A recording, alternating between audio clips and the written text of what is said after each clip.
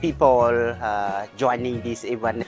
It's a good opportunity for Fair Finance Asia Coalition member to learn about the advocacy strategy, what are the plans to do in the future, especially related to fundraising, related to advocacy campaigning. So topics are great. I think what stood out even better than the topic is meeting people from this region. I mean, I think that there is a broader experience that I get out of here that's really not so much about the topic, but the fact that finance and private sector has worked a lot in Asia in terms of social and economic issues. It is interesting GA. I think this is my 5th GA to come. I really like also the modality of the session, which is not boring at all. So we can have like a fresh mind in attending the session. I'm very like modality of the debate, and we have to think the pros and cons. So it gives us a new perspective on how we can see the problem. I think this year General Assembly had a lot of creative discussion and a lot of networking discussion between our member and other organizations. What I like the most is to meet people face to face, because we have a lot of online meetings, but I think nothing can substitute the energy of a face-to-face meeting. And then of course, like all the efforts made by the organizing organization to ensure that the flow of session is very dynamic and that we have different working modalities. So that's what I love. I would say I like the methodology of delivering the sessions. It's really quite interesting for me because I'm learning a lot and it's quite interactive. It's designed in academic way, but also non-academic, informal way. The interpretations are quite clear, self-explanatory, and especially the new methods that I'm learning. The fishbowl that I learned yesterday, which was really interactive and awesome thing to do. It was very well organized. Everything was super smoothly organized. The people is always the best part, getting to know all these different contexts of all these different countries and hear about all the inspiring campaigns that people are doing to update myself on the great work of Fair Finance Asia. For this year, what I like about it is the fact that there are different modalities explored in conducting the session. And I noticed that there are a lot of participants who were able to participate actively in all the sessions. All very, very interesting, and it is very hard to say, but I will just go with the one that the most recent. So it's about FFA and also the Fair Finance Partners Coalition sharing the insight about the bank assessment. So that was very, very exciting and insightful for me, their methodologies and the way they engage with commercial banks in their country. I was most impressed that the just energy transition and also gender equality and other countries' activity, because we, Japan, are focusing on just energy transition, and also we would like to focus on gender impact. So we are happy to hear other coalitions' works.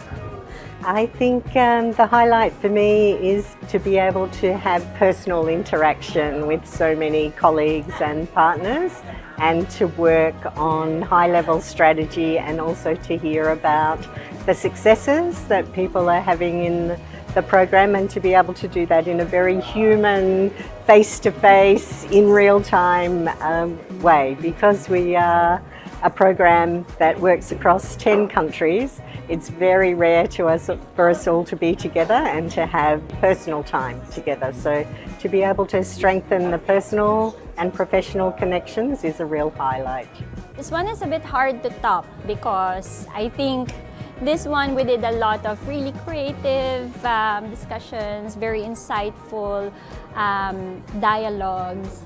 But for the next General Assembly, my expectation is that it will be after the midterm review, so I'm hoping that it will be bringing really good results, and so that we will have happier things, more success to talk about, and also potentially, new funding to bring us to greater sustainability as Fair Finance.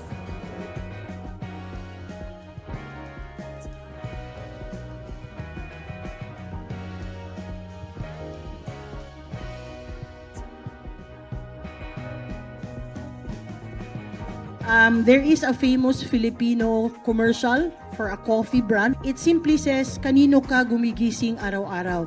In English, it simply is translated as, "For whom do you wake up and get up every day?" And I think what we are doing today is one of the ways to ensure that we put in the hard work and to ensure that as far as sustainable financing for climate justice is concerned, we know whom do we wake up for, and we continue to wake up energized and hopeful for a better future.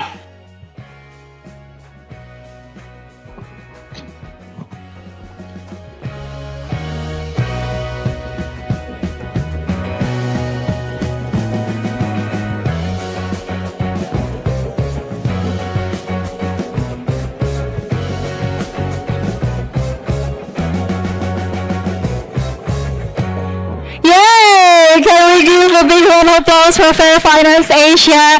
That was really amazing and wonderful, and I hope this year's Fair Finance Asia General Assembly 2026 can be as amazing and as wonderful as previous FFA.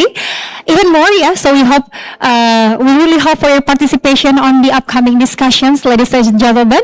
Now I think everyone is ready and to formally open the Fair Finance Asia General Assembly 2026. We are really privileged to hear welcome remarks from our distinguished representatives. So we will begin our welcome remarks with Ms. Rini Devianti Nasution, Program Director of Penabulu-Oxfam Indonesia. So ladies and gentlemen, please join me in welcoming her to the stage, Ms. Rini Devianti Nasution.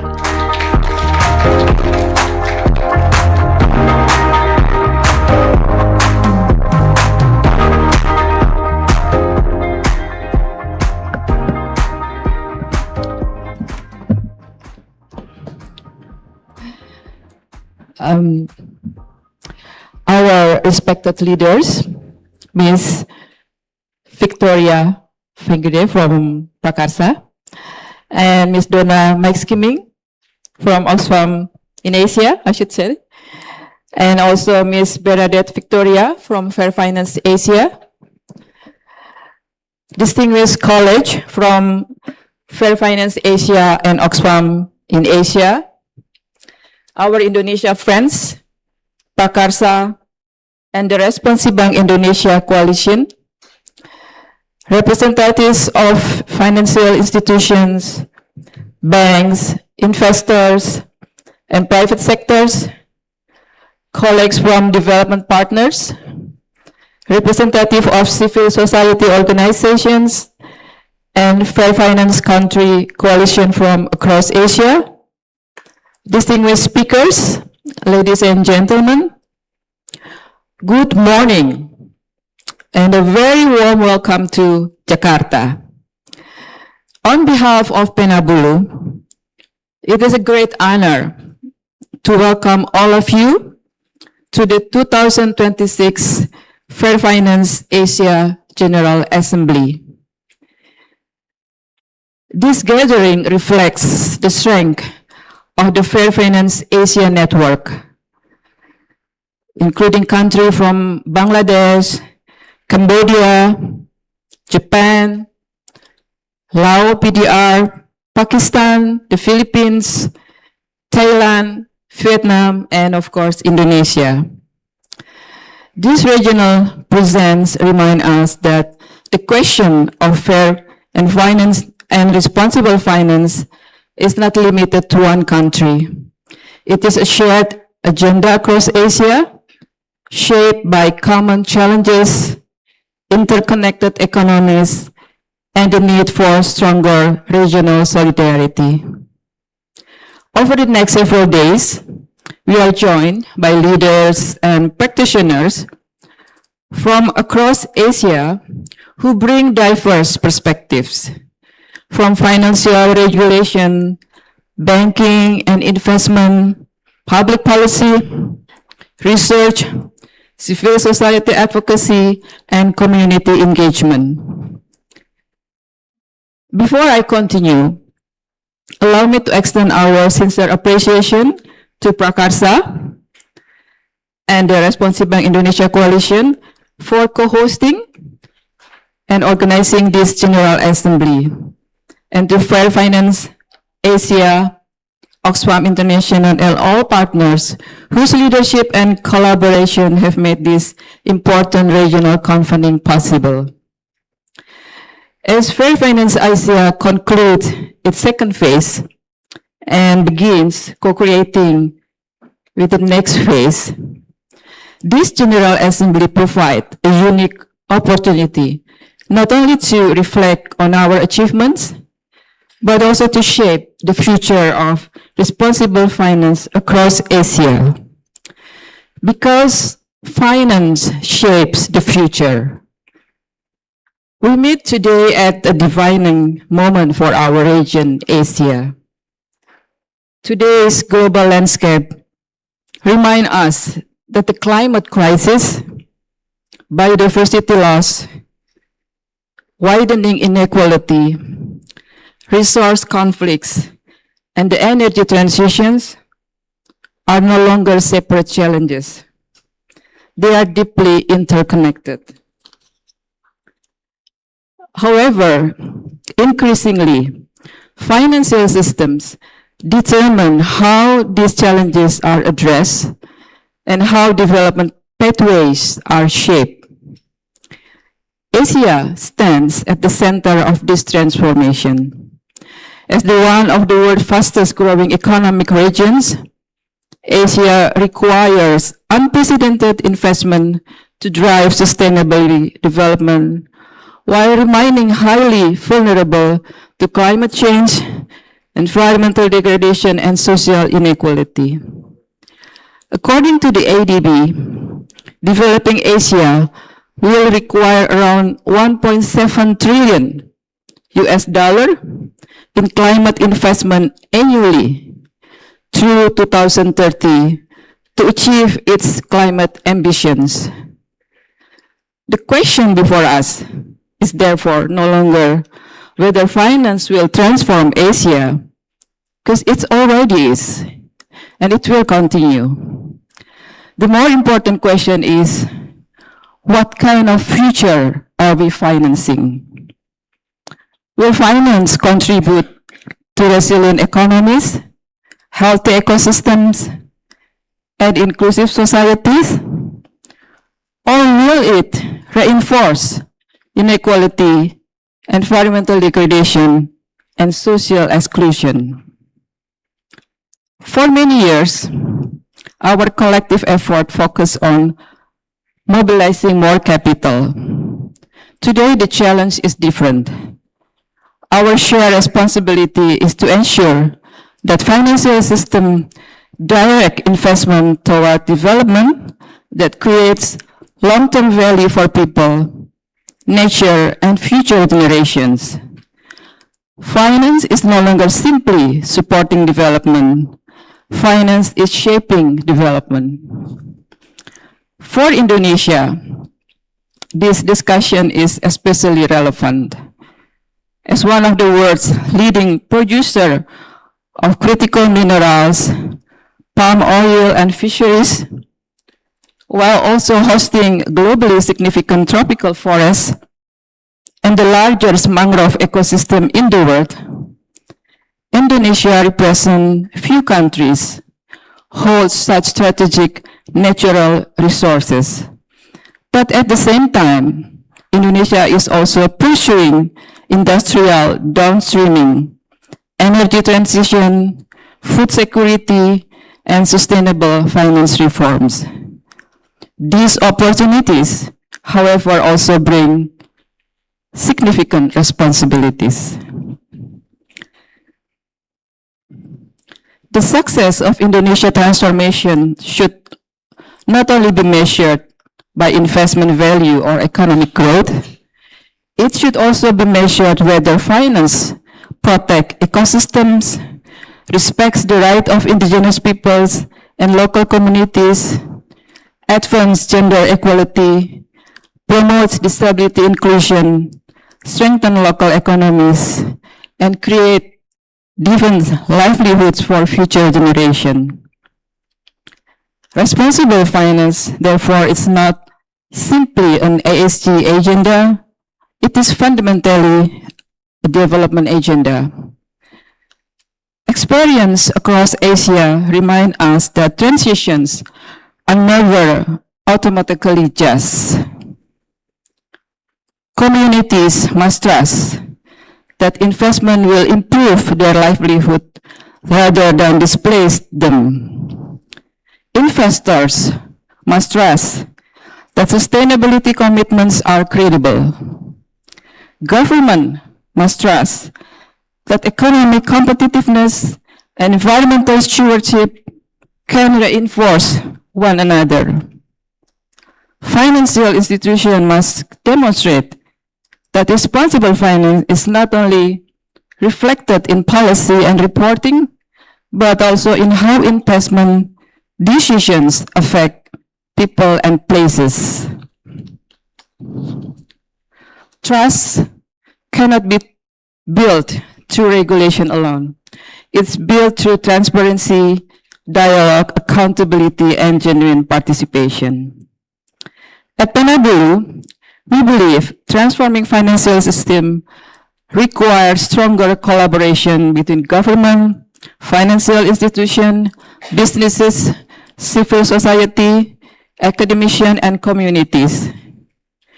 We believe the future of responsible finance will not be decided only in boardrooms, ministries, or international conferences.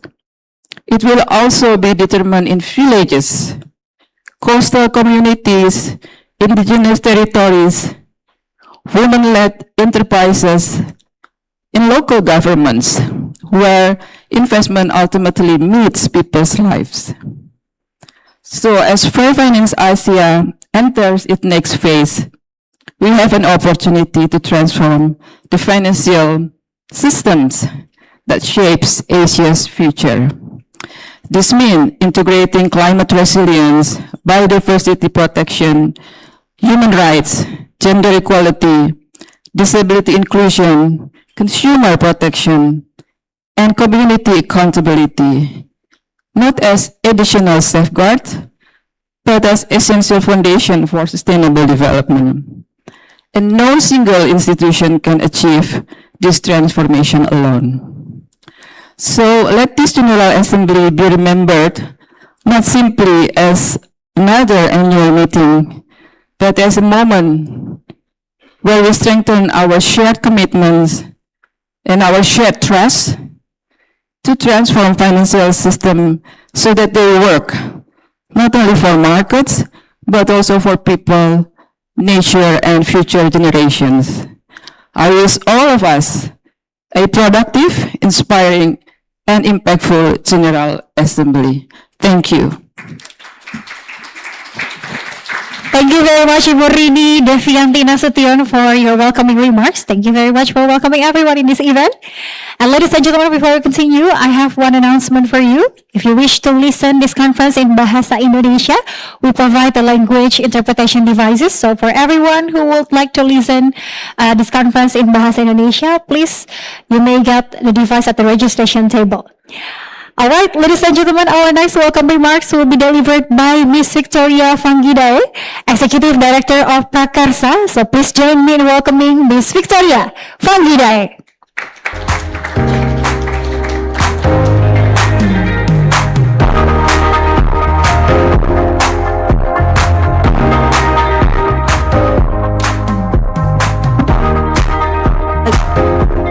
Selamat pagi.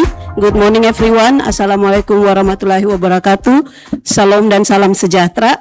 Distinguished guests, colleagues, friends and partners from Asia and across the network, on behalf of Prakarsa, me again say welcome, and it's a great pleasure to welcome you to Jakarta for the official opening of the Fair Finance International General Assembly this year. To our friends who have traveled from different parts of Asia, I've met you around from yesterday. We would like to say thank you very much to be here with us, and your presence is a strong reminder that the work that we do must need coordination and a lot of cooperation, working together and not isolated to build the more sustainable financial systems, and that it is a regional responsibility. Yesterday, we began our conversations by looking at one of Indonesia's most urgent challenges. You remember our three speakers at the stage yesterday talking about how community case in building their own independence on the providing energy at the community level, and that proves that we have to keep on building on this narrative without leaving anyone behind. Today, we gather not only as representatives of different countries and organizations, but also as a regional community that shares a common purpose and a common responsibility. For me, this gathering is especially meaningful because it reflects the very spirit of Responsive Bank Indonesia. Our coalition was built on a simple but important belief that banks and financial institutions should not only be profitable, but also responsible to people, communities, and the environment. We've learned through our work that finance is never neutral. As we know, it's political as well. So banks and financial institutions, every lending decisions, every investments, and every policy choice has real consequences for workers, farmers, indigenous peoples, women, coastal communities, and future generations. That is why Responsive Bank's work has always gone beyond just bank assessments and monitoring financial institutions. We've tried to connect research with advocacy. We're checking their policies in the field. We have engaged financial institutions on climate and social risks, and also corporate raise concerns about financing that harms forests and communities, and pushed for stronger accountability, transparency, and due diligence in the financial sector. We have also worked to ensure that voices of the affected communities are not treated just as an afterthought, but as a central part of the conversation. So this year's General Assembly is especially important because it marks the close of Fair Finance Asia's second phase, a journey that has shown what becomes possible when we work across countries, sectors, and movements.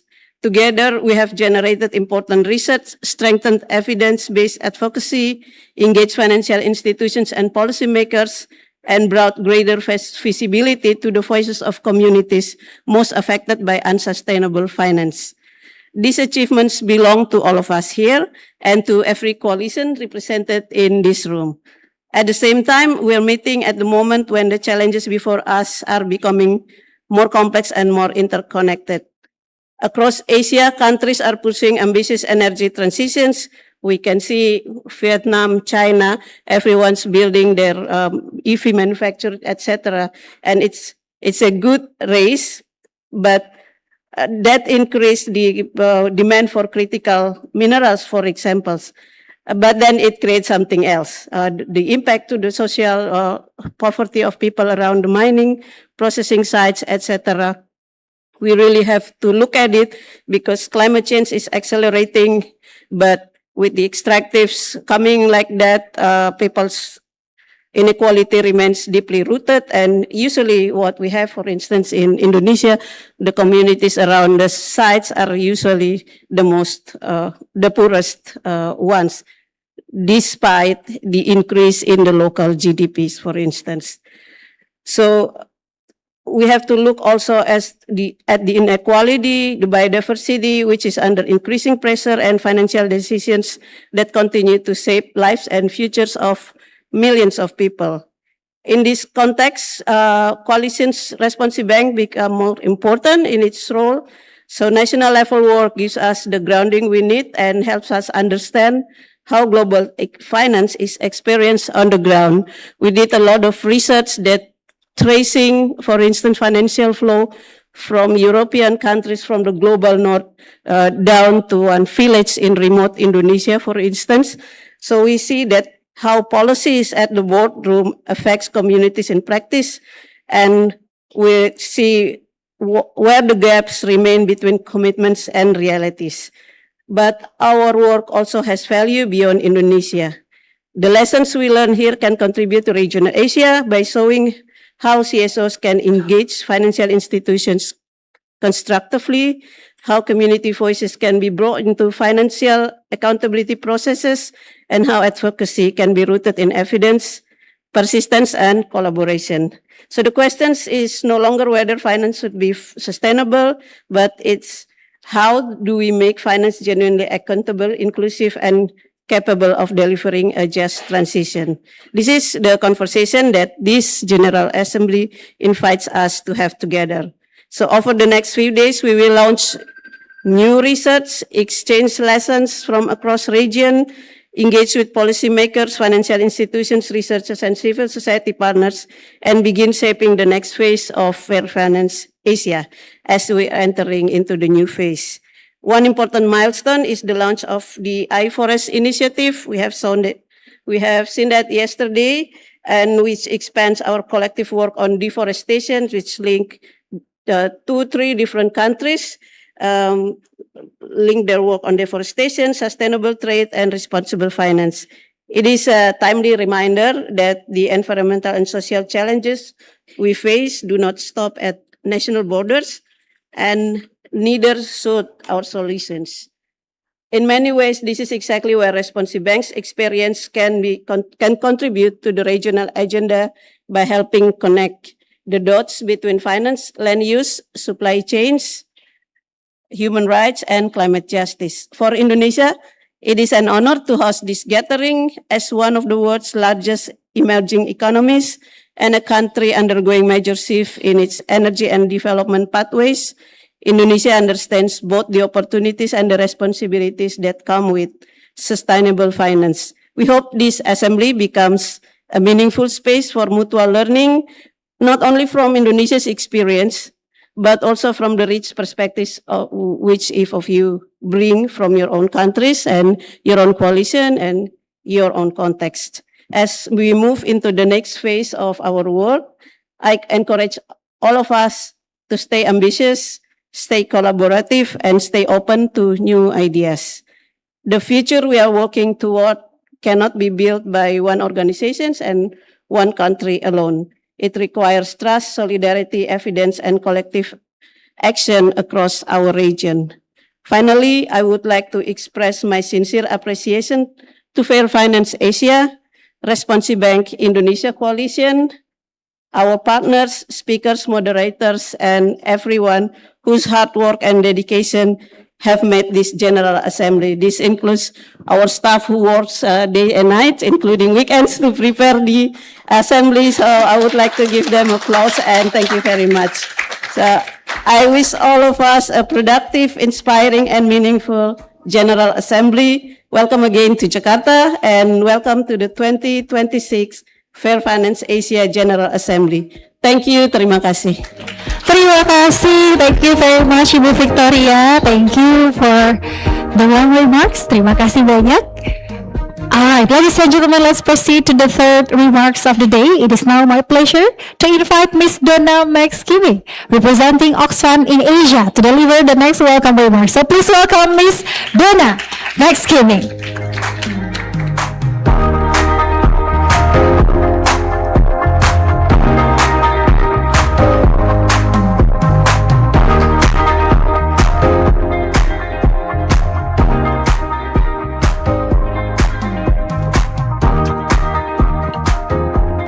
Good morning, everyone, and welcome back. Welcome back if you're joining us today or if you were here yesterday. I am adding my very warm welcome to those of Ibu Ria and Ibu Victoria. Thank you. It's wonderful to see colleagues, partners, and friends from across the region again. This assembly is an opportunity to celebrate what Fair Finance Asia has achieved, to learn from one another and to strengthen the relationships that make Fair Finance more than a collection of individual organizations, Together, we are a regional network with credibility and influence working together to ensure economic policies and just economic policies and practices. As we close this second phase, Fair Finance Asia continues to contribute to policy changes through engagement with financial institutions, regulators, and policymakers. Across the network, every one of you, have collectively assessed more than hundreds of banks. You've produced significant research and knowledge products. You've strengthened the capacity of hundreds of civil society and financial sector stakeholders, and you've reached more than 1 million people through events, media, public communications. We've also, in this last period, secured additional resourcing through the securing of the iForest contract. So I think that deserves a collective recognition and celebration. Behind every single one of those policy changes is your sustained engagement. That includes research that provides credible evidence, partners who continue to have difficult conversations, communities who share their experiences, and you as advocates who find new ways to reach decision makers. Behind every single publication from Fair Finance, and there's Asia, and there's a lot, is knowledge drawn from different countries and perspectives. And behind every coalition is the trust that we have built over time. And that's why this General Assembly is so important. Our strength comes not only from what each coalition achieves nationally, it comes from our ability to connect those experiences across the region and globally through Fair Finance International. So welcome to our Fair Finance International representatives from Africa and from Latin America as well. One country's progress on a sustainable finance taxonomy can help another coalition enter a similar process in their country. One partner's experience engaging a central bank can provide lessons for others approaching regulators. Research undertaken in one context can strengthen advocacy through regional institutions such as ASEAN, the Asian Development Bank, and the UN. Let us therefore use this time together to be open and practical. Let us share not only our successes, but also what didn't work, what took longer than expected, and what we would do differently in a future phase. The most valuable learning comes from the difficult moments we've experienced, including when civic space is constrained, when institutions are reluctant to engage, when evidence alone is not enough to convince anyone of change, or when workloads and competing priorities test our own capacity. Learning from one another means listening closely. So practice this. Let's close those laptops and phones and be present in the room together, because being together in person is a privilege in these times. We recognise that every coalition brings expertise, but no single coalition has all of the answers, so we need to do this together. Let us be generous in our knowledge and curious about the experience of others. Let us make connections also that continue beyond this assembly. The influence of Fair Finance Asia depends very much on the quality of the relationships within the network. When we share evidence, coordinate messages, and support one another, our national work becomes part of a stronger regional voice. We are better able to challenge harmful financial practices, promote transparency and accountability, and ensure that climate, gender equality, human rights, and community interests remain central to decisions about finance. As we look ahead, let us do so with optimism and also ambition. Banks have adopted new policies. Regulators have incorporated civil society recommendations. Partnerships have expanded across government, university, international institutions, the media, and civil society networks. Fair Finance Asia is increasingly recognised as a credible source of evidence and a constructive but determined voice to sustainable and responsible finance. At the same time, there's a lot more to do. Progress remains uneven, and financial sector policies on climate change, nature, gender equality, and human rights still require significant improvement. We are hopeful that a new phase will build on what has been established while responding to new risks, opportunities, and political realities. There's a reason that we give the option for people to not be identified in photos and videos. I hope this assembly helps us to develop a shared sense of what the new phase can be, a program that is even more connected, more strategic, and more influential, and a network that continues to generate strong evidence, but also turns that evidence into coordinated action and a community in which partners feel supported, valued, and able to lead. Thank you, everyone, for what you've contributed to your national coalitions, to the regional program, and to one another. Please enjoy the assembly, celebrate the progress that we've made, ask difficult questions, form new connections, renew old ones, and leave with fresh ideas and confidence in what we can achieve together over a further 3 years. To be successful with a new proposal, we need to also deliver on our commitments to the end of December this year and bring our collective strengths to a new phase. Welcome. Thank you, Prakasa and the organising committee, our executive team colleagues for getting us all here. And thank you, each of you, for taking the time out of your busy lives for this event.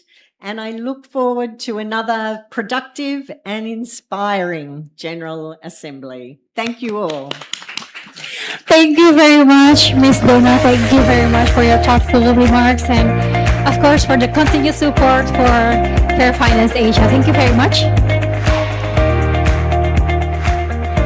All right, ladies and gentlemen, to conclude our welcome remarks, it is my pleasure to invite Ms. Bernadette Victorio to lead the lead of Fair Finance Asia. So please join me to welcoming her to the stage, Ms. Bernadette Victorio.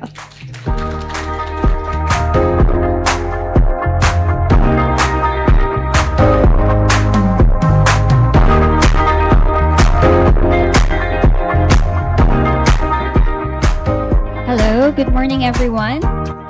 To our steering committee, the representatives from country coalitions, colleagues and friends from across the Fair Finance Asia Network, our partners, our friends, our allies from Fair Finance International, Oxfam colleagues, and everyone joining us from across the region, here in person and online, welcome.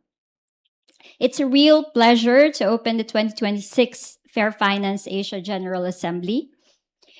This gathering is one of the few moments in a year when the entire network comes together, not simply to report on what we've done, but to reflect on where we are, challenge ourselves, and decide where to go next. And I think this is a particularly important year because when you look around Asia today, we see the region at a crossroads. Investments are accelerating in an unprecedented pace, yet many communities still live in the reality that tells a different story. Investments still come at the expense of the environment, indigenous peoples, workers, women, and the local communities. Too often, sustainability commitments are stronger on paper than they are in practice. And too often, the people most affected by financial decisions remain the least heard. And this is why Fair Finance Asia exists. Our role has never been simply to critique finance. Our role is to make finance better, to ensure that capital supports equitable development, and then to ensure that all of us are actually benefiting on the finance for our future. To ensure that financial institutions are accountable not only to shareholders, but also to the society, and to demonstrate through evidence, dialogue, and collective action that responsible finance is not only possible, but absolutely necessary. This vision has guided our network from the beginning, and it continues to unite more than 90 civil society organizations across the FFA network to date. Looking back over the past year, there is so much that we can be proud of. Together, we strengthened our work on sustainable finance policy, responsible banking, consumer empowerment, and of course, in just energy transition, including extractives and critical mineral mining work that are being done. We expanded our regional engagement on nature and climate through the launch of the iForest program, addressing the most urgent drivers of deforestation, which are finance and trade. Our research continues to shape conversations beyond our network, and our advocacy is influencing policies and financial institutions. Our country coalitions continue to demonstrate that locally grounded action, when connected through regional solidarity, can create meaningful and profound change. These achievements are attributed to the researchers among us who refuse to compromise on quality, campaigners who continue to engage institutions through strategic engagement, persistence, rather than confrontation, partners who challenge our thinking and making our work stronger, and communities whose lived experiences remain in the center and the heart of everything we do.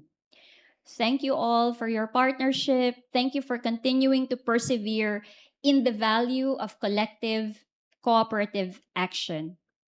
I also want to acknowledge something that has defined the past year for many organizations represented in this room, for the network overall. We have all had to navigate uncertainty. Development cooperation continues to evolve, funding landscapes have become more competitive, expectations continue to grow, while resources are becoming increasingly constrained. And yet, despite these realities, Fair Finance Asia has stood still. Has not stood still. Instead, we have continued to grow our influence, deepened our partnerships, and expanded our ambition. I believe that says something so important, not only about the strength of the program, but about the resilience of this network.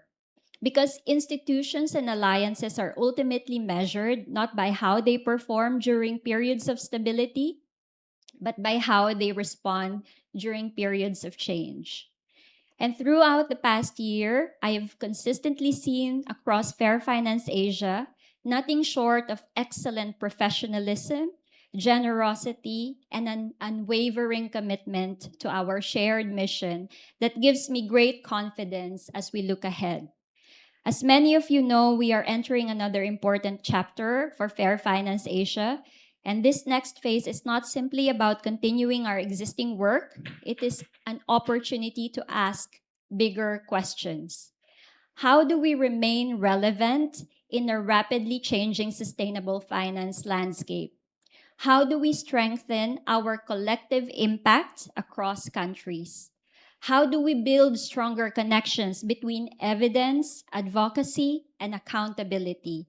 And how do we ensure that strong civil society networks and alliances really profoundly contribute to the reshaping of the financial systems of the future?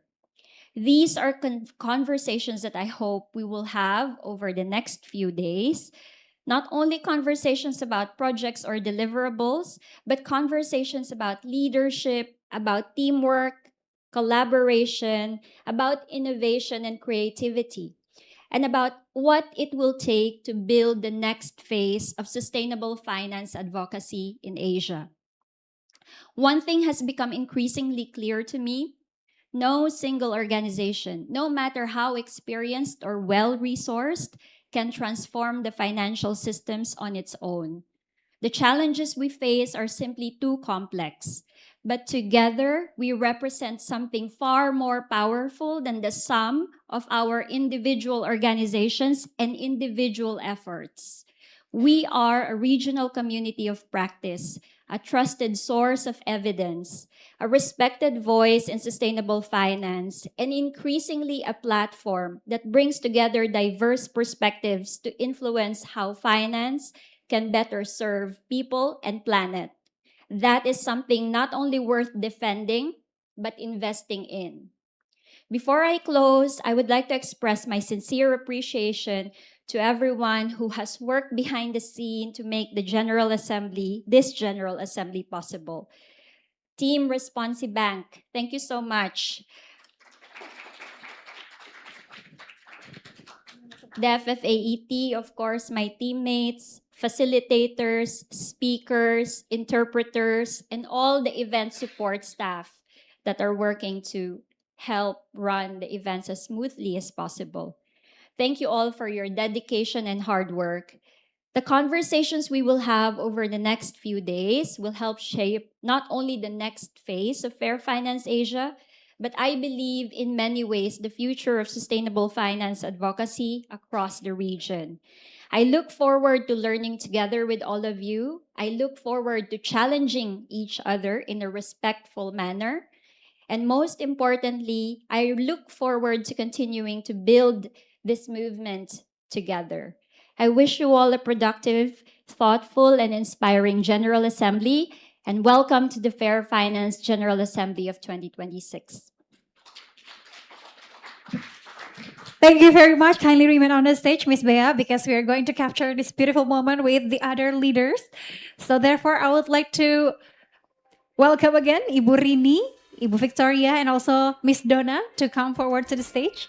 We're going to capture this beautiful moment together with our distinguished speakers this morning.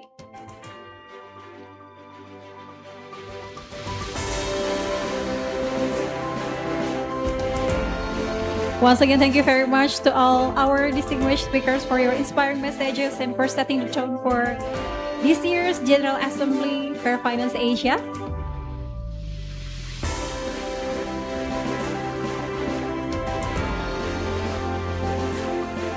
All right, now get ready on your position.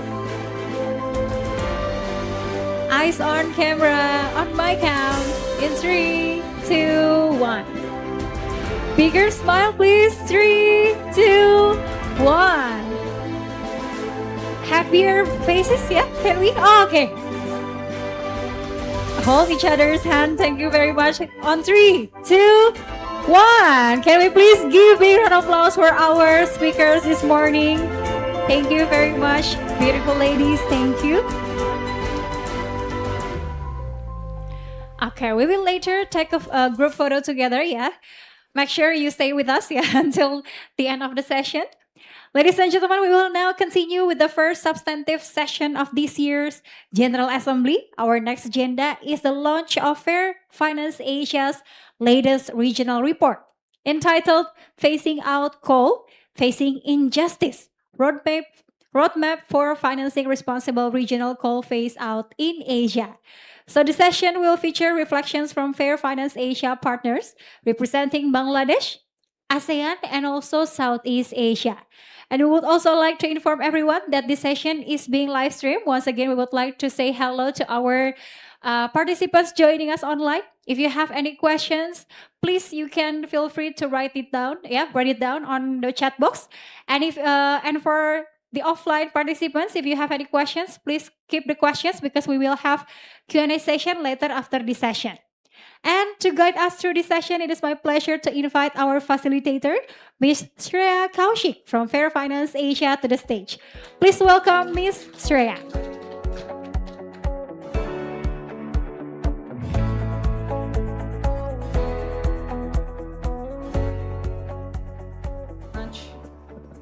Good morning, everyone. Before I begin the session, may I please call the panelists on the stage. Saida, if you could join us here. Schubert, if you could join us. And can we have Nithi on the screen, please?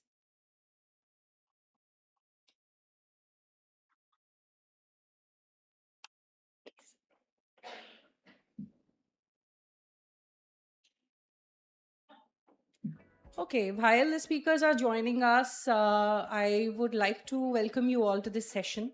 This is the first session and the day today is dedicated to just energy transition, as you would have noticed from the speakers that spoke in the morning. Not delving into the details of just energy transition because a lot has been said since yesterday. Just coming to the fact that setting a context that how we came up with the idea for this report. There's a lot of work that Fair Finance Asia had been doing since 2020 with respect to just energy transition, how to define that for the partners, how to define that for the network. And while doing this report on coal, and a lot has been already said in Asia as well as the world around coal, we thought that how could we make this useful for the partners?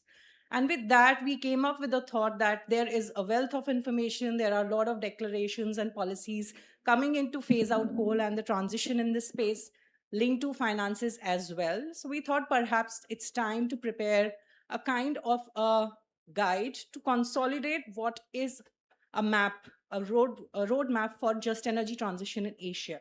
So you would see that in the report we have, can I have this? Yeah.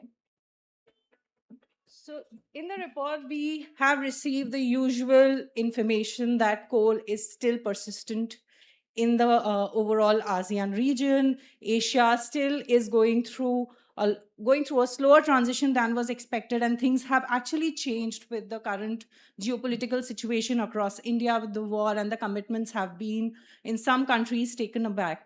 So just to give you an idea about the overall background and what are the objectives and focus on how we went about with the report is essentially we are looking at two levels of analysis. The first analysis is in-depth analysis at the ASEAN region where we looked at the policies. We tried to not just look at the policies alone, but also with to the financial sector and the financial flows in the region, who are the businesses and who are the countries actually involved in this. And a very interesting aspect that came out during our research is that there is a level of interoperability, not just in the countries, but across the ASEAN region as well. So you would see that there are countries which are smaller in terms of their land size, in terms of their economy, but they have excess power and they are actually exporting it to their neighboring countries which are far bigger than them. So this is essentially the analysis we thought is important for us to identify. So on the methodology aspect, we looked at the country policies that were linked at the financial institutions, the policies that shape their just energy transitions and transition coal policies. We are looking at the retirement, and we are also looking at the financial flows within this region.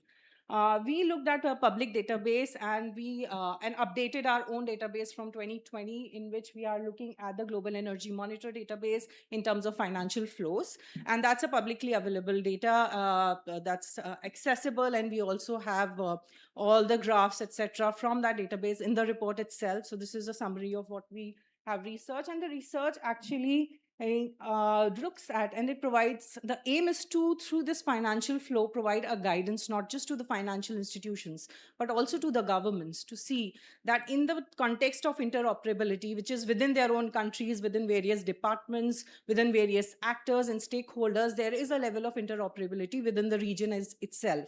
So they should not think of just energy transition in a silo. it's extremely important to look at it in a more global context and look at it in your cross-border and regional integration per se within the region. So moving on, the methodology itself has two levels of analysis, as I indicated. The in-depth analysis is looking at some ASEAN countries, and the overall analysis looks at the countries which are at the influencing and finance, which holds the power when it comes to finances within the region. The countries of interest are basically the FFA members and the countries of ASEAN, and we've identified that there are financial hubs as Japan, Singapore, and China, which are highly invested in the region. There are some stakeholders from India as well who are invested, and that features in the report itself.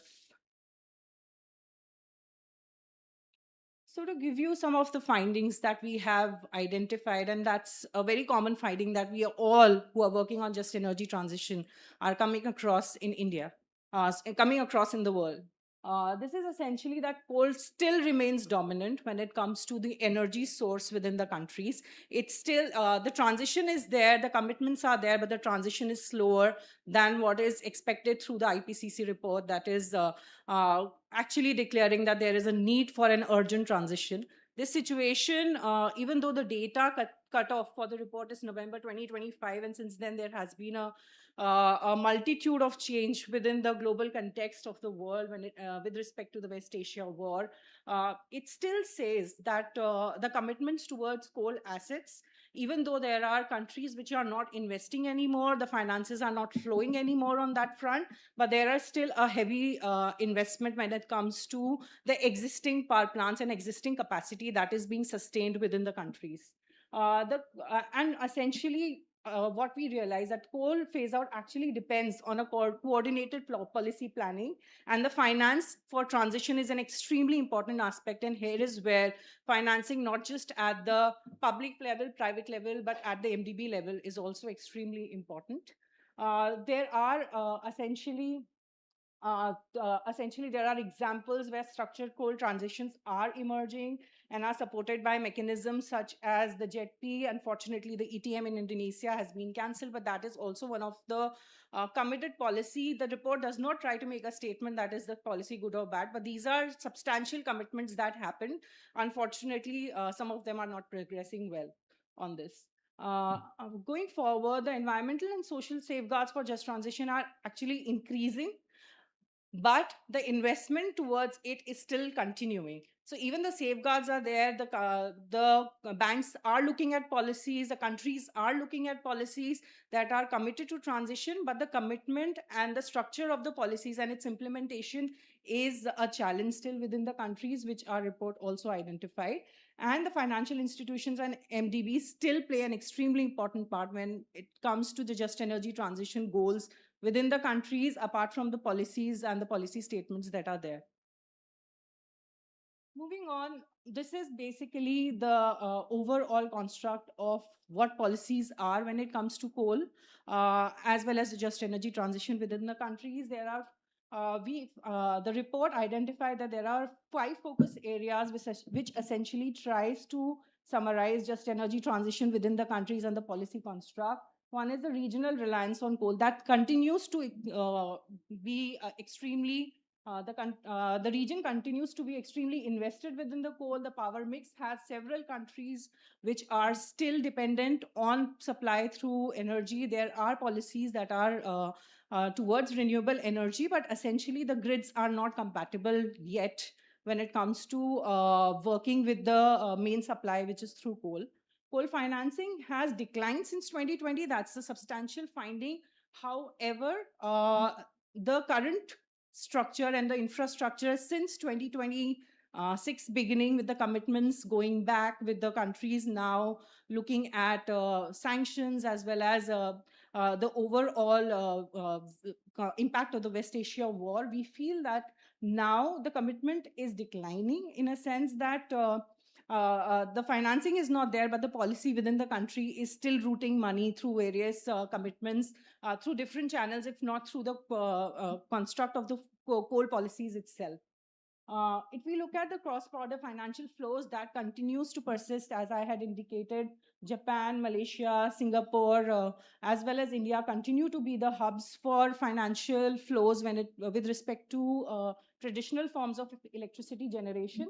But there are utilities in various countries such as Thailand, Singapore, that are actually setting off their own coal production by investing in other countries on their own coal power plants. So within the country itself, there might not be coal generation enough, but their financing is still flowing towards coal power plants across other regions. So this kind of brings out the interoperability that this report has highlighted, that even if the country commitments are not there, the country's finances are still flowing.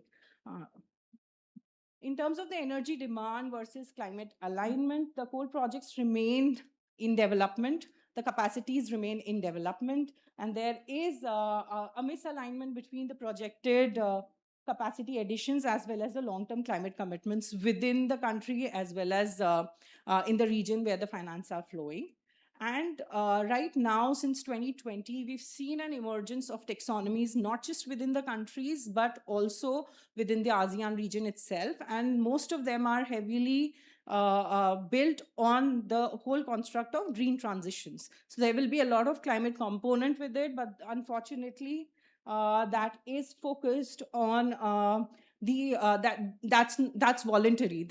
These are not validated through mandatory policies. These are voluntary based on the businesses, etc. And hence we feel that even though there is a signal assigned from the countries with respect to coal, but the implementation itself is challenging, and there is a lot of discussion going on, but the implementation of it, there is a mismatch between the discussion, the dialogue, as well as the implementation within the countries for this. Going forward on this, so one part of the research is overall on the financial flows, how the policy construct is, which essentially leads up to this very important section, which forms the major part of the full report on how what is a credible pathway when it comes to coal phase out and achieving just energy transition within the countries. And we identified that mostly in ASEAN, and its cross-border engagements, these are the basic principles that essentially are involved in just energy transition within the countries. All of the countries and the policy signal towards no new coal development, and these are built on short-term and long-term. Short-term being the investments and financing flowing for a shorter period of time, and with long-term there are stronger policy signals where there are implementation and the financial flows are actually shifting towards achieving the same, excuse me. And then the other important aspect which we realize, if countries have to achieve a just energy transition and within the region itself, there is a need for permanent retirement of conversion of all units. Specifically, we see there is a lot of policies indicating towards transitioning to coal and other retrofitted approaches that fit into the overall coal construct, but that is inefficient and it still adds the overall emissions are not reduced, and that continues to support the traditional form of energy with just a renewable form supplementing the overall supply. So this is essentially important that as a midterm and long-term approach, there is a thought about permanent retirement on conversion of all forms of units that is dependent on traditional forms of electricity generation. There is a need for site remediation, and these requirements require the overall restructuring of not just the engineering of the facility, but also the overall understanding of how social aspects will be included. It's with respect to jobs, with respect to with respect to the overall health and safety of the workers, the overall benefits that the families, etc., also are associated with these workers from the power plants have received. So these are the things that we feel are extremely important. Again, this is an overall understanding that with the important policies like taxonomy still being voluntary, there is a mismatch between a time-bound and enforceable phase-out solution and a strategy that is essentially looking at the overall environment and the inoperability within the region and within the country itself. It cannot be thought in silos. There has to be the knitting of the finances invested in the phase out, as well as the departments working together to achieve that. There should be no investment in false solutions. There should be no approaches with link to captive coals, etc., because that essentially is still renewable, still the traditional form of electricity generation. There should be zero unabated coal in the power mix, the end of coal financing, and no fossil fuel use for AI and digital energy demand. There has to be we are creating now, we are standing at a juncture where we are still creating systems which are emulating, if not using, the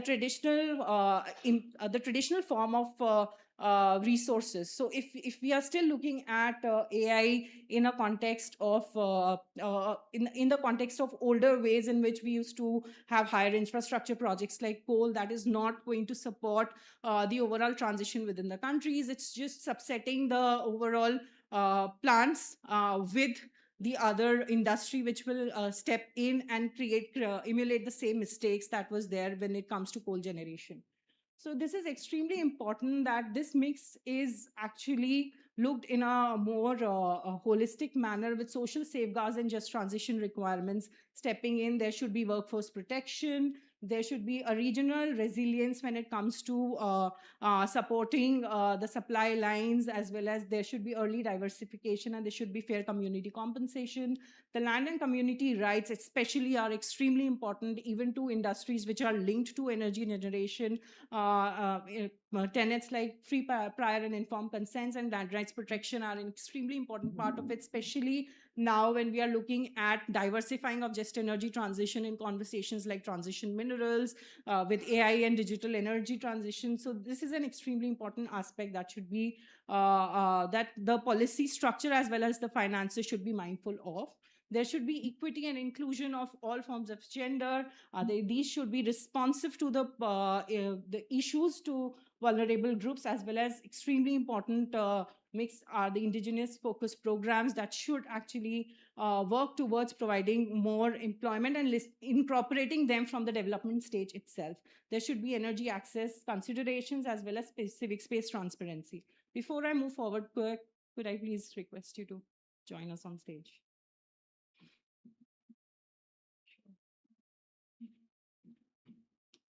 Okay, so moving forward, there are some examples that we felt. These are not to say that these are best practices, but these are slightly better examples that are still working in this space when it comes to financial institutions that are not financing and are giving better instruments, financial instruments when it comes to early retirement.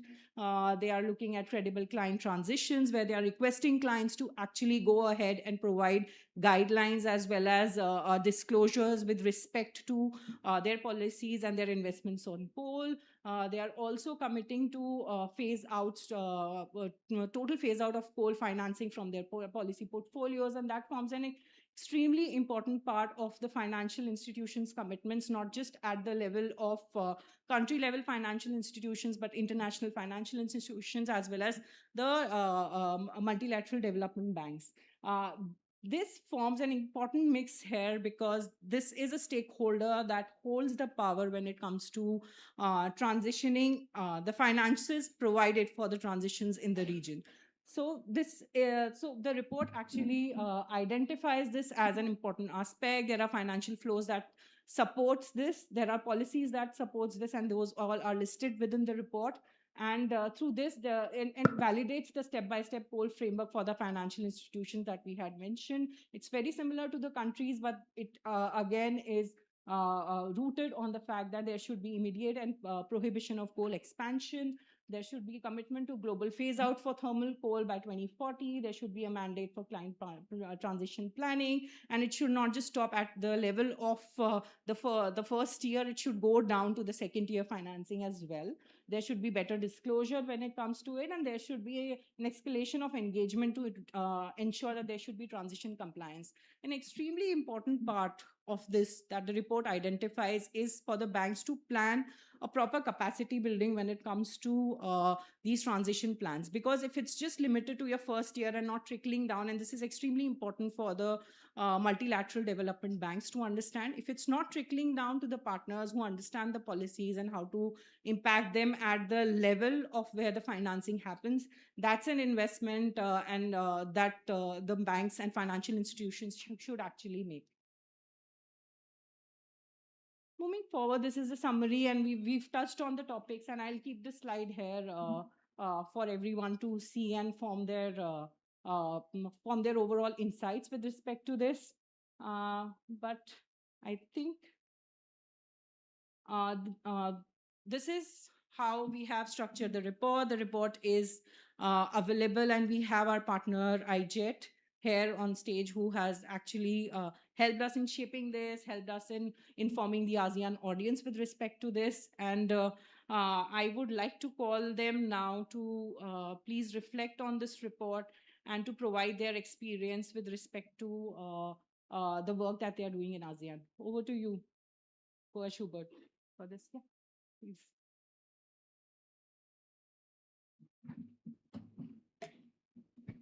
Hello, mic test. Okay. Thank you, Shreya. Good morning. Magandang umaga, everyone. Happy to be back in Jakarta despite a 2 a.m. Arrival this morning. Anyway, I'm Schubert from IJET. IJET stands for Influencing Just Energy Transition in the ASEAN. So I'm wearing my new IJET outfit. This represents our logo and our core message. Underneath is my national dress. Okay, so yeah, may I just share some takeaways from the report that resonates with what we do in IJET. Number one is the continuing reliance of the ASEAN as a whole on coal, because it is cheap, it is readily available. Like we are here in the top price coal producing one of the top coal producing countries in the world. I mean, it's a readily cheap, available and cheap source of fossil fuel of coal.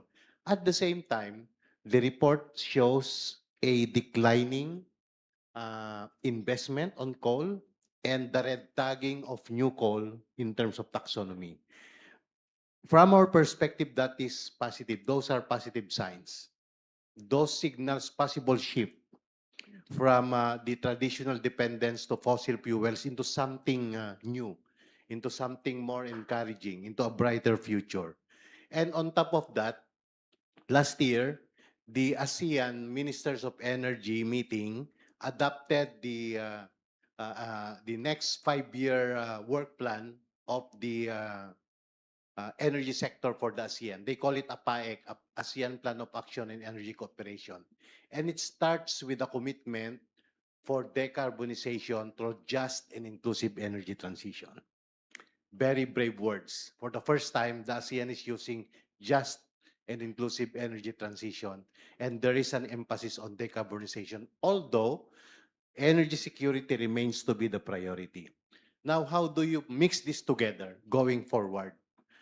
In practice, of course, those of you who are, who lives in one of the 11 ASEAN member states knows that practice tells more than the rhetoric, the policy pronouncements.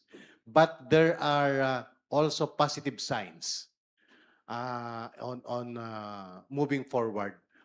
If you look at the each ASEAN member states, most of them has committed to decarbonization, full decarbonization by 2050 in alignment with the Paris Agreement, except for Indonesia, who requested, who moved it forward to later to 2060, and my country, who did not commit any year when we will decarbonize. But still, those are encouraging signals. Now, going forward, how do we encourage or how do we expedite the transition from traditional fossil fuel reliance into renewable energy solutions? I think there will be two pathways. Now, first is to turn off the tap of money supporting new coal. The second one is to address energy security in the ASEAN. By turning off the sources of finance, we need to understand how finance flows into the ASEAN. And recently, 2 years ago, I think, FFA and IJET did a research looking into agri-investments. And we realized that the money is coming from somewhere else. And it is being channeled through certain financial intermediaries that provides the loans for agribusiness enterprises here in the ASEAN. So maybe we should do that. Try to identify try to map out where is the money coming from? Those banks, they need capital. Where is it coming from? And then from there, engage. I am reminded of a campaign, global campaign by Oxfam, Behind the Brands campaign, where they shifted the engagement from, public campaigning, shaming the supermarkets into really actually engaging the boards, the governing bodies of the banks, pressuring them to encourage their companies to look more into the complaints against the supermarkets. The second one on addressing the energy security, we need to mobilize more investments and support to expand sustainable community-owned renewable energy solutions. I mean, it's very encouraging our colleagues from Oxfam in Cambodia with their partners in Soge.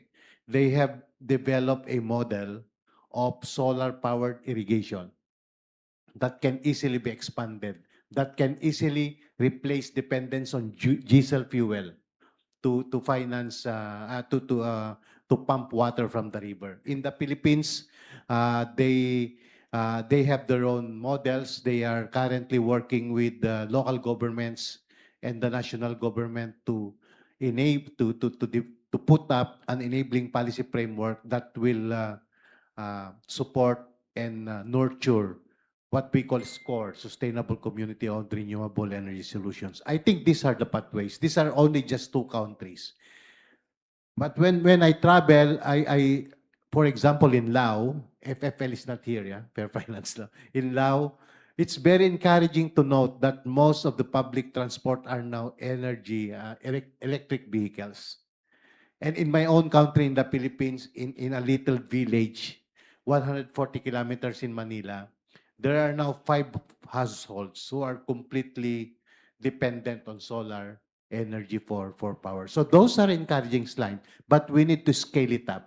We need to redirect finance from supporting traditional fossil fuel sources into supporting sustainable community renewable energy models. And we need to account the ASEAN member states of their commitment to increase renewable energy source, the share of renewable energy in the total supply in the ASEAN by 30% by 2030. So those are very clear commitments. If you are a campaigner, we have something to work on to account them and to claim that the claim making, account them that they should walk the talk, do what they have committed to do so. And I'll stop there.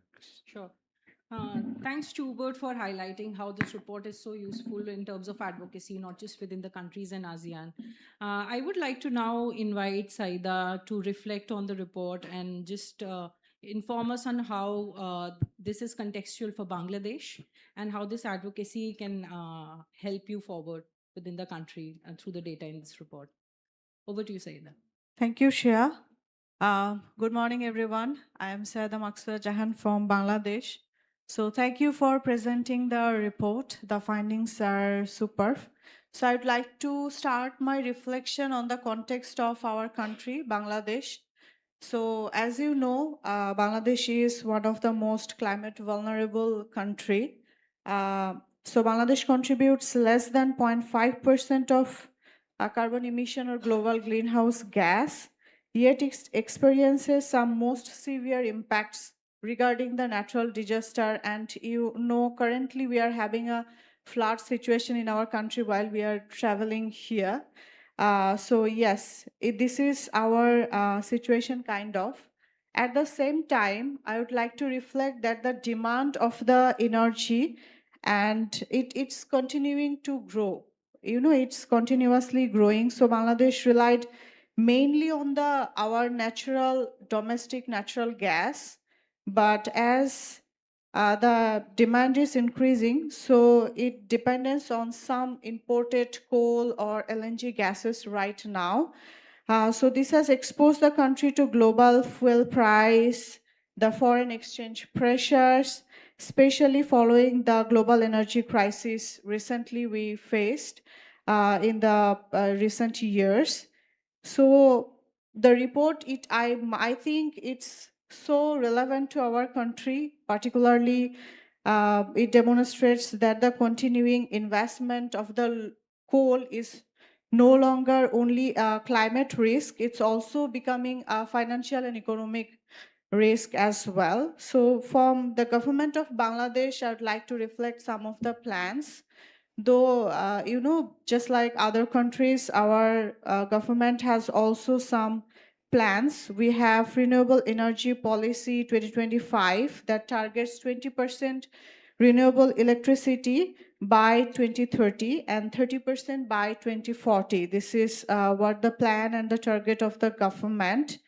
While Bangladesh's updated climate commitments also emphasize the expanding of the renewable energy, we, Oxfam and other international NGOs or development partners, we also work in the just energy transition. We are doing the advocacy around this and everything. However, despite of these ambitions, the renewable energy still contributes only 4 to 6% in our country for the installed electricity capacity, showing that, just like I would say the other countries, that the policies are there, but it's the implementation or the practice is super slow.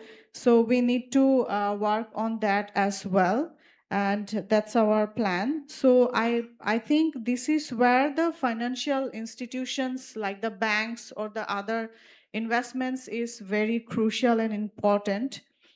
So, but I would like to reflect one thing, that there are still some policy gaps as well. I would say the policy is not the concrete, whatever we have. So focus on the report. I would like to say that you were representing very practical some framework, what includes the stopping of the new coal financing. You were showing some of the short-term and mid-term and long-term plannings, such as some credible transition plans, financing early retirement, protecting workers and communities. As you know, our vision is to work with the communities, the farmers.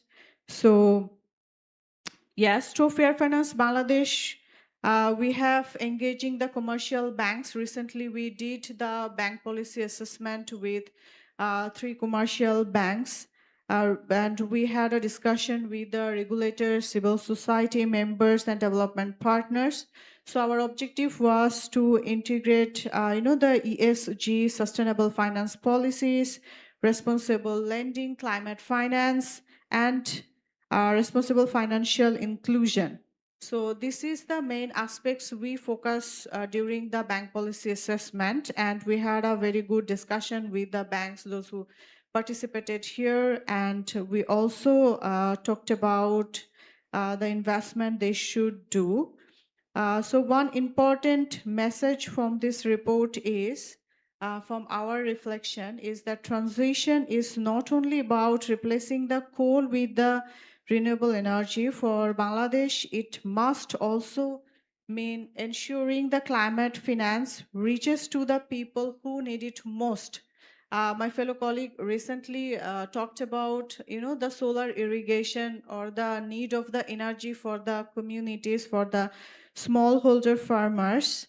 So for Bangladesh, just transition means expanding access to the climate finance, ensure equitable financing for the vulnerable communities.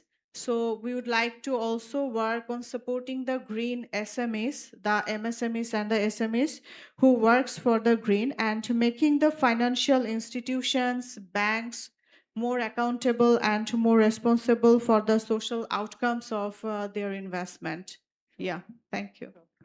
Thanks a lot, Saida, for bringing out these points from Bangladesh. And I think in the rest of the days that follow, it will be good to see how we can collaborate on this through the various resources that we have at the regional level as well. Moving on to Neeti Nesudarai, who's actually very patiently waiting. Thanks a lot, Neeti, for being so patient and adjusting the overtime as well. Neeti is a director and regional coordinator for the Climate Action Network Southeast Asia. Neeti, if you could actually, based on your work, highlight what are the communities that are affected by the energy transition, and how do you think the findings of this report is relevant for your work? Thanks. Over to you, Neeti. I think, Neeti, we can't hear you. Just give us a minute. I think we are adjusting the volume. Yeah. Sorry.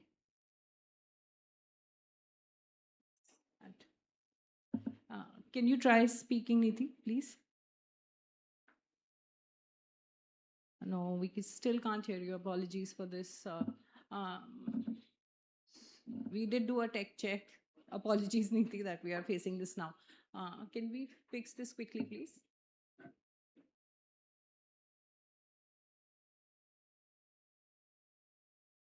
Yeah. While we are waiting for Neeti, I request all of you to please note down your questions. I don't think we have the time to take them in this session, but there is a second part to following up to this discussion through a roundtable, and perhaps we could do that in the next round. So please hold on to your questions because we are already running over time. Neeti, can you please try speaking again? No, I don't think we can hear him. Apologies.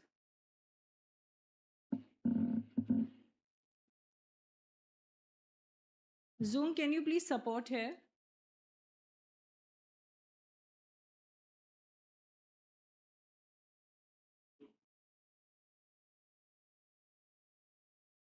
Can you please support? We can't hear Neeti. We can't hear Neeti. The speaker who's online, we can't hear him. Can you please support with the volume? Can you hear him on Zoom? Neeti, can you try speaking? I'm just checking if you... Can you hear him on Zoom? We can't hear him in the room. I think it's clear on the Zoom. Can you please just check?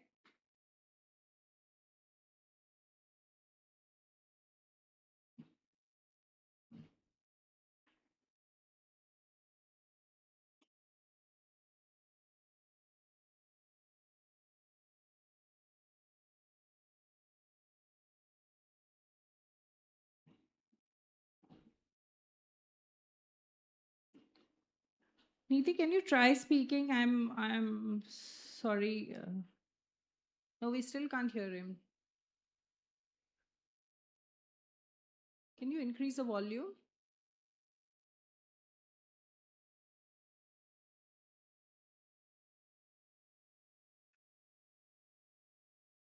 Sorry, can you speak now, Neeti? We've tried to increase the volume. No, sorry.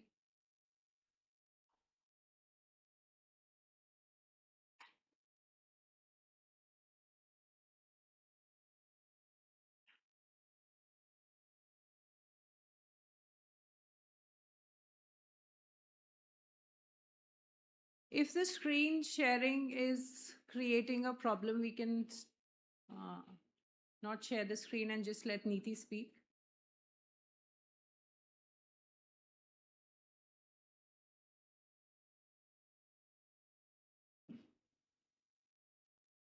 Can you try speaking, Neeti, again? No, I'm so sorry.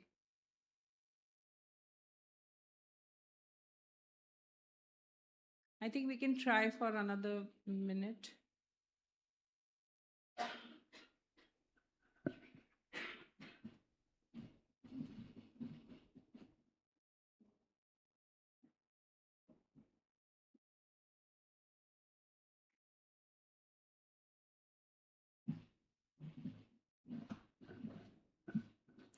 We can do a last try and then Nidhi, can you please speak again? Apologies.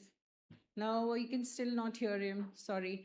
Nidhi, I think what we can do is that before we begin, just when we begin the second part, we can give you the first word to comment till the time we fix the tech issue. Will that be okay? Okay, sure. Thanks a lot, Nidhi. Thank you for the patience and apologies for this. Thank you. Okay, I think with this, we have formally launched our coal phase out report. So thank you everyone for being patient and handing over to our MC. Yeah.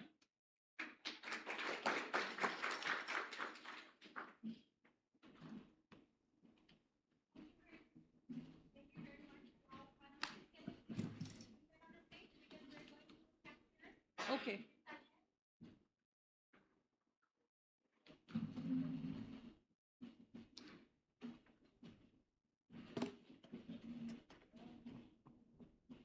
All right. Now let's capture this moment. Thank you very much to all the panelists and congratulations to the launch of Fair Finance Asia's latest regional report entitled Phasing Out Coal, Facing Injustice, Roadmap for Financing Responsible Regional Coal Phase Out in Asia.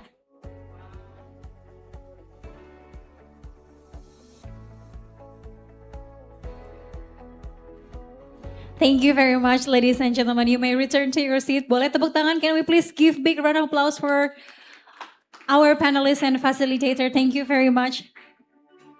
Thank you very much, Treya. All right, ladies and gentlemen, we will now take a short break, until 10:45, But before the break, we will have a group photo session at the main stairs located at the lobby area. So after this, our committee will assist you to go to the stairs. And then before you leave, don't forget to follow our committee direction to the stairs. And during the break, we warmly invite you to visit the photo gallery located outside the ballroom, where you can explore highlights of Fair Finance Asia's work and achievements from across the region. And also there are refreshments, available in the front of the room. You can check the refreshment. But before we head into the break, we have one more thing to do.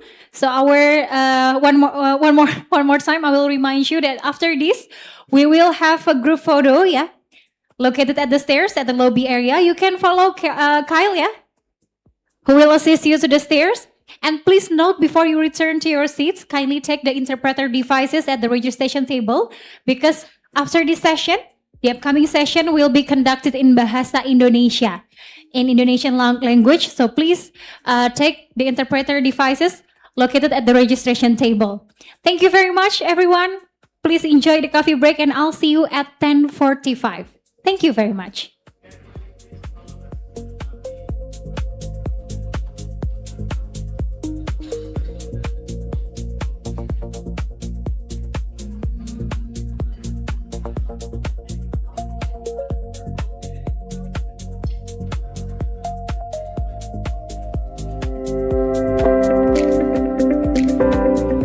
Welcome to Bowman, Jakarta, Indonesia.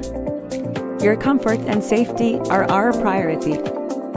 The hotel complies with established safety and security.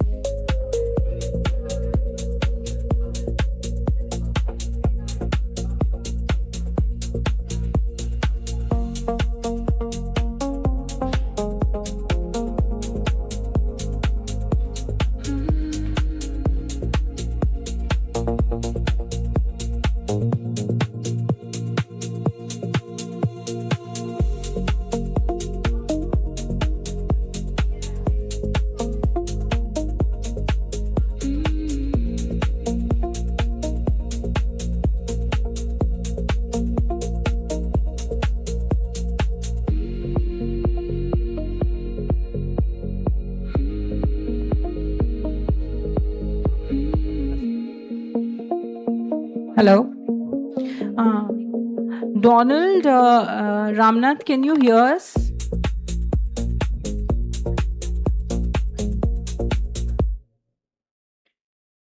Can you hear me, Ramnath and Donald? Neeti, if you're online, can you hear me? Could you please unmute yourself and try speaking? Yeah, Neeti, I can hear you now.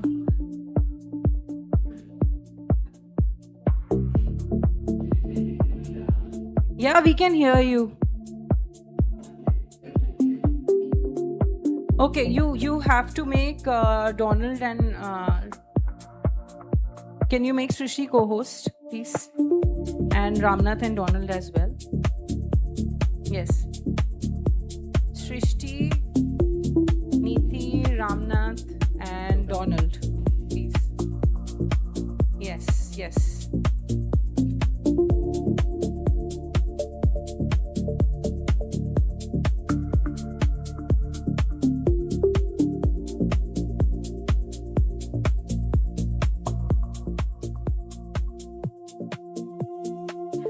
Okay, Neeti, can you please speak? I think we could hear you at that time. Can you try to unmute yourself? Yes, yes. Yes, we can hear you now. It's being relayed. Donald, could you do that, please? Oh, yes. Yes, I can hear Ramnath. Donald, I cannot hear you still. Yes, yes, we can hear you now. We can hear you now. Yeah. Ramnath, can you unmute yourself?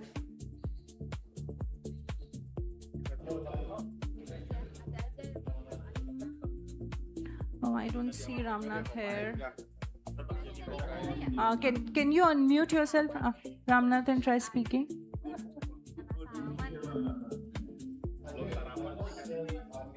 All of them. Okay. Oh, thank you. Thank you, sir. Yes, we can see all. Can you switch on your camera as well, Ramnath, please?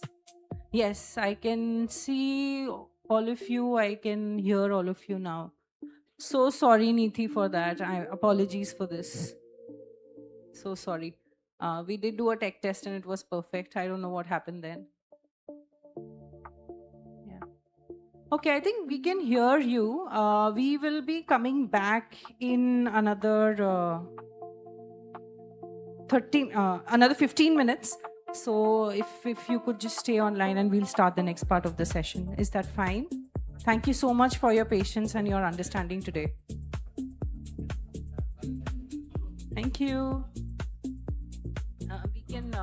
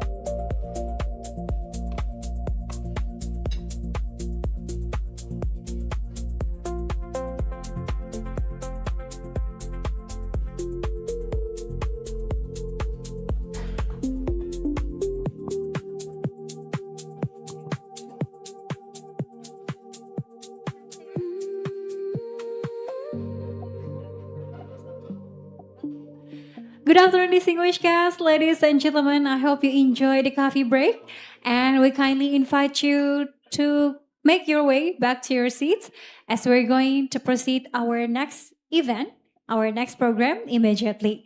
And a kind reminder to you, don't forget to take the interpreter devices at the registration table because this upcoming session will be conducted in Bahasa Indonesia or in Indonesian language.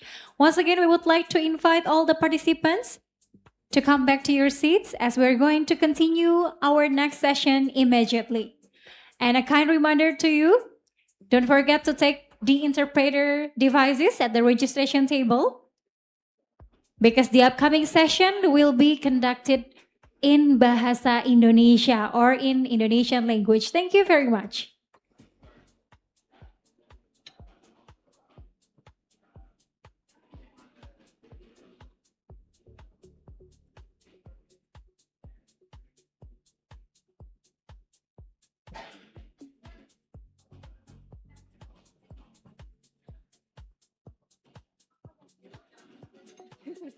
Namanya siapa boleh nggak?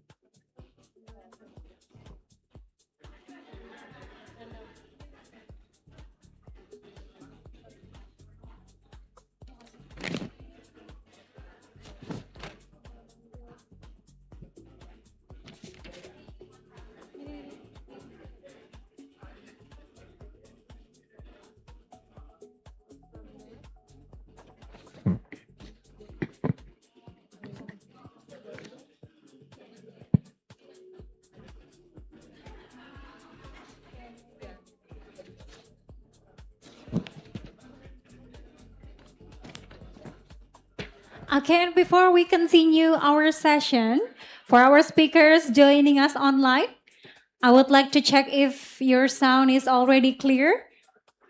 Can I say hi and welcome to Niti Nesadurai? And also Ramnat Iyer and Donald Eubank. Can you hear my voice? Maybe you can say a few words to make sure that you're... Okay. Hi.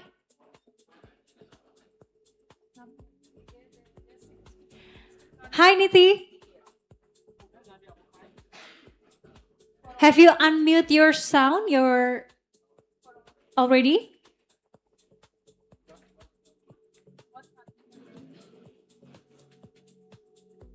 Can you speak again, Niti, please? I think we could hear you. Can you speak again, Niti? Yes, we can hear you. We can hear you, thankfully. Ramnath, can you now please unmute yourself and speak? Yes, I can hear you as well. Donald, if you could do the same, we are now live on the screen. That's why we are finally testing so that we don't face anything in the session. Donald? Yes, we can hear you. Yeah. Thank you. Everything is good. Now we are just organizing the panel and we'll be starting in another 2 minutes. Yeah. Thank you.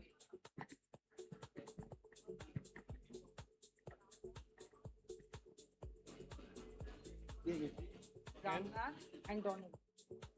You have pinned this, Ramnath. Can you just pin?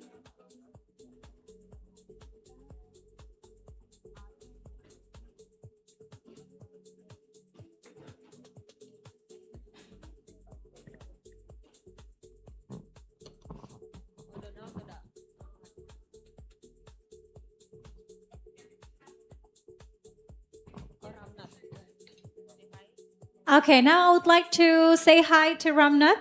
Ramnath Iyer, can you hear my voice? Okay, your voice is clear. Thank you very much. I think we can continue our event. Please bear with us for a moment.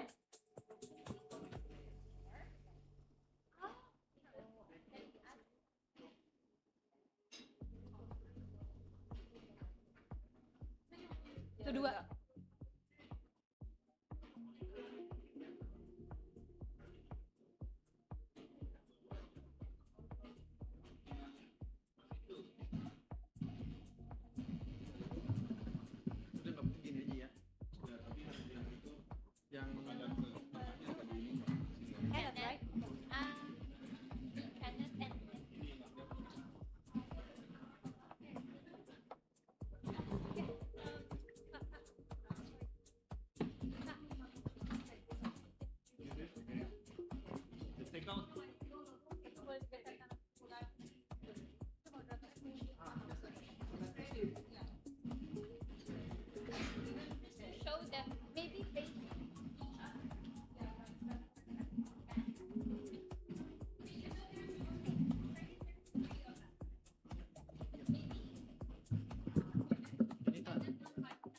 Naikin satu lagi.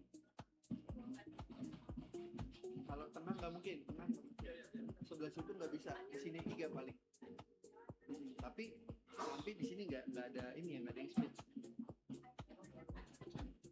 Soalnya ini mepet banget, nggak mungkin. Soalnya sebelumnya memang nggak mau dinaikin, malah minta take out.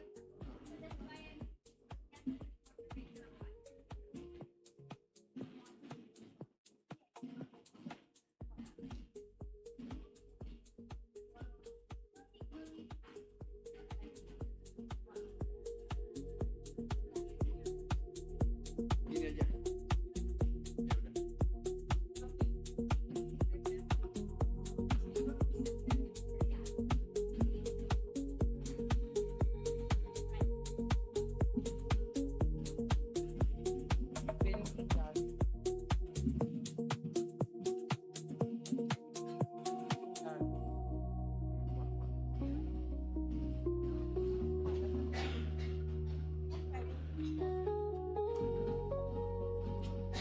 Yes. So she will start and then she will ask you. Yeah. Okay.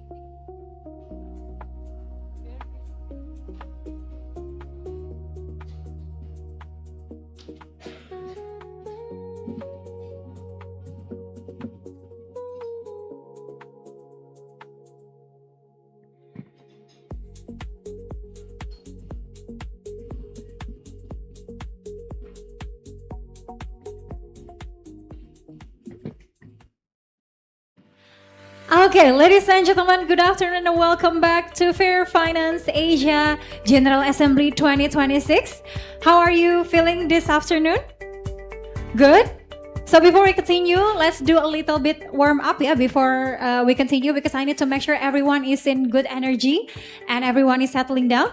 So let's do a little bit warm up. Let's play a simple game. So whenever I say hi, you need to answer me with hello. That's right. Whenever I say hello, you need to answer me with Okay, now let's give it a try. Hi!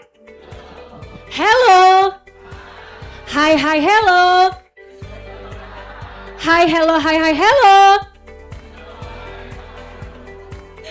Hi, hi, hello, hi, hi, hello! Can we please give big round of applause for all of us? Boleh tepuk tangan. Now, I think everyone is ready. Let's continue our event. We will now continue with our next plenary session, the real cost of coal, financing risk, and the case for a just transition in ASEAN. And we also like to remind you that after this session, we will open the Q&A session. So if you want to ask some questions, feel free. And then for anyone joining us online, if you want to write down your questions, please feel free to write it down and put it on a chat box. Thank you very much. Now, to moderate this important discussion, it is my pleasure to invite Kenneth Hizon from the Asia Network for People's Energy. So please welcome Kenneth.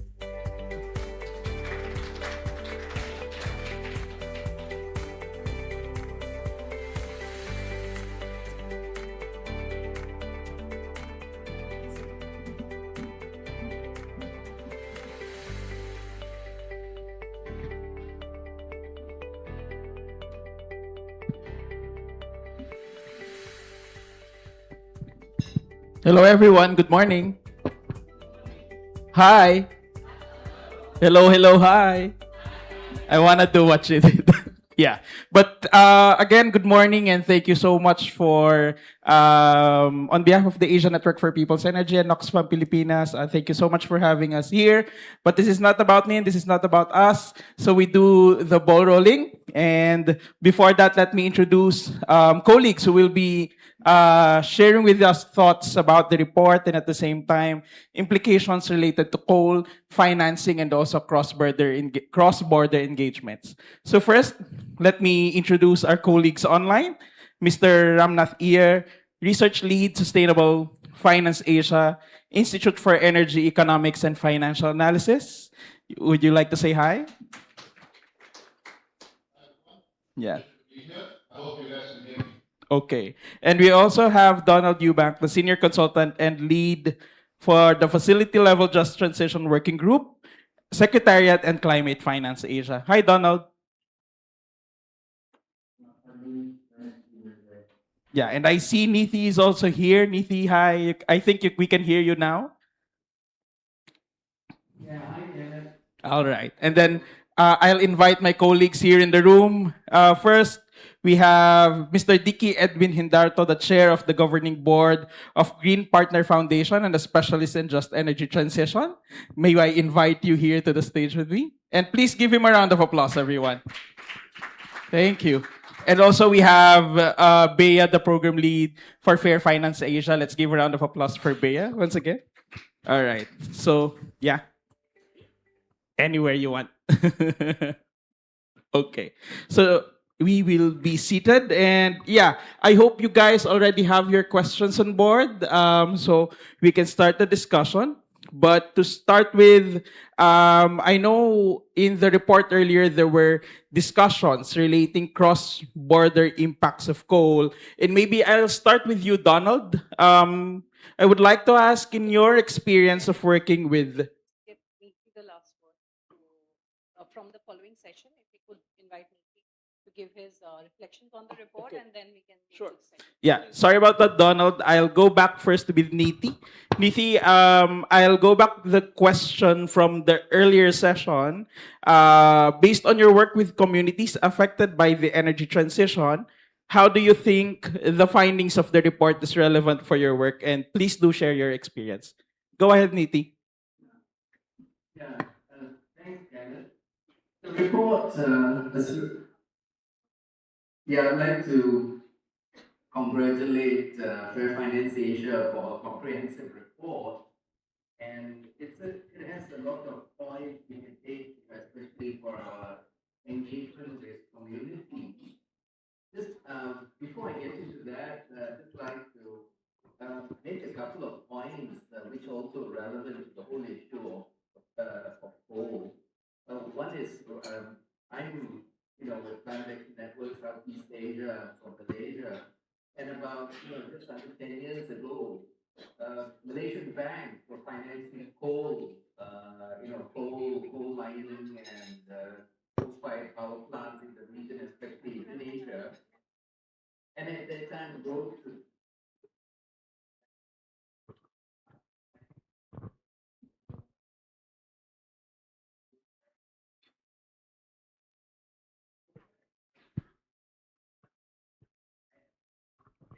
Nithi, sorry. Oh, okay, sorry. You're back online. We just missed a very few points. You can go ahead and continue. Go ahead. Thank you. yeah, so yeah, that's oh, wrote to the two of the biggest banks, our biggest bank, Maybank, and our second largest bank, CIMB. I even met with the chairman of the board of CIMB, and yeah, soon after they said they expressed they wanted to stop financing coal.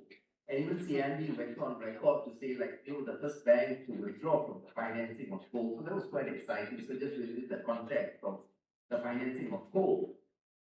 The second point I'd like to make is that just within less than 2 weeks ago, around 15,000 coal mine workers in East Kalimantan province of Indonesia, which is one of the largest active coal mining regions, they face 15,000 coal mine workers face layoffs, possible job eliminations due to stalled mining permit renewals and production quota cuts, with some companies already dismissing over 1,000 employees.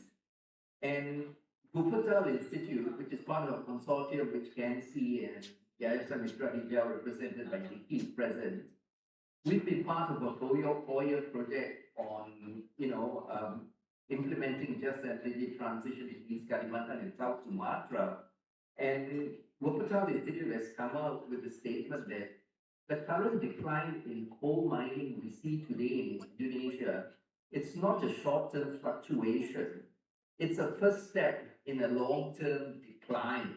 And here we are referring to the largest coal exporter in the world. So I just want to put them into the context of our discussion today. Yeah, referring to how the report links to the communities, there's one sentence in the report which says, just transition is increasingly essential for coal phase out in the region. What I'd like to add is that we need to have real world examples of how this just energy transition can take place, with the involvement of communities. And here, in addition to the influencing just energy transition that we're all part of, KNC is also part of the innovation region for a just energy transition, which is working in East Kalimantan and South Sumatra, Indonesia, coming to the end of about 4 years. We've just crossed 4 years of the project. It's wrapping up in September.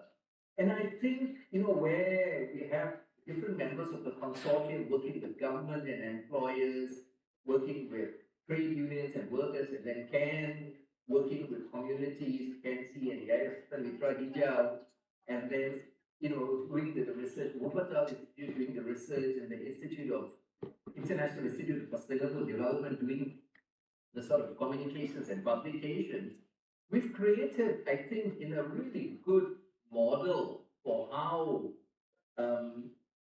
communities, workers, can be engaged, how a just energy transition can actually be implemented. It's a real world working model.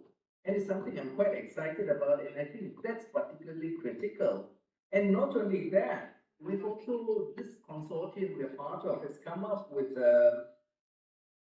economic transformational plan for both provinces, East Kalimantan and South Sumatra, and created regional consultation forums. Because when you talk about just energy transition, the procedural justice aspect of it, hearing the voices of all the stakeholders is particularly critical. And they've created two models, two regional consultation forums, are institutionalized framework for the provincial government to engage with all the different stakeholders in the region to come up to see what their vision of just energy transition is about. And this will be ongoing. Now we also have the economic transformation plans, and the provincial secretaries for both the regions have agreed to formalize the plans through government decree and government regulation. So in a way, it's translating what you have in your report into real world action. And so this is, I think, very critical and in a model and how, and the processes of getting there, this whole aspect of engaging actively with stakeholders and getting, coming and charting the path together instead of making it top down. Then just a couple of things I'd just like to add also from the report, the emphasis on financial institutions and multilateral development banks. Let me also throw in the Just Energy Transition Partnership, 35.5 US 35.5 billion US dollars committed for Indonesia and Vietnam. So, and so you have that as well, so that in the mix. Yet, what effect has it had?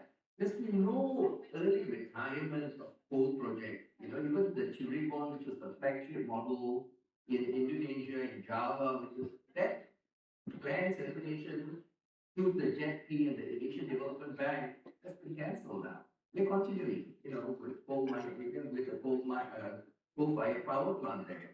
And then also, when you talk about the MDBs and the financial institutions, there have to be certain mechanisms to provide the direct access to the communities, either in the form of the small grants program of the Global Environment Facility or the dedicated grant mechanism of the Climate Investment Fund, because otherwise the money will get stuck at the top and you don't know how it's going to flow down to the bottom.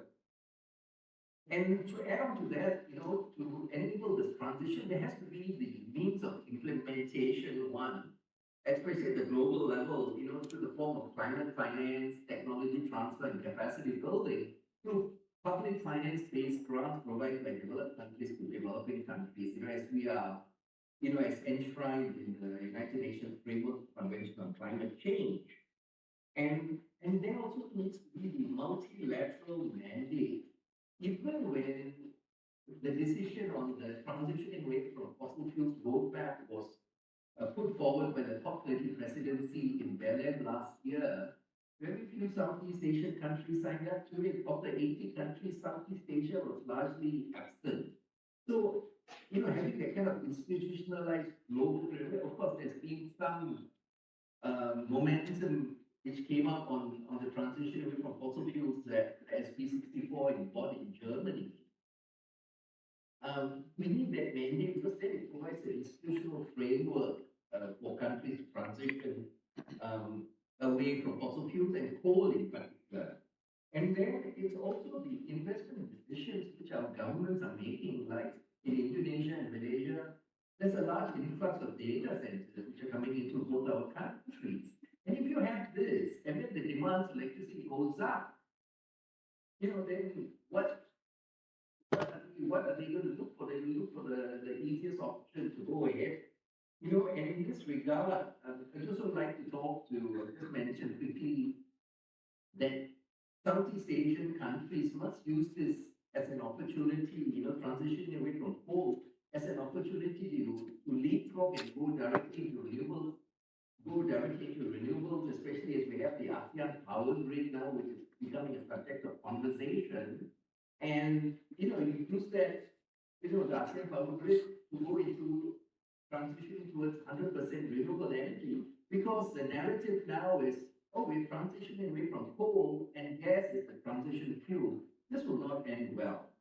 And so, and also, so we have the investment decisions. And finally, I'd just like to wrap up by highlighting how Cambodia has expressed support for transitioning away from fossil fuels and is creating a model for an island which is going to be completely fossil fuel free. And then these are the kind of models which then can be used as case studies for further, getting community engagement and transitioning away from coal in particular in the region. With that, I'll stop and hand it back to you, Kenneth. Hi, Nithi. Yeah, thank you so much for your answers. Definitely sharing about the importance of models and procedural justice processes, and also the importance of financial institutions and MDBs and the role that it will do in pushing for models to be scaled up and to help change policies and institutional frameworks. And I'll go directly to you, Donald, especially in terms of, as Niti was saying, related to financial institutions and the frameworks. The question would be, as international banks adjust coal financing policies in response to shifting political and regulatory pressures in their home markets, do you see this translating into genuine changes in how this would engage coal clients on transition planning? Yes, thank you, Jeff. International banks today are still strict on coal exposure. European banks have completely excluded it. Asian banks have excluded new unabated coal exposure and look to wind down their existing exposure. And the issue is that local banks are still providing funding.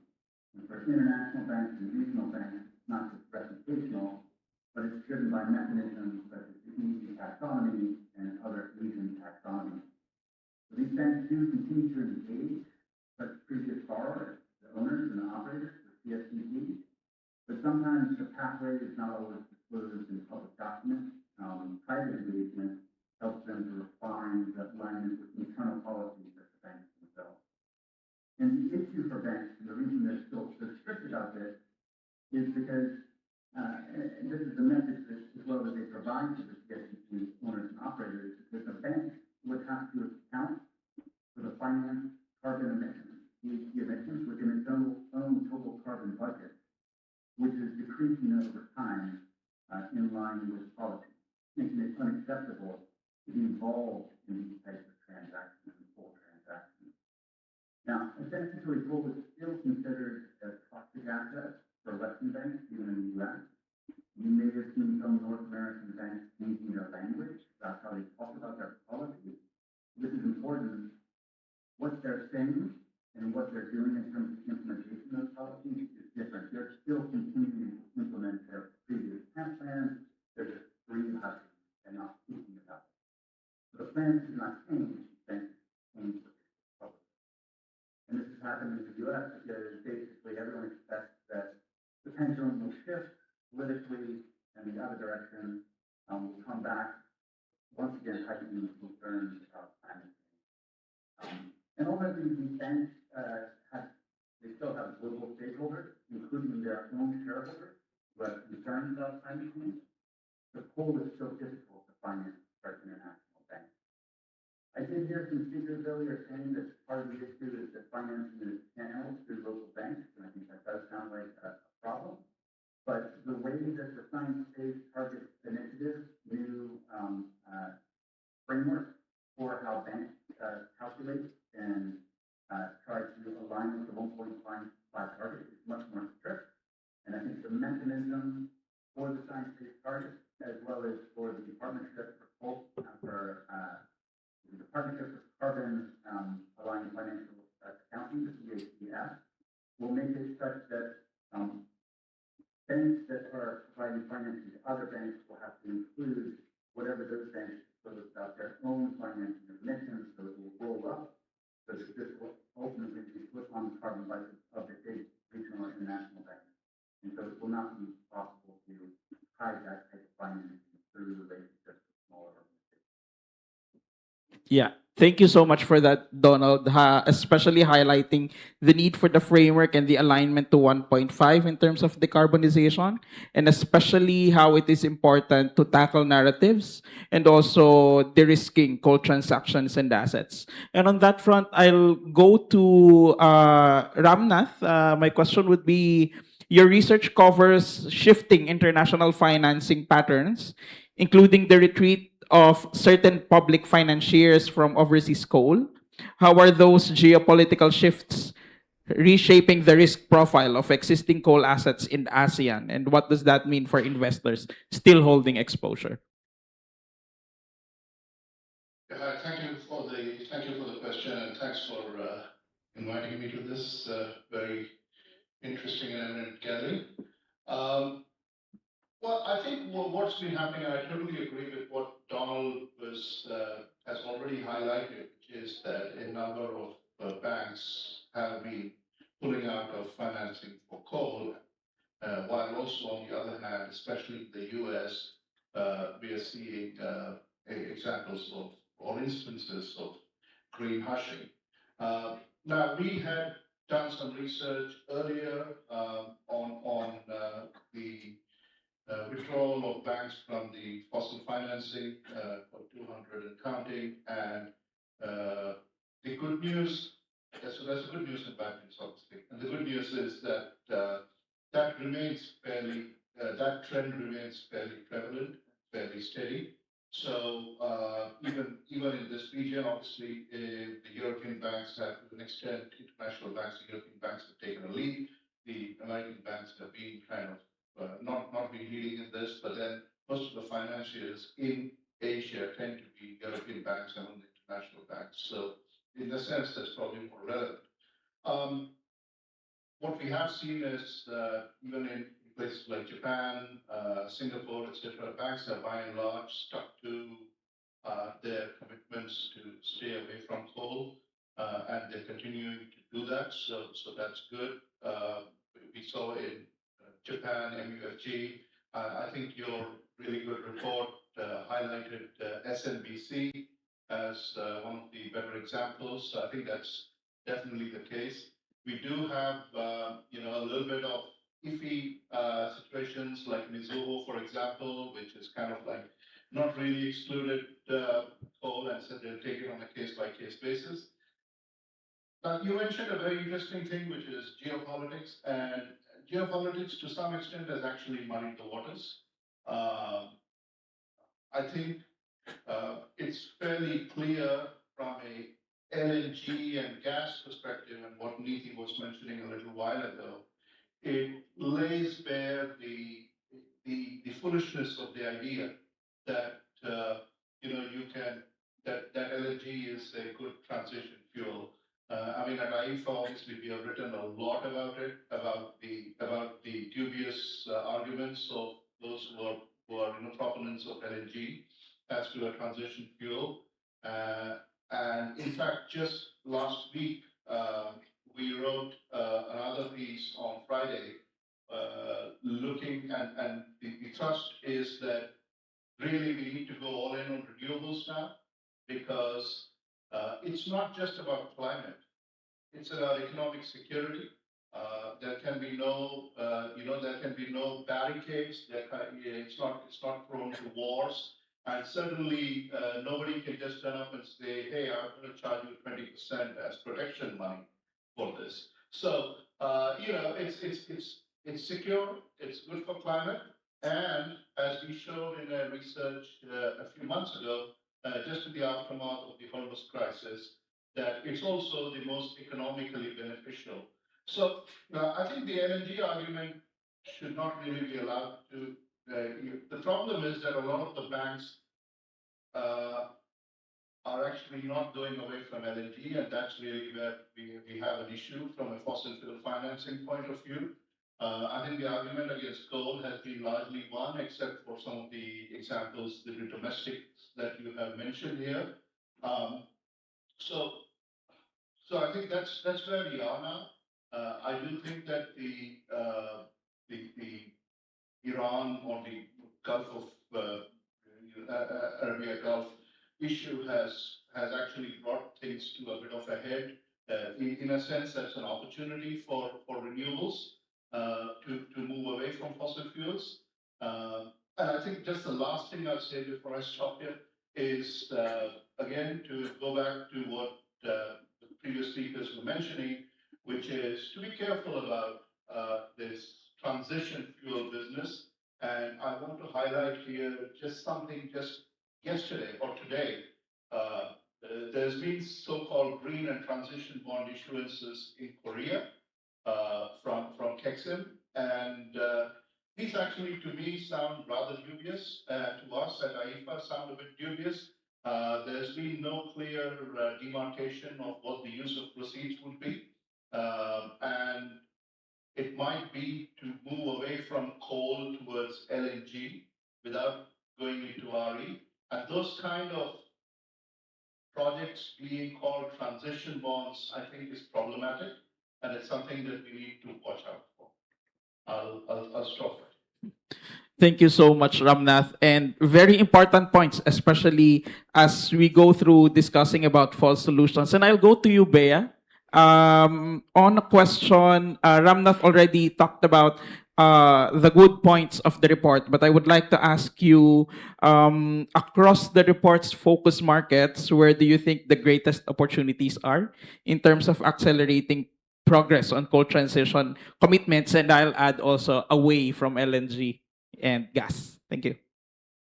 Thank you, Kenneth, and thank you so much to Niti, Donald, and Ramnath for your very good points. And of course, for those of you that have had a chance to read the report, I will highlight a specific point from it in order to answer that question in terms of opportunities. I think what we see very interestingly in the report, which we also did not, really expect when we were beginning this research, is that there is so much interdependence among ASEAN countries when it comes to coal. The dependencies that exist, for example, Laos producing energy for Cambodia through its coal-fired power plants, despite the small size of Laos and exceedingly large amount of coal power being developed or used for another country. Just for a moment, pause to think about that. The environmental impact for Laos, the cost for its people and population, and for Cambodia. So if we think about just transition for Cambodia itself and not think about where part of its energy is coming from, it's easy to miss that Cambodia actually doesn't have a lot of coal-fired power plant because a lot of its energy mix comes from other sources, like from the country itself, like hydro and maybe some LNG. But then coal is not accounted for because it's sitting somewhere else. So I'm not going to go through the details of all that, but that is a very important link. When we talk about ASEAN grid, what does that mean? And then it brings us back to think, what about finance? Finance is also very interesting because we are not now only talking about the location of the coal-fired power plant and the impact to the actual people suffering from its, environmental and social impacts. We are talking about finance that's coming from elsewhere at the same time. Underwriting coming from China, for example, or maybe additional financing from other sources. And there is another interesting point that we found there.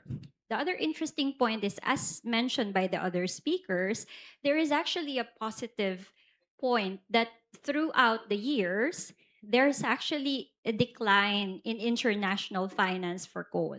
A lot of the international financial institutions and even Asian banks from Japan have announced, that they will no longer fund any coal expansion into the future. But it does not necessarily cover the existing commitments that they have. So even though there are no more future operations that will be funded, there are still ones that are not yet phased out and are still in high danger of impacting our alignment with Paris Climate 1.5 objective. Now, there is another thing to highlight here. When that international finance start to go down, national banks start to take over. And that is also another finding of the report, that national banks in the countries where there are still coal are beginning to finance their own coal operations.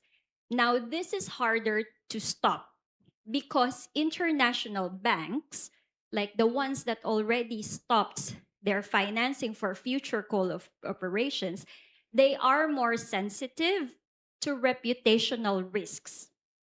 And when we campaign against them and shame them for their continued fossil fuel financing, a lot of them actually are sensitive to that. But many national banks are not, because many national banks follow the mandate of the government. If their government says coal needs to continue, these national banks will not stop coal financing. And that's where the opportunity lies. Unfortunately, the opportunity is tied with this negative impact, right? International finance goes down, national finance is starting to pick those gaps up. But that means your work at the national level becomes even more important because Fair Finance Guy Japan has already done their job. Many of their banks already said, okay, fine, we are under pressure, we will stop. But then banks from the Philippines, banks from Indonesia, banks from other countries start to pick up that gap, fill that. And therefore, there is a very important job for the work that you're doing at the national level. And we have to make sure that this opportunity is something that we see into the coal phase out process because it's only the speed of that development or that financial progress and change at the national level will determine our regional phase out. Because basically, as long as there is a weak financial governance or policies around coal at a certain country in ASEAN, it will continue to be, the loophole for our efforts. And so therefore, we have to move together as a region. And maybe that's another opportunity for us, especially during this very interesting time in our geopolitics, where we see even more need for us to transition quicker away from fossil fuels if we are really serious about ensuring that there is no more energy poverty, especially for the most vulnerable people in our populations. Thank you so much for that, Bea. And that we see there how important now national influencing is. More, not important, but more important as we see at the national level carries some of the burdens that was left out of a positive change at the international level. So I'll go to now Mr. Dicky in terms of the case here in Indonesia, where, as shared earlier, we can see it is identified that revenue uncertainty is one of the barriers for renewable energy investment. And from your experience, what policy or financing change would unlock the next wave of reliance on renewables for just energy transition? Yeah, thank you very much. So, thank you very much for inviting me here because this is my first time getting in touch with what you call Fair Finance Asia, Kenneth. And then my name is Diki. I came from Yayasan Mitra Ijo or Green Partner Foundation. I work together with NITI, GIZ, ILO, and other big guys to develop what you call the just energy transition in Indonesia. But in my works, I'm not only talking about the just energy transition as a just energy transition, but we also work in the renewable energy side. So if you ask me what kind of financing strategy or financing policies that can develop the renewable energy. So if we talk about Indonesia, it is very different with maybe other country members of the Finance Asia. I know that Indonesia is part of Fair Finance Asia, and others 9 countries are Japan, and then Pakistan, and then Malaysia, maybe, or where I come from? Philippines, yeah. So what are the difference?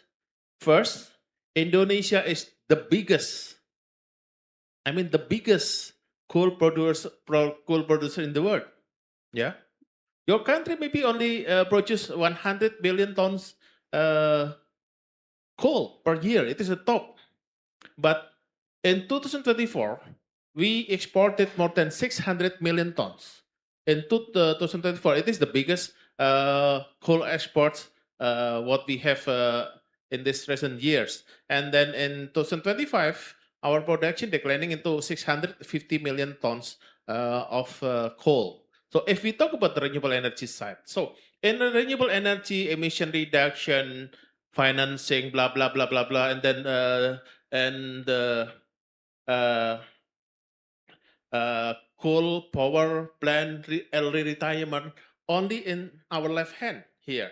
This is in the age of the end users. Yeah, how to reduce the emission.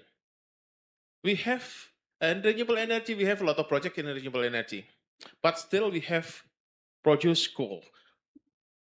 So if we compare the emission reduction that caused by the renewable energy and our coal that exported to you, to Malaysia, to Philippines, to other countries like Japan. Japan still imported coal from us. Of course, they still have Isogo plant. They still have a lot of coal plants in Japan. So our emission reduction in renewable energy is nothing compared to the coal that the emission of the coal that we produce.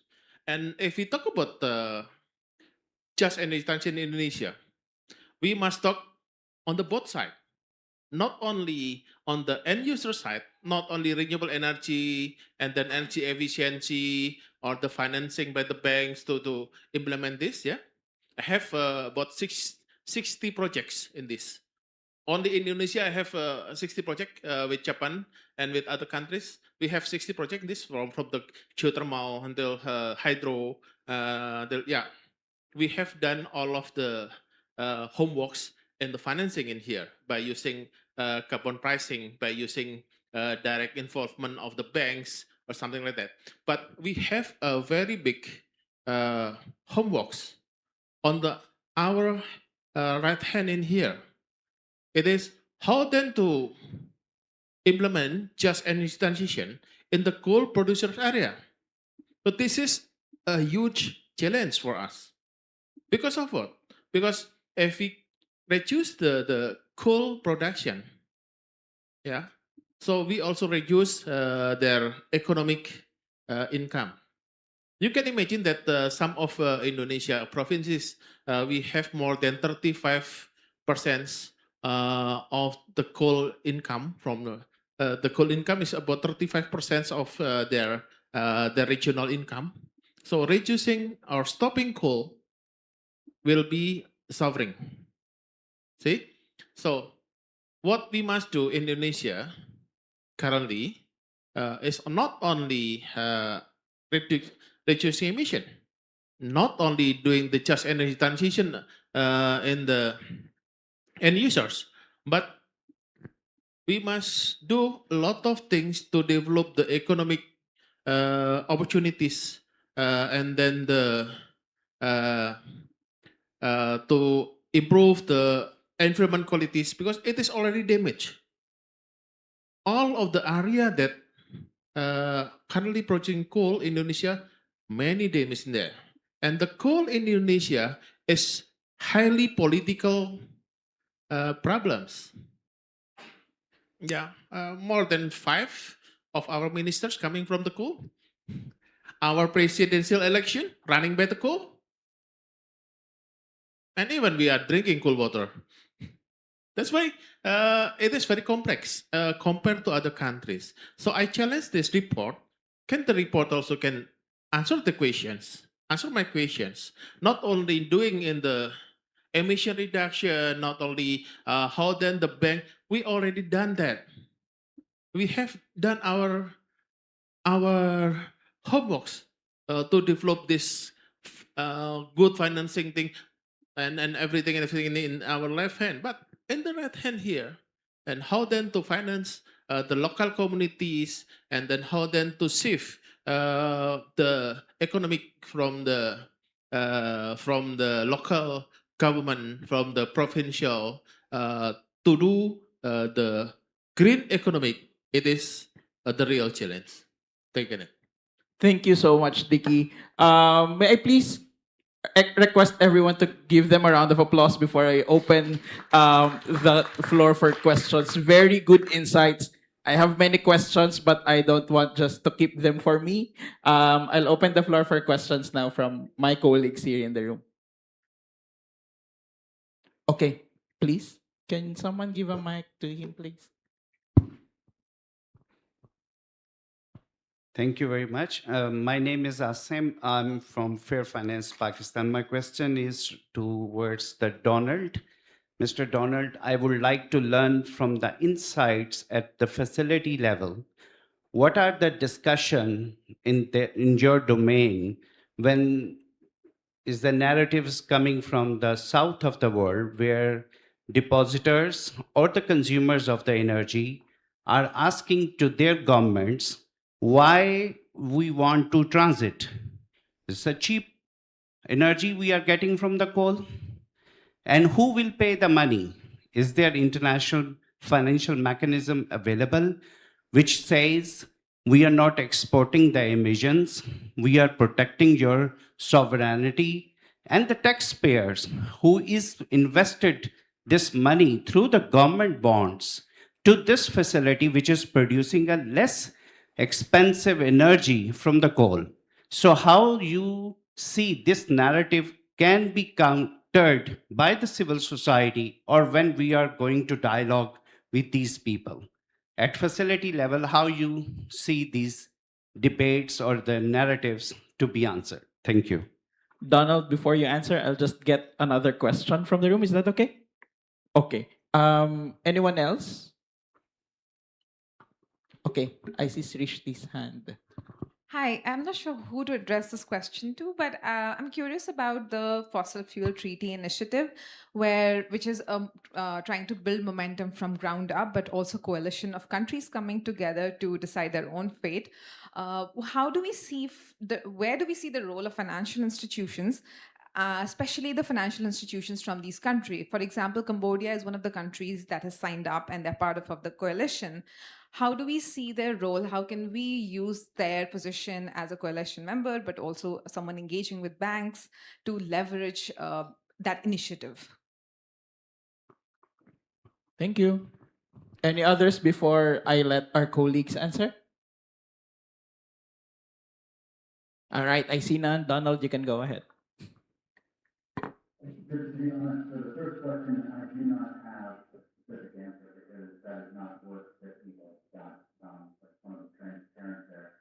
But with the guidelines that we did produce, what we did discuss was that besides trying to address the risks that are encountered, whether that is from a evolution of the labor force, the impact on community, on gender, and security and poverty, environment, we did try to include opportunities.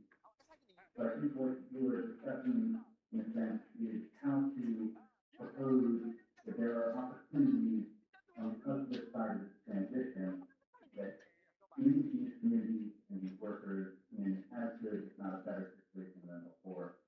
And I really believe on some level what that comes down to is what Tiffany was talking about, which is trying to find some sort of industrial plan that produces new industry that can replace these problematic industries and create new jobs for these communities and these sorts of income. So that's the best I can do with that. Maybe our finance attorney might have a comment on that. Thank you, Donald. And I think, Srishti, who did you address your question again? To everyone? Yeah, okay. The second question is open to everyone. Like, for example, if there is a financial institution that is a part of like the fossil fuel treaty coalition, how do we like leverage that financial institution into helping doing influencing financing financial institutions influencing at the country level? Anyone would like to take that question? Yeah, I'll Go ahead, Nithi. Yeah, so the Fossil Fuel Treaty Initiative, and in a way, it was our engagement, KNC's engagement in Cambodia, which in August last year, and subsequently, which led to them expressing their support for the Fossil Fuel Treaty Initiative in November last year at COP30. And then, of course, the momentum gained. I mean, of course, at COP30, there was a COP30 presidency initiative with the transition away from fossil fuels it was an initiative of the presidency, so it was not part of the negotiated aspects of the COP. So we have to bear that in mind. And then we had the Santa Marta conference, the first international conference on transitioning away from fossil fuels, where I was present in April this year. And that momentum has carried on into the intersessionals, which were held in June this year in Bonn, and subsequently the report of the Santa Marta conference was released during the London Climate Action Week. So linking that to the finance, I think if there's a strong signal that countries want to make the transition take place, that in an ideal situation the finance will follow. Yet at the same time, when you talk about climate finance, we really need to. One thing which was very evident in Bonn was the fact that so the developed countries are not going to readily agree to provide more finance to the developing countries to help them with their climate action and transition away from fossil fuels. So the answer is to widen, to create the alternative sources of finance, and this includes taxing, the billionaires, having a wealth tax, having the global solidarity tax, and then taxing the large polluters. The fossil fuel industry is having a massive windfall in profits now as a result of the Iran war. And whenever you have any conflicts, their profits spike. And there's enough research to show that when their profits spike, 50% of those profits go to 1% of the population. This is, well documented in academic papers. So it's also a source of gross inequality. And then, we have this tariff on shipping and aviation, and then also needs to be supported by debt relief. So these are other factors, of course, very hard to gain momentum on these aspects. We need to widen the source of finance, and then this needs to be able to be used to enable the transition away from fossil fuels. So that's my response, yeah. Thank you so much, Nithi. Go ahead, Dick. Yeah, if you ask me, Indonesia, we have a lot of things and just energy transition or energy transition financing system.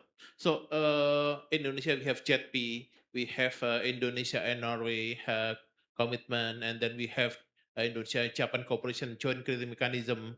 We also have a lot of things with Korea, with US, also with England, with UK.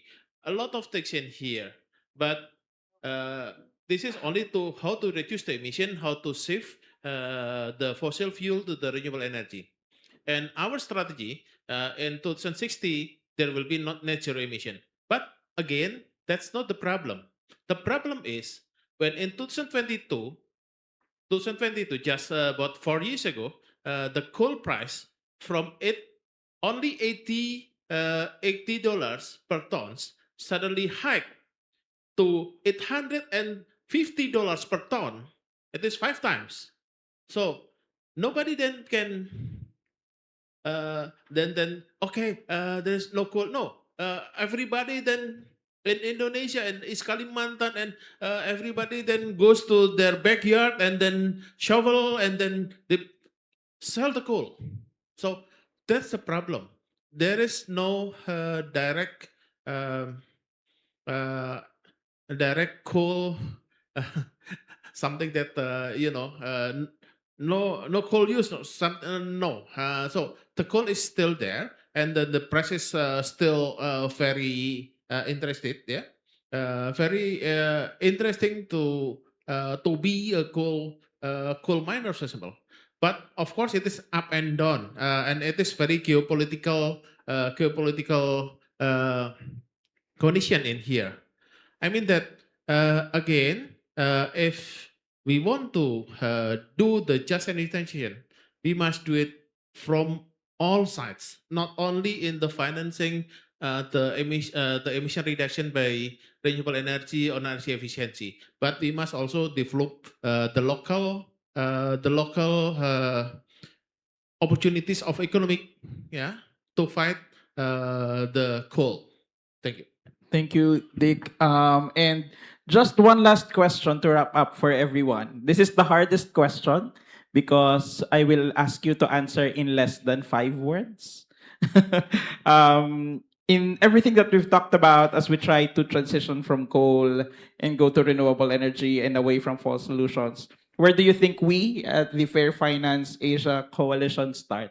So maybe I'll go first with Donald and then Ramnath, Niti, Bea, and then Dick. Oh, Donald, you're on mute. I'm sorry. I said if I were to say, I think Oxfam looking for financing because the financing is available. You look at the policies that are obstructing the financing from funding projects that they can actually successfully put into transaction and lead to a payout. Yeah. Thank you, Donald. Go ahead, Ramnath. Well, I think if you were to keep it really short, I would say two things you should focus on. One is renewables, and the second thing is financing for renewables, increasing that. And the second thing is using carbon as a source of finance. I think that is the real issue with the coal retirements not working out. There is a gap, you need carbon financing. Thank you, Ramnath. Go ahead, Niti. It's using the transition to renewables as an economic argument because for fossil fuel importing countries going to save you billions in imports, and for fossil fuel exporting countries as well, it's preparing for the transition of the day when these resources run out, and so make it an economic argument. Yeah, Bea. Yeah, I think I agree with the very fast transition to renewable energy and increasing the financing, of course. But I think it's also important to look at the other side, like how do we highlight that coal, stranded assets, the risks associated to it, should we continue down this roads, will be a bigger burden for the people in the future. Because if we are looking for a political argument, because coal is cheap and that's why it's easy to give it to the people and for politicians to make a case for it. But then what is the long-term plan for that? If you are not coal producers, all of the answers are right. But if you are the biggest coal exporters in the world, the question will be very different. Because we must talk about how then to develop the local economic first before we can reduce the coal. Because coal always be the political trading. Coal always be the thing that you must implement and you must say in every election and everything, and then yeah, it is just like cocaine that make you want more and more and more. So how then to do it? So if we only talk about renewable energy, if we only talk renewable, it is very difficult to be done in Indonesia. I've done it for the last 30 years and it is failed because we also fail to retire the coal power generation in Indonesia by using JETP.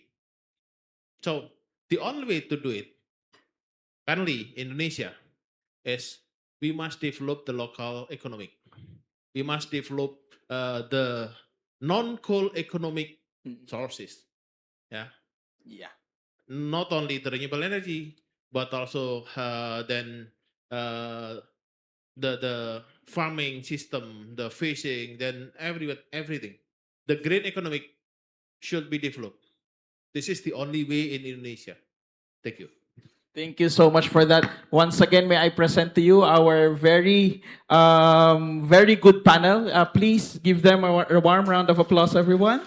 Thank you so much, Bea, Dick, Donald, Ramnath, and Nithi. And that ends our session. Thank you very much, Kenneth. Thank you. Taking back over.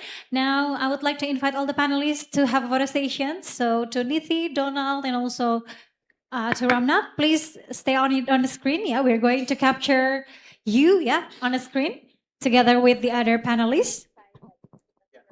All right. I would like to invite the other, yes. I would like to invite Shreya to come forward to join the photo session.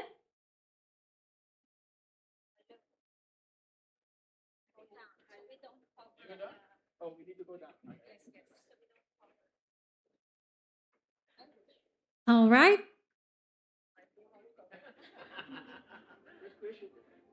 Now don't forget to put your smile on, yeah? Ready? Camera ready? Oh, okay.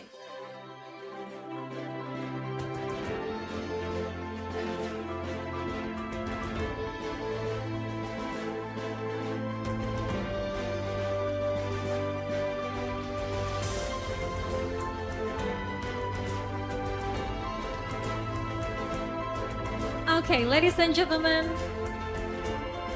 eyes on the camera, on my count, in 3, 2, 1. Bigger smile, please. 3, 2, 1. Thank you very much. Can we please give big round of applause for all the panelists, and thank you very much, Kenneth, for facilitating this session. Thank you very much. Okay, and also I would like to thank Donald Eubank, Ramnath Ear, and also Tithi. Yeah, thank you very much. Now you can leave the chat room, the room. Yeah. Okay, ladies and gentlemen, we're going to continue to the next session, which will be the press conference. But before that, let us take a short break. Yeah. To appreciate and of course to admire the beauty of your national costumes. Yeah. I would like maybe to ask 1 or 2 person to maybe share what they wear, yeah? Maybe from, or anyone wants to volunteer? Anyone wants to, to show us what they're wearing?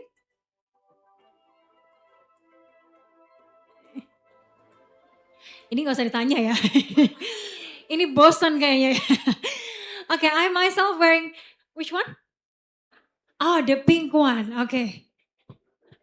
Actually, that fuchsia, what is it? Sari, yeah? Sari really got my attention. Can you tell us more about what are you wearing today?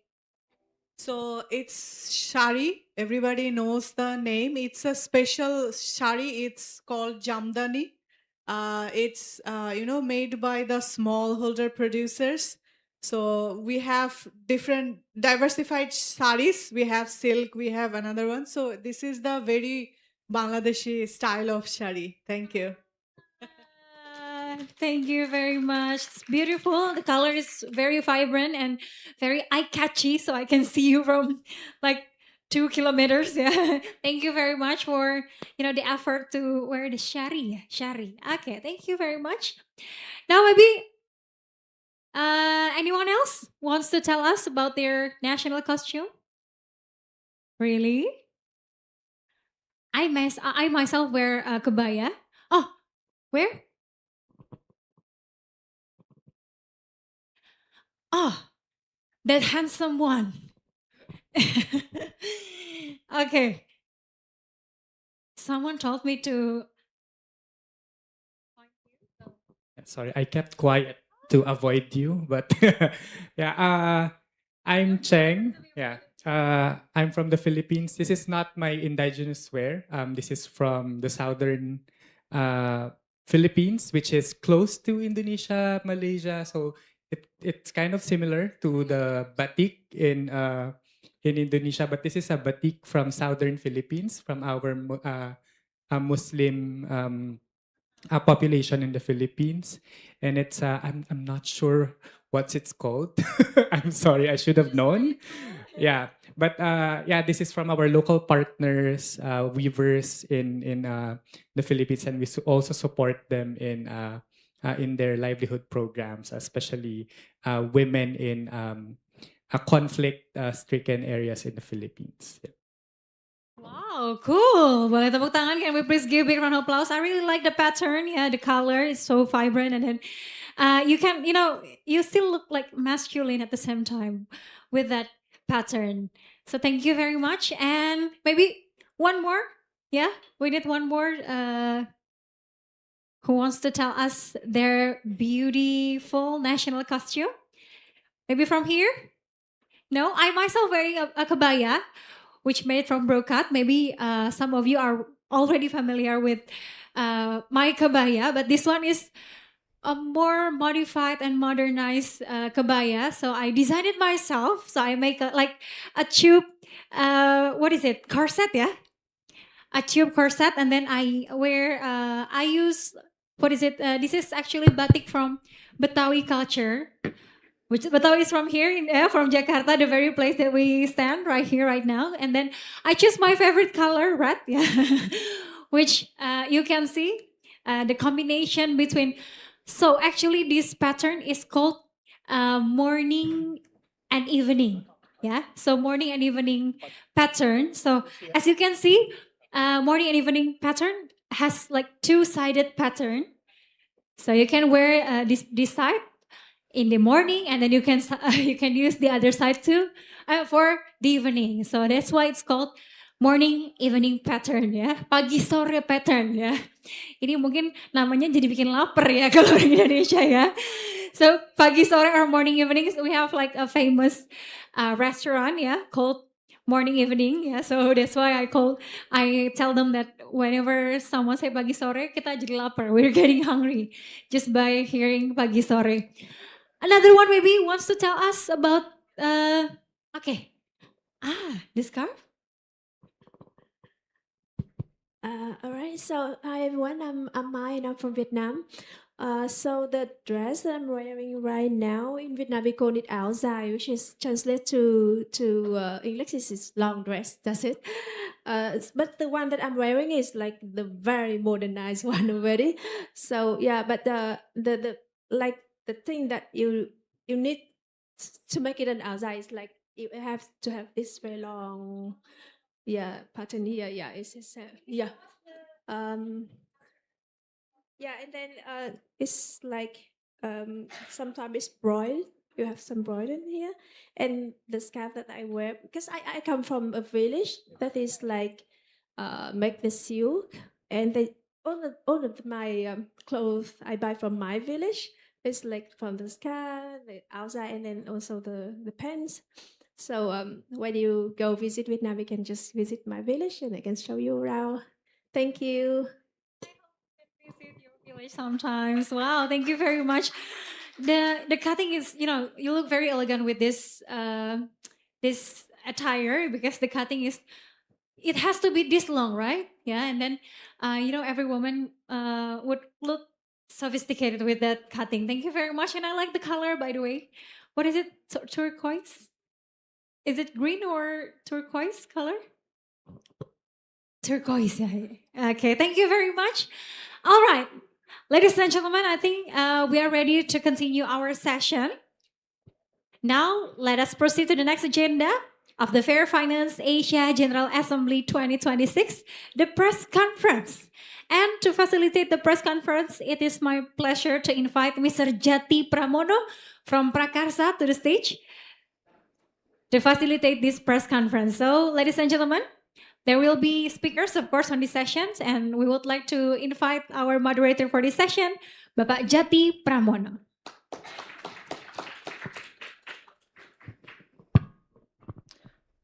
Okay, thank you, everyone. Good morning, selamat pagi. First of all, thank you for coming and join us in this press conference. Welcome to the 2026 Fair Finance Asia General Assembly press conference with the theme of advancing just coal, phased out, and equitable governance in critical minerals trade agreements in Asia and Indonesia. So my name is Jati. I am the Director for Advocacy and Engagement of the Prakarsa. We are part of Responsible Coalitions. It is my pleasure to moderate this session. So before we start, may I invite the speakers for our press conference. The first is Bernadette Victoria. Please come to the stage. Bea is she's the program lead for Fair Finance Asia. Bea will present the regional perspective, including the role of governments, financial institution, and also civil society in financing responsible and just coal phased out across Asia. And then the second speakers, I invite Victoria Fangide. She is our executive director of the Prakarsa. She will discuss. Please give a round of applause to our speakers. Ms. Victoria will discuss the Indonesian context, including Indonesia dependence on coal, the financing of energy transition, and also the governance of critical minerals. And the last speaker is Ms. Farida Indriani. Please come to the stage, Ms. Farida. Give a round of applause to Ms. Farida. Ms. Farida is the National Presidium of Indonesia Women Coalitions. Ms. Farida will highlight how the transition and critical mineral extraction affect women, informal workers, and local communities. So thank you for all of our speakers today in the press conference. So our session, our press conference session today focused on the very critical question across the Asia. So how the region moved from coal while ensuring the transition is fair, properly financed, and also does not reproduce the social and also environmental harms associated with the extractive industry. So we will also discuss on how the governance of critical minerals and also related trade agreements can protect the rights of the workers, the women, indigenous people, and also the communities living near the minings and also the processing area. So our press conference today come as Fair Finance Asia introduced their several flagships reports covering responsible coal phased out and also critical minerals value change and then the consumer empowerment and also the inequality in the financing governance. So maybe before we start, I will make some housekeeping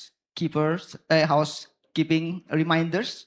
First is all of the reports and the press release of this press conference. You can access that in the QR codes that already distributed around the room. And please note that the reports will be gradually available following respective launching session for each report. And then the second is for the safeguard purposes. We want you not to take a photograph or record or interview the participant with designated stickers. And then the third is for if you want to ask the question, please raise your hand and maybe just state your name and your if you are from media, your media organization, and if you are joining us online, please use button, use raise hand button. We will invite you to unmute when it is your turn. So once again, thank you for all of our speakers. Our session will be, the first session is each speaker will give opening statement, brief opening statement, and then we will continue with a round of Q&A session, and then we will follow up with closing statement for each speakers. So maybe without further ado, I will invite, we'll start the first session. We will invite first maybe Bea Bernadette for your opening session. You have approximately 3 minutes. So the floor is yours, please. Thank you so much, Jati, and thank you so much again, everybody. Sorry you're seeing me a lot on stage. I promise you will see less of me in the coming days, so you don't grow tired of me. But basically, Asia accounts for the majority of the world's operating and planned coal capacity, making the region central to achieving global climate goals. Coal finance is highly interconnected across ASEAN. Banks and investors from one country often finance coal plants and mining operations in neighboring countries, as we have seen in the previous discussion. And this is also true for critical mineral mining, which will be the focus of our topic of discussion in the afternoon. And therefore, this means no country can achieve successful transition alone. We have to do this together in ASEAN. Public and private finance should prioritize replacing coal with clean, affordable energy without prolonging coal through refinancing, captive coal plants, or expansion of gas and risks that create another generation of stranded assets. A coordinated regional approach is absolutely essential, and so financial institutions, governments, and regulators need aligned transition pathways so capital shifts can consistently flow towards renewable energy development. And finally, I think it's important to mention that the opportunity is not simply to phase out coal, but really to finance a more resilient, competitive, and inclusive regional economy, which also came out at the discussion previously before this, but also investing in the well-being of communities, of women, of workers, indigenous peoples that are severely impacted by the continued use of fossil fuels. Okay, thank you, Bea, for setting out the regional challenges and also the needs for stronger coordination across Asia. Like you said, no one can do it alone. So it is very important to have a consolidated approach from all of us. So maybe we move on to the next speakers. I will give the floors to Miss Victoria Vangide to give her opening statements. The floor is yours, please. Yeah. Thank you, Jati. I think as our previous session showed that different countries have different roles, and that is exactly why we have to work together to link what we have in country A to country B and to country C to develop this as an ecosystem that enable us to move toward the just transition. So Indonesia, for example, sits at the center of both challenges that our report addresses as one of Asia's most coal-dependent economies, the largest coal exporter, and the world's largest nickel producer.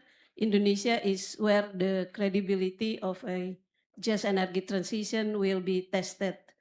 The rush for critical minerals cannot repeat the mistakes of the coal era. If communities near mining and processing sites, for instance, are not recognized as equal partners and do not see a fair share of the benefits for them, we will simply be trading one form of extraction and inequality for another. A benefit sharing cannot be just a footnote in this transition, but it has to be a guiding principle, and not one country can do this alone. Closing Asia's energy gap will take deeper interdependence between economies and a shared commitment across governments, financial institutions, and regulators to ensure that costs and benefits of the transition are distributed fairly, not left to fall hardest on those least equipped to bear them. Thank you. Okay, thank you, Kak Ria, for highlighting what a credible and equitable, transition should mean in the Indonesian context. So different country maybe have a different context and different approach. So I will give the next floors to Bu Farida Indriani.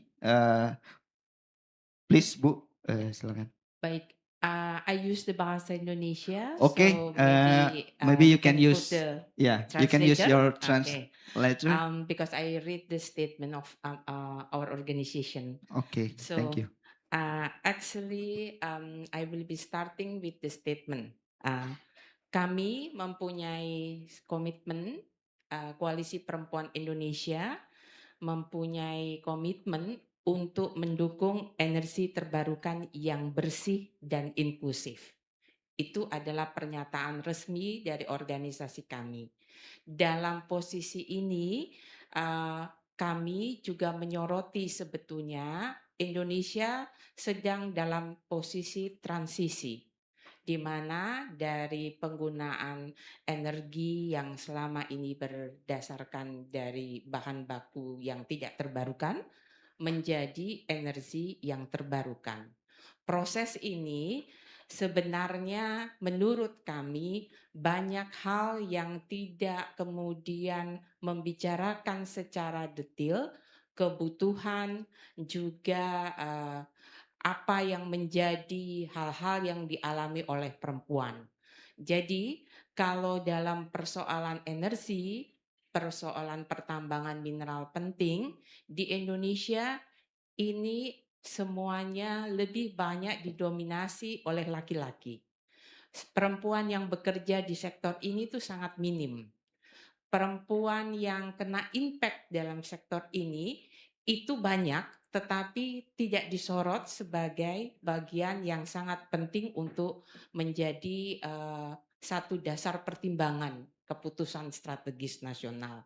Karena itu sebetulnya kami Koalisi Perempuan Indonesia pada tahun 2017 berada di Halmahera Tengah itu mendirikan pusat informasi, pengaduan dan advokasi untuk bagaimana akses waktu itu penerangan listrik dari PLN bisa 24 jam di desa-desa yang berada di Halmahera Tengah.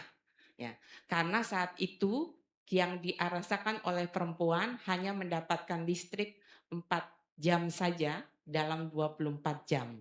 Nah, pada saat itu sebetulnya ada kemudian pembicaraan yang sangat intens dengan pemerintah daerah, tetapi memang kelanjutannya itu tidak ada. Kelanjutannya justru ada penambahan PLN batu bara di Rum Tidore yang dilakukan secara nasional dan kemudian membawa impact terhadap perempuan. Karena itu kami merasa perlu untuk membicarakan bagaimana pengarus utamaan gender dan disabilitas dalam prosesi transisi energi ini. Mungkin itu dari saya dulu. Okay, terima kasih Bu Farida. Thank you for reminding us that the transition cannot be considered when women and the affected communities remain excluded from decision that directly shape their lives. So thank you for all the speakers for the opening statement. I think I highlighted one point that the reports that already published by the FFA emphasize that the communities should be recognized as partners in decision making and benefit sharing rather than being treated merely as a location of extraction and industrial projects. So thank you again. Maybe give one round of applause to our speaker for the opening statement.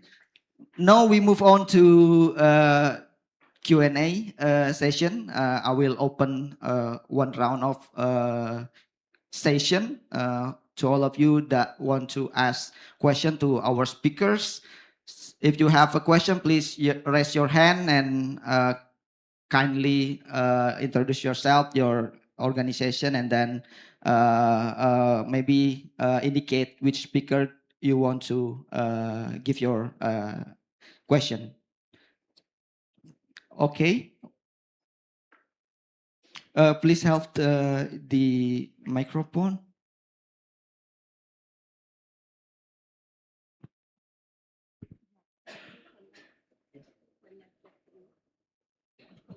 Yeah, I'm Janira Okubo from the Philippines, and I'm here for Bantay Kita, but I belong to the Filipina organization and the Igorota Foundation. You mentioned about the role of women, Miss Farida, and you also were into confirming that renewable energy would be the best option to start with for the transition. I'm curious what initial actions were taken and if there were plans for this. Where are you starting right now and what has been done so far to get the women ready for whatever it is that we're talking about here right now? Thank you. Baik, thank you. Maybe I just collect one or two question more and then please, sir.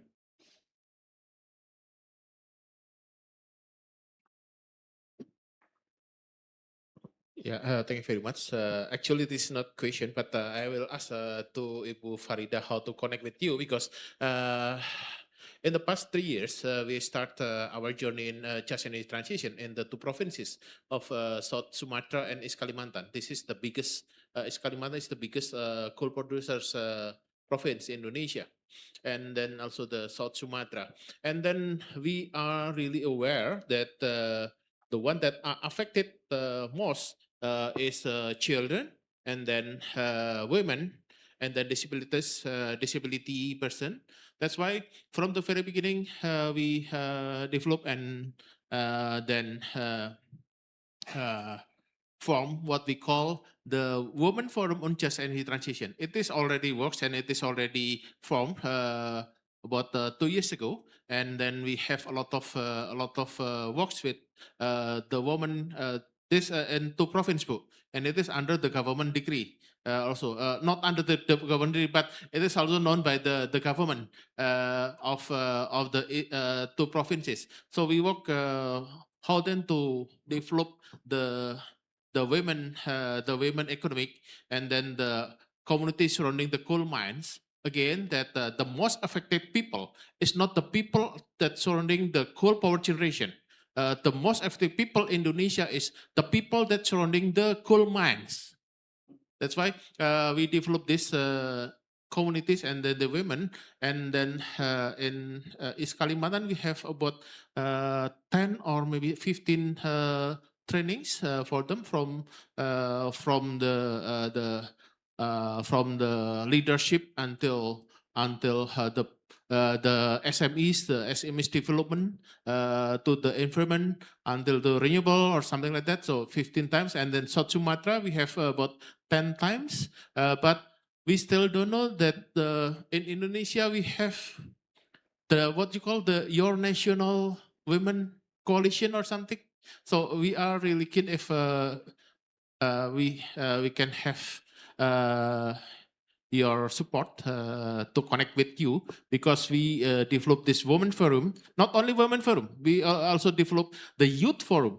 We also have our own Instagram, our own activities and trainings on the ground with the youth for this in the past 3 years in these two provinces, and we are very glad if we also can join with all of you in here. Thank you very much. Okay, is there another question, please, sir?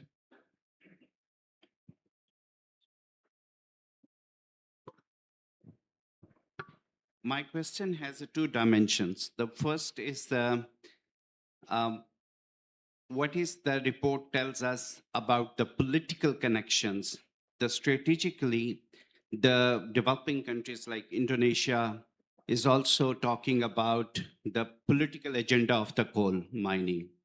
The how to address this strategic point when the political connection and sovereignty is connected soundly with this coal element. The second one is the industrial emissions. When we only talk about the large scale infrastructure and energy suppliers by the government and other IPPs, how about the industrials?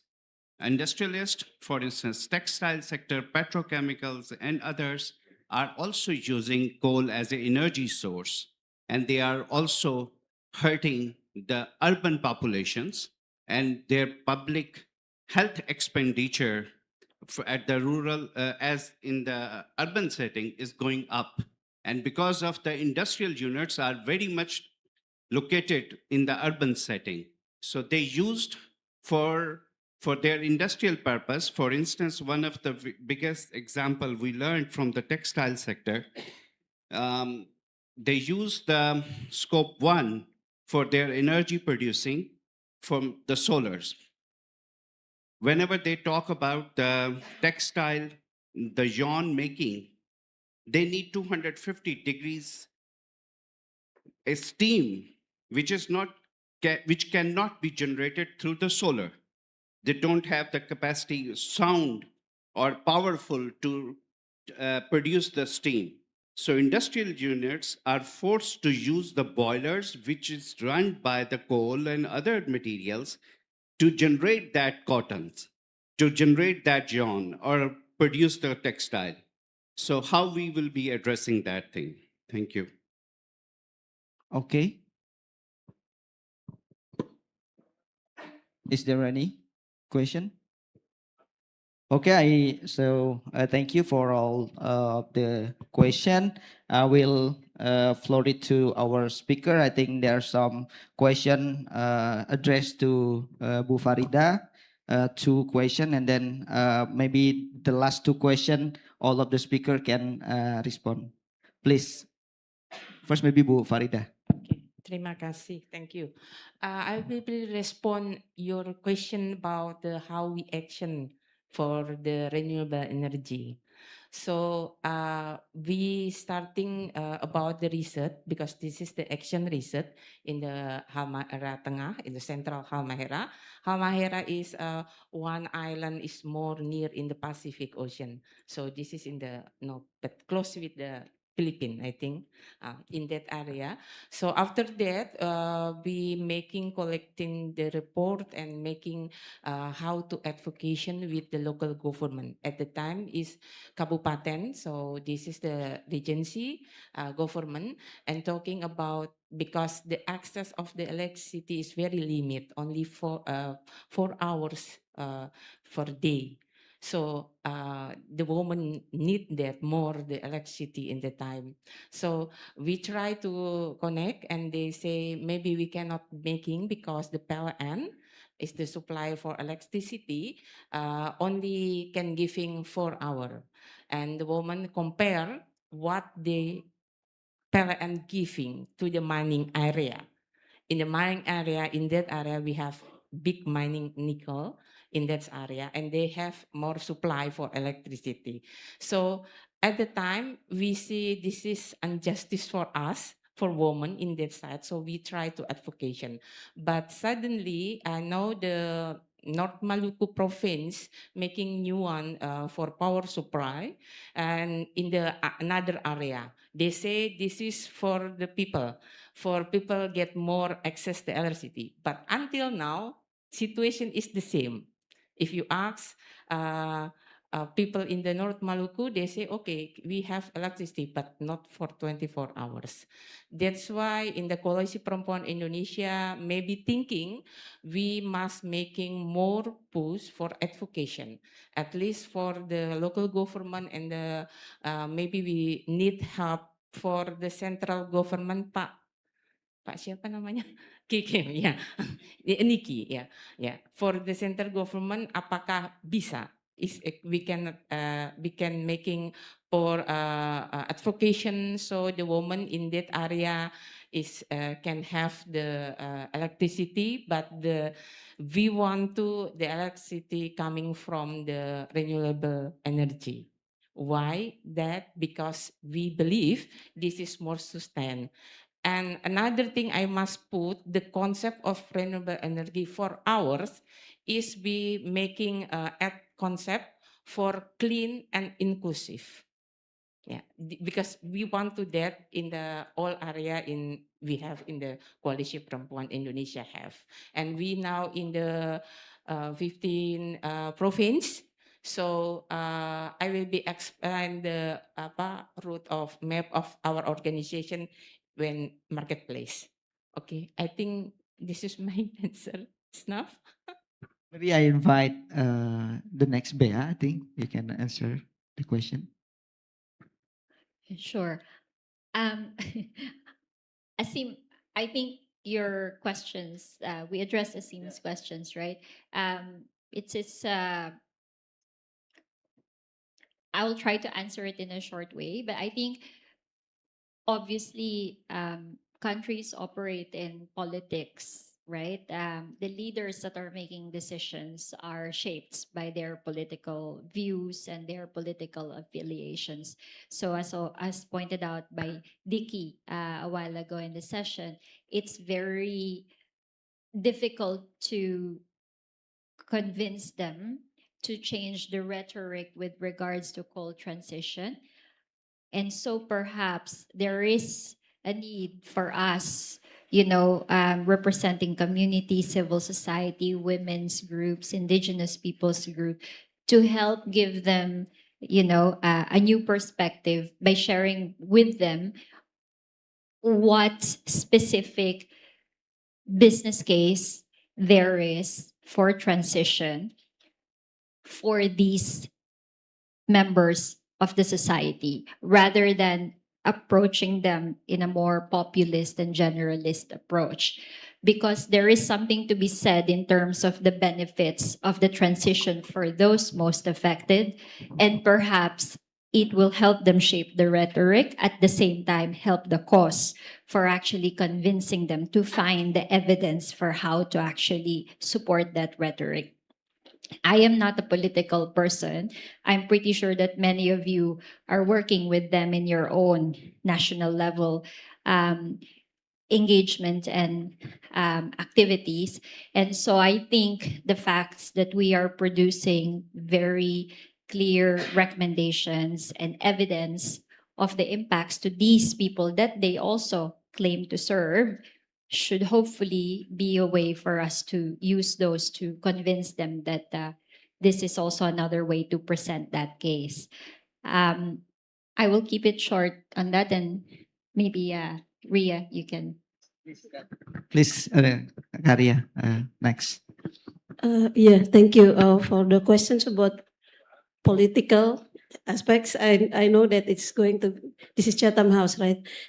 So in the context of Indonesia, for instance, we also learn from our many years of bank assessment that there are different kind of gaps. First, if you don't have commitment at all, or second, you have the commitment but the implementation is less than expected, or the third is the governance itself of all this transition. So that's, I think, what happens. We can see in Indonesia, for instance, in some instance, our government, this administration, already said that we commit to do this, but then the implementations go beyond the commitment.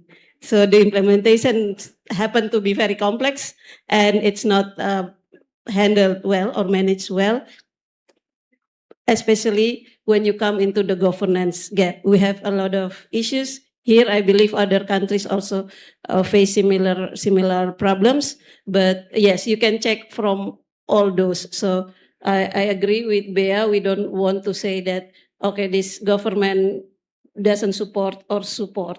We don't want to go to that, like just big one statement about support or doesn't support. But we have to see and break it down, the questions, into more detail what's actually happened. So whether they have commitment, not implementing that well, or the governance. And second, I think you mentioned about how the industry also can go to transition. Yes, I think what we also learned from our reports and our assessment is whether they have set an objective for transition or not. So we have seen banks, for instance, in our financial banks policy assessment, that since year 2013, 2014, which is more than 10 years ago, this bank never set any objective to reduce their emission. If you don't set any objective, then you really don't know where do you go or where you are at currently. So I think that the important thing is this first setting the correct objective, so and second, you need to check whether the objective is progressive enough or you just sitting on what's comfortable and what's easiest. But yeah, I think those are two things that you have to check, because yes, you give an instance. We work with Prakarsa, works with the Ministry of Industry here in Indonesia, and we discussed with them how the manufacturing sector, for instance, can transition to green industry. And there are heaps of problems, not just in using coal, for instance, but the way they manage their waste management, for instance, and the efficiency in the production of the technology. Many of the middle and small medium scale businesses still use less efficient production technology. So that's one thing that we really want to see the governments, not just in Indonesia, but all over the Asian region, to start transitioning their manufacturing sector too. Thank you very much. Back to Jati. Okay, thank you. Please give round of applause to our speakers. Yeah. I think, is there any question? One last question? Yes. If there's no question, I think. Oh yeah, sorry.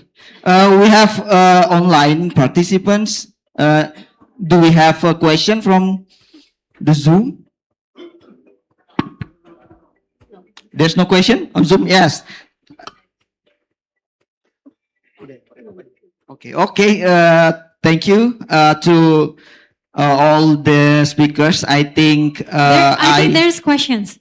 Oh, there's one question. One question. Okay. Sorry. Nothing. Thank you. Maybe we could have to read the questions from Zoom. There's no more question. Okay. Sorry. Okay. So I highlighted. Okay. Please, sir. One concise question and. Okay, thank you. Also concise answer. Okay, thank you. I'm Asep Saifullah from Equatorial. One question: how to push in the Indonesian financial institution to support green project, green program to real implementation, not only just greenwashing to just slogan. To we have to support a green program. How to push as a CSO and consumer to push international financial. Thank you. Okay, thank you. Who want to? Yeah. Okay. Okay, one Please, quick, Karya. one quick response. We can work different ways, whether we work with consumers to raise awareness and to pressure the producers, financial institutions. And the other thing is to work with the government, because businesses, they work on the and policy. The logic of policy is incentives, disincentives. If the government can provide incentives, it can be subsidies, concession, and then make the business think that that's the best way to go to be more profitable, and that's the future is coming in this type of business. Then I think they will do. I know it's easier to say than to do, but that's the idea is there. If you provide many disincentives, people business will not go there, because you provide 1, 2, 3 barriers for them to, for instance, become waste, not wise in waste management, etc., and using of fossil fuel, etc. So I think that's the logic. So civil society can work both ways, with the government, regulators, and also with the consumers and their the people, the communities. Thank you. All right, very quick one. So I think financial institutions, they speak in terms of profits and risks. So risks, we know that if they continue down this path, they will have stranded assets in the future. In terms of profits, we know that the direction of travel should go towards increased investments towards renewable energy, and that's where the future profits should be. And if you bring them together in order to avoid risks and potentially increase your profitability in the future by investing in renewable energy, which hopefully will provide affordable energy for people in the society, then this is also a way we should, talk to the banks and engage with them. And they know this already. So the other way, which is what we propose also in the report that we just launched, is by asking the banks, what are you doing to actually assess credible pathways towards transition? So when they are working with their clients, like coal power plants or mining, what are the credible pathways for this change? A lot of that is already detailed in national taxonomies, like in Indonesia and many others that are in development. So there's a lot of already information for them to follow, transitioning assets from brown to amber to green. And if they follow that, and if they look at those credible pathways for transition, there's information available for them as well. Bu Farida, do you have something to add? No, okay. Okay, that would be our last question. I think the committee already remind us that the time is up. Sorry. So I won't conclude everything from the speakers. That concludes our press conference. Thank you to all of you. Thank you to all of our speakers for the very insightful answer, and then for all of you who asked all of the question. So give one round of applause to all of us. Thank you and good afternoon. Back to. Thank you. I'm taking back over. Thank you very much, Mr. Jati, and also our speakers. Please kindly remain on the stage because we are going to have a quick photo session with all the speakers and also the moderator. Yeah, you can stay just behind the table. Boleh tetap berdiri di belakang meja ya. Kita akan foto bersama.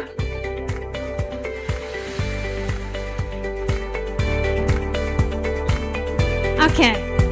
You may go down and then have a photo session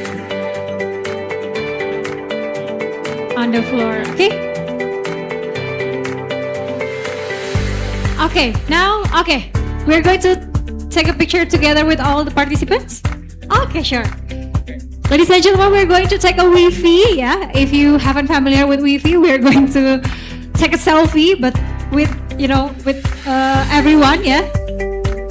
Let's go. Everyone, please stand up.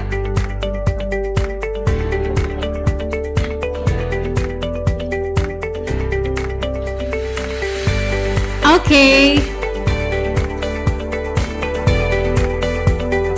Eyes on camera, ladies and gentlemen. Look to the camera.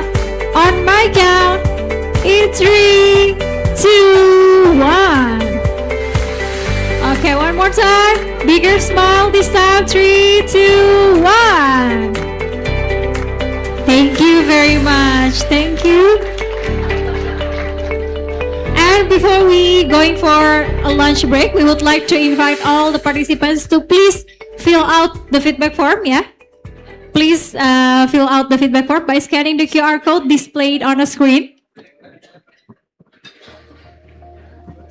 Ladies and gentlemen, the survey is mandatory and we truly appreciate you taking a few minutes to complete it. And of course, we are really appreciate your feedback as it will help us improve and serve as valuable input for organizing future General Assemblies. And after this, we are going to have a lunch break until 1:30 p.m. So please be back on time later. We are going to continue with the next afternoon session. So please use this time to mingle, of course, to eat lunch. And then you can take a picture at the photo booth section, yeah, just at the foyer area. And also lunch is served at the foyer area, so please you can enjoy and you can use this time to connect with fellow participants and fellow delegates. Thank you very much. I'm Rani Raj and I'll see you at 1:30 p.m. Thank you. I'm only one call away. I'll be there to save the day. Superman got nothing on me. I'm only one.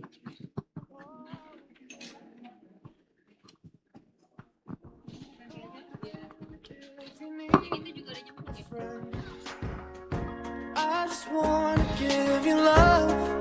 Come on, come on, come on. Reaching out to you, so take a chance. No matter where you go, no, you're not alone. I'm only one call away. I'll be there to save the day. Superman got nothing. How can we enable a just energy transition? Is a just energy transition possible? This is a question that Emilia always asks. Emilia lives on an island in Indonesia where a coal-fired power plant is polluting their community's air and water. Not only that, she notices that the weather is getting hotter and hotter every year. Meanwhile, Aryan is an employee from company Y. She tells Emilia that Y is mining minerals near the island that will be used to build renewable energy technologies like solar panels and batteries. She said that these minerals will make us no longer dependent on fossil fuels. At first, Emilia likes what Company Y is doing, as she also wants clean air and water for her community. So if the new minerals could stop coal power plants from emitting so much greenhouse gases, Emilia thinks that she's on board with it. But her community is skeptical. Yes, there may be new jobs in the mine, but what of their forests and lands? Aren't they going to be destroyed? The minerals are buried under their ancestral lands. And how will Emilia's community benefit exactly? Now Emilia is dismayed. If it is true that this energy transition will come at a high cost for her community, what can they do?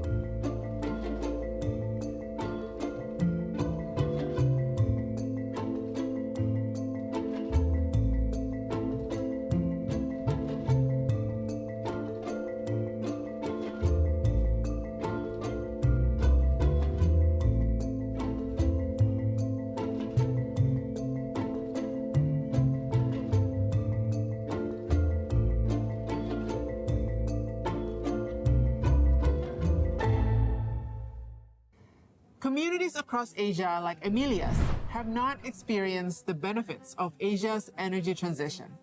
It can mean nothing to them but new destructions. This is because many Asian countries, like Indonesia, continue to experience an energy addition rather than transition. Yes, there are new renewable energy power plants, but coal-based power plants are still being built too. This means that we're still emitting the same, if not more, amount of greenhouse gases, and vulnerable communities are still being unjustly impacted by energy transition efforts. This is happening because policymakers remain slow in their uptake of renewable energy policies. The justice element in Asian countries' energy transition remains lacking. This is evident especially in cases where existing coal power plant workers are losing their livelihoods and indigenous communities whose rights to lands, resources, and overall well-being are being violated to the development of both renewable energy and fossil fuel projects. In this context, there is an entity that plays a critical role in allowing for a smooth transition but hasn't been talked about enough: financial institutions. How? Financial institutions have the capacity to lend and invest, which could be impactful in the attempt to stop building coal-based power plants. Unfortunately, they're still financing coal-fired power plants, and very few are committed to developing a concrete net zero commitment. 5 out of 6 financial institutions are not aligned with international standards. A study also found that only 14% of Asian banks' energy financing from 2016 to 2022 was directed towards renewable energy. And as of 2022, only 21% of Asian investors supported renewable energy projects. There are, in fact, financing models being deployed to accelerate the transition away from traditional extractive and fossil fuel towards renewable energy in key Asian countries, but not without their own problems. This includes the loopholes to continue investing in coal, distributing finance as loans, not grants, as well as limited participation from affected communities. Indeed, Asian financial regulators have adopted taxonomies that indicate which technologies and activities should be receiving financing and which ones should not. However, they fail to indicate that coal investments are unsustainable and should actually be phased out. So policymakers, financial institutions, and other stakeholders need to do more to achieve a just energy transition in Asia that benefits everyone.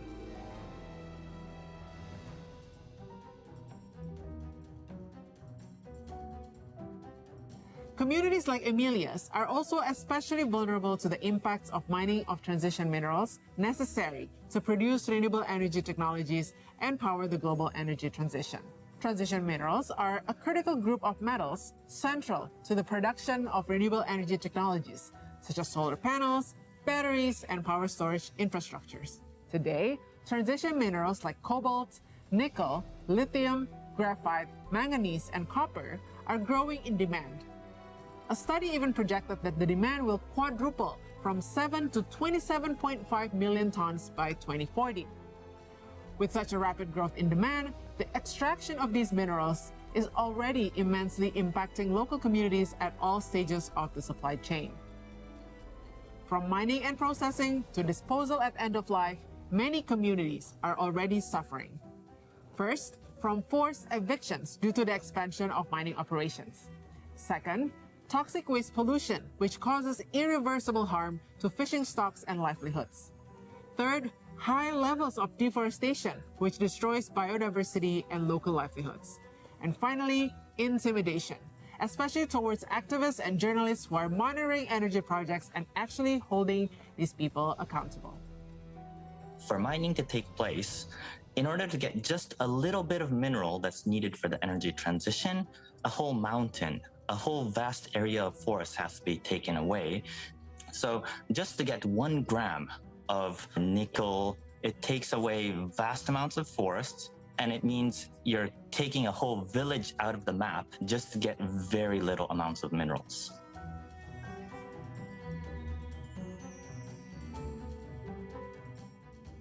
So where does Indonesia fit in the picture?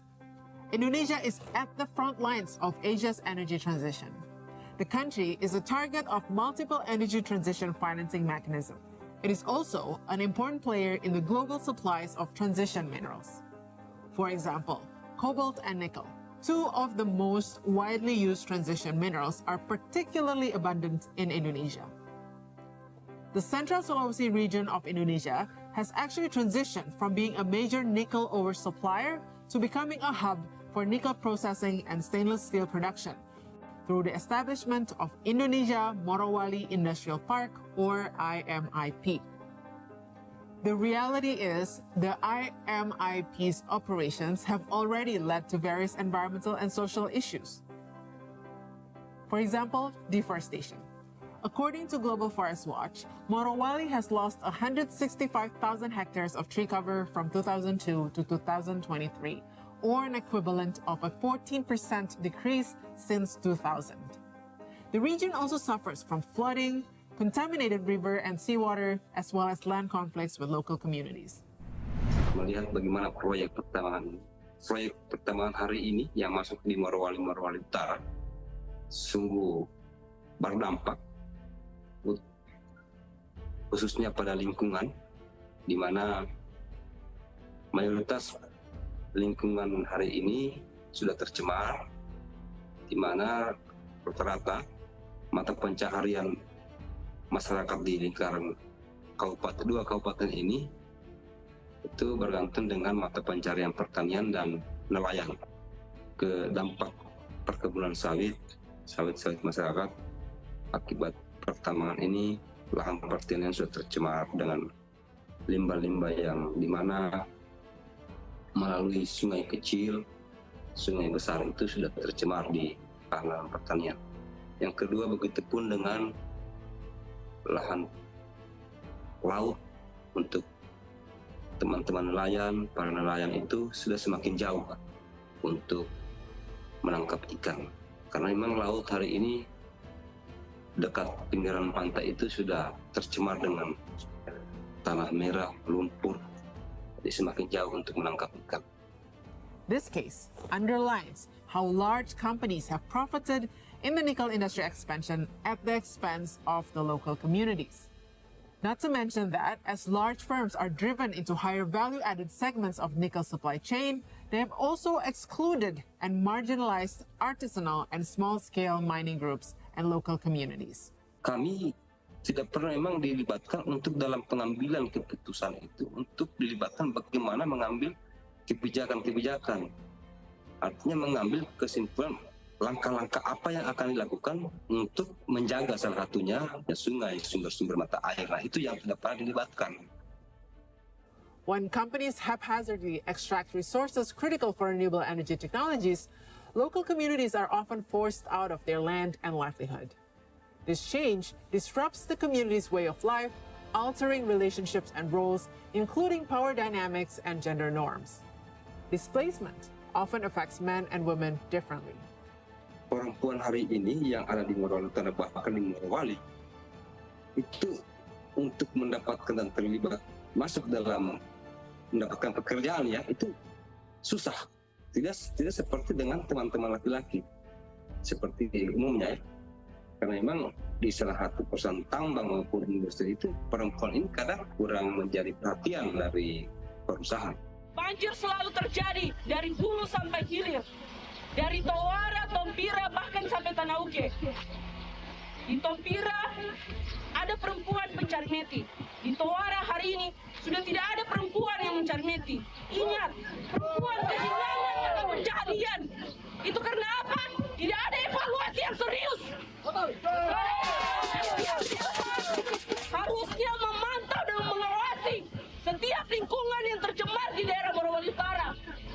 Unfortunately, in Indonesia and globally, mining companies face limited consequences when their business operations pollute rivers and waterways, causing tailing dam collapse or causes harms and ills to local communities. Despite having a robust mining codes and policies, many countries continue to struggle with the implementation and enforcement of these regulations. This leads to a lack of protection for local communities and a culture where corporate abuses often go unpunished. When the financial penalties are extremely weak in comparison to company revenues and profits, mining companies can't afford to ignore these risks. There are also questions about the vested interests of government officials in the mining industry, as well as impunity for corporate actors.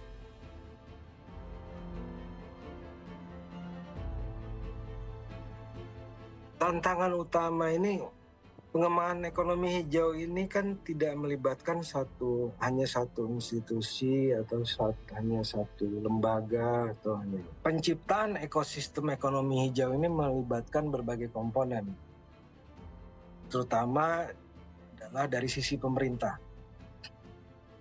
Bagaimana kesiapan atau integrasi dari komponen ini dalam mendukung suatu pengembangan ekonomi hijau itu menjadi tantangan yang cukup besar bagi negara-negara seperti Indonesia yang sifatnya negara maju.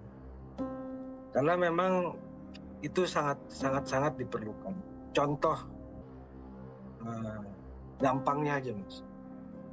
Kita melihat bagaimana perkembangan industri EV misalnya di negara-negara barat itu didukung dengan suatu ekosistem baik dari sisi aspek fiskal, aspek moneter maupun aspek keuangan yang saling membantu dan terintegrasi.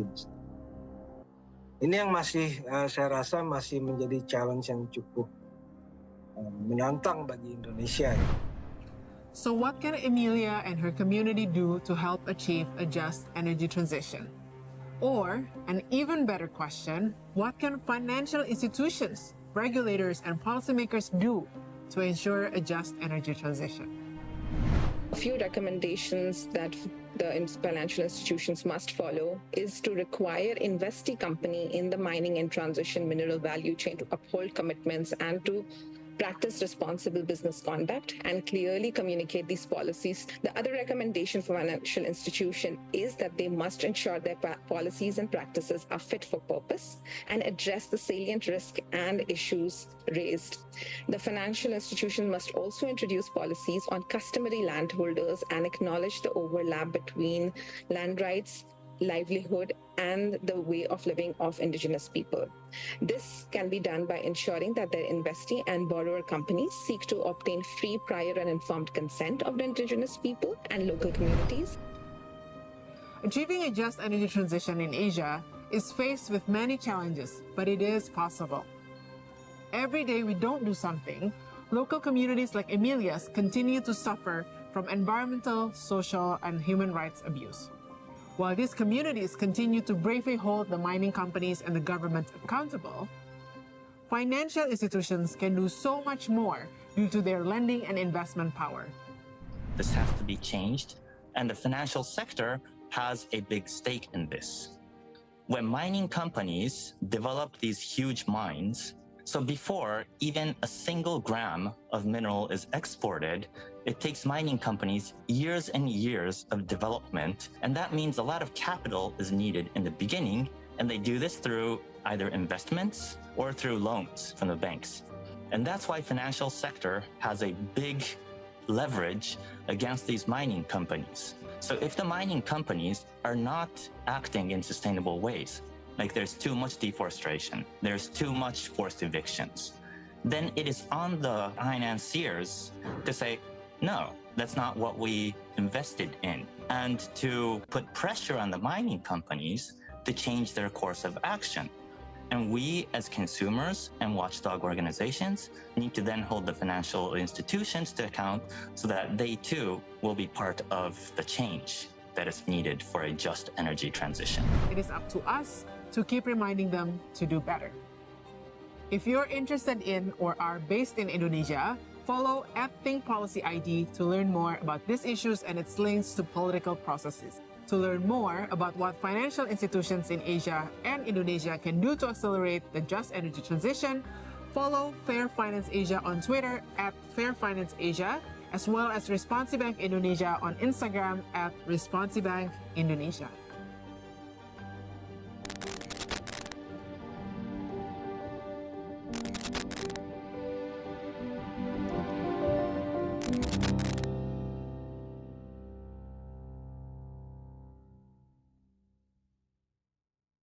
How can we enable a just energy transition?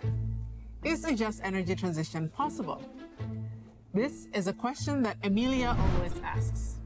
Emilia lives on an island in Indonesia where a coal-fired power plant is polluting their community's air and water. Not only that, she notices that the weather is getting hotter and hotter every year. Meanwhile, Aryan is an employee from company Y. She tells Emilia that Y is mining minerals near the island that will be used to build renewable energy technologies like solar panels and batteries. She said that these minerals will make us no longer dependent on fossil fuels. At first, Emilia likes what Company Y is doing, as she also wants clean air and water for her community. So if the new minerals could stop coal power plants from emitting so much greenhouse gases, Emilia thinks that she's on board with it. But her community is skeptical. Yes, there may be new jobs in the mine, but what of their forests and lands? Aren't they going to be destroyed? The minerals are buried under their ancestral lands. And how will Emilia's community benefit exactly? Now Emilia is dismayed.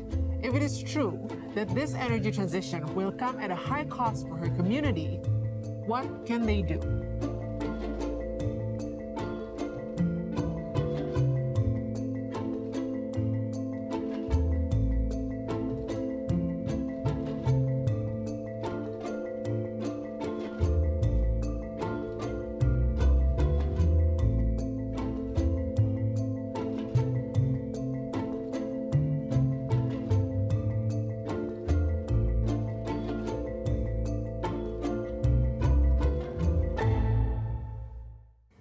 Communities across Asia, like Emilia's, have not experienced the benefits of Asia's energy transition. It can mean nothing to them but new destructions. This is because many Asian countries, like Indonesia, continue to experience an energy addition rather than transition. Yes, there are new renewable energy power plants, but coal-based power plants are still being built too. This means that we're still emitting the same, if not more, amount of greenhouse gases, and vulnerable communities are still being unjustly impacted by energy transition efforts. This is happening because policymakers remain slow in their uptake of renewable energy policies. The justice element in Asian countries' energy transition remains lacking. This is evident especially in cases where existing coal power plant workers are losing their livelihoods and indigenous communities whose rights to lands, resources, and overall well-being are being violated to the development of both renewable energy and fossil fuel projects. In this context, there is an entity that plays a critical role in allowing for a smooth transition but hasn't been talked about enough: financial institutions. How? Financial institutions have the capacity to lend and invest, which could be impactful in the attempt to stop building coal-based power plants. Unfortunately, they're still financing coal-fired power plants, and very few are committed to developing a concrete net zero commitment. 5 out of 6 financial institutions are not aligned with international standards. A study also found that only 14% of Asian banks' energy financing from 2016 to 2022 was directed towards renewable energy. And as of 2022, only 21% of Asian investors supported renewable energy projects. There are, in fact, financing models being deployed to accelerate the transition away from traditional extractive and fossil fuel towards renewable energy in key Asian countries, but not without their own problems. This includes the loopholes to continue investing in coal, distributing finance as loans, not grants, as well as limited participation from affected communities. Indeed, Asian financial regulators have adopted taxonomies that indicate which technologies and activities should be receiving financing and which ones should not. However, they fail to indicate that coal investments are unsustainable and should actually be phased out. So policymakers, financial institutions, and other stakeholders need to do more to achieve a just energy transition in Asia that benefits everyone.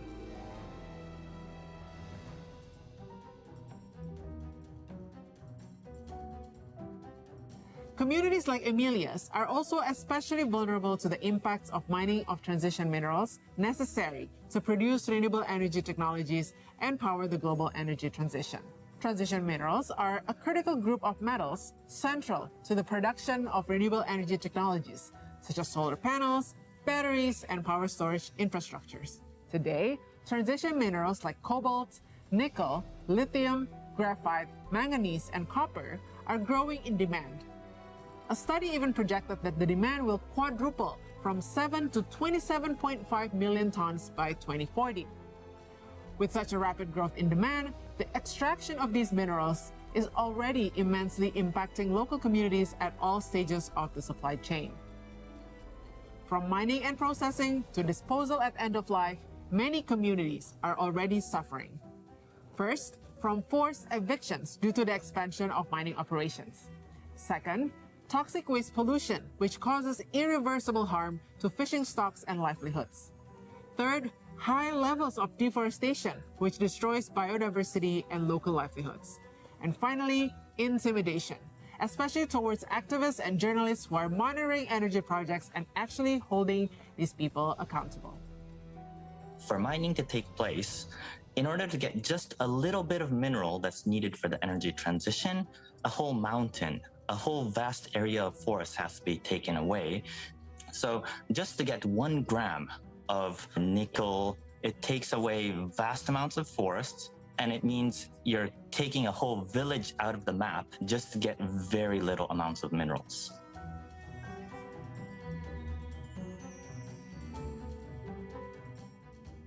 So where does Indonesia fit in the picture? Indonesia is at the front lines of Asia's energy transition. The country is a target of multiple energy transition financing mechanisms. It is also an important player in the global supplies of transition minerals.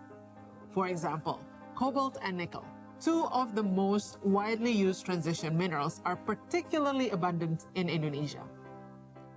The Central Sulawesi region of Indonesia has actually transitioned from being a major nickel oversupplier to becoming a hub for nickel processing and stainless steel production through the establishment of Indonesia Morowali Industrial Park, or IMIP.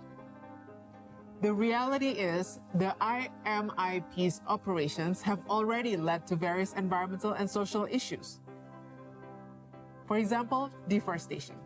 According to Global Forest Watch, Morowali has lost 165,000 hectares of tree cover from 2002 to 2023, or an equivalent of a 14% decrease since 2000.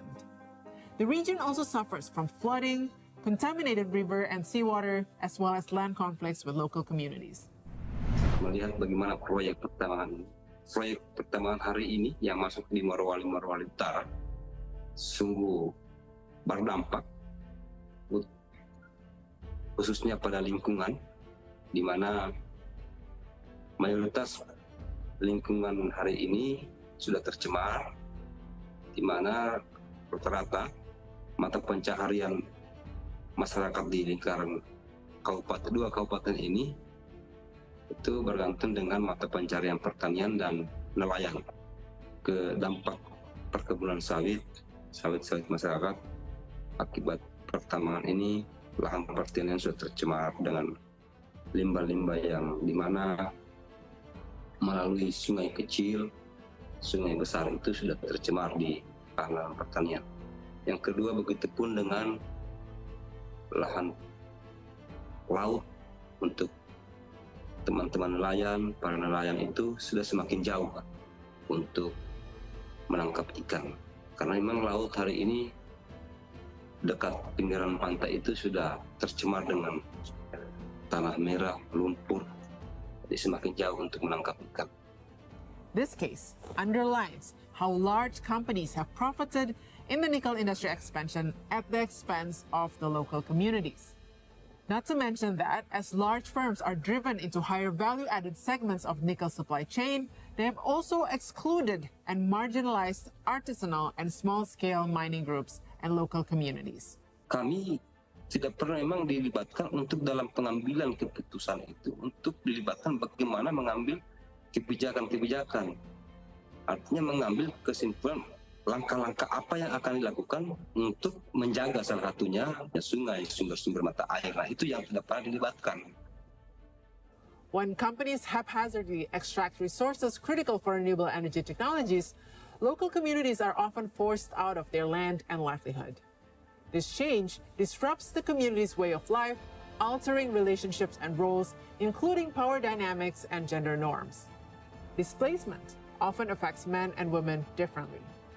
Perempuan hari ini yang ada di Morowali, bahkan di Morowali, itu untuk mendapatkan dan terlibat masuk dalam mendapatkan pekerjaan ya itu susah. Tidak seperti dengan teman-teman laki-laki seperti di umumnya ya. Karena memang di salah satu perusahaan tambang maupun industri itu perempuan ini kadang kurang menjadi perhatian dari perusahaan. Banjir selalu terjadi dari hulu sampai hilir, dari Tawara, Tompira, bahkan sampai Tanauke. Di Tompira ada perempuan pencari meti. Di Tawara hari ini sudah tidak ada perempuan yang mencari meti. Ingat, perempuan kehilangan dalam pencarian. Itu karena apa? Tidak ada evaluasi yang serius. Harusnya memantau dan mengawasi setiap lingkungan yang tercemar di daerah Morowali Utara. Unfortunately, in Indonesia and globally, mining companies face limited consequences when their business operations pollute rivers and waterways, causing tailing dam collapse or causes harms and ills to local communities. Despite having a robust mining codes and policies, many countries continue to struggle with the implementation and enforcement of these regulations. This leads to a lack of protection for local communities and a culture where corporate abuses often go unpunished. When the financial penalties are extremely weak in comparison to company revenues and profits, mining companies can't afford to ignore these risks. There are also questions about the vested interests of government officials in the mining industry, as well as impunity for corporate actors.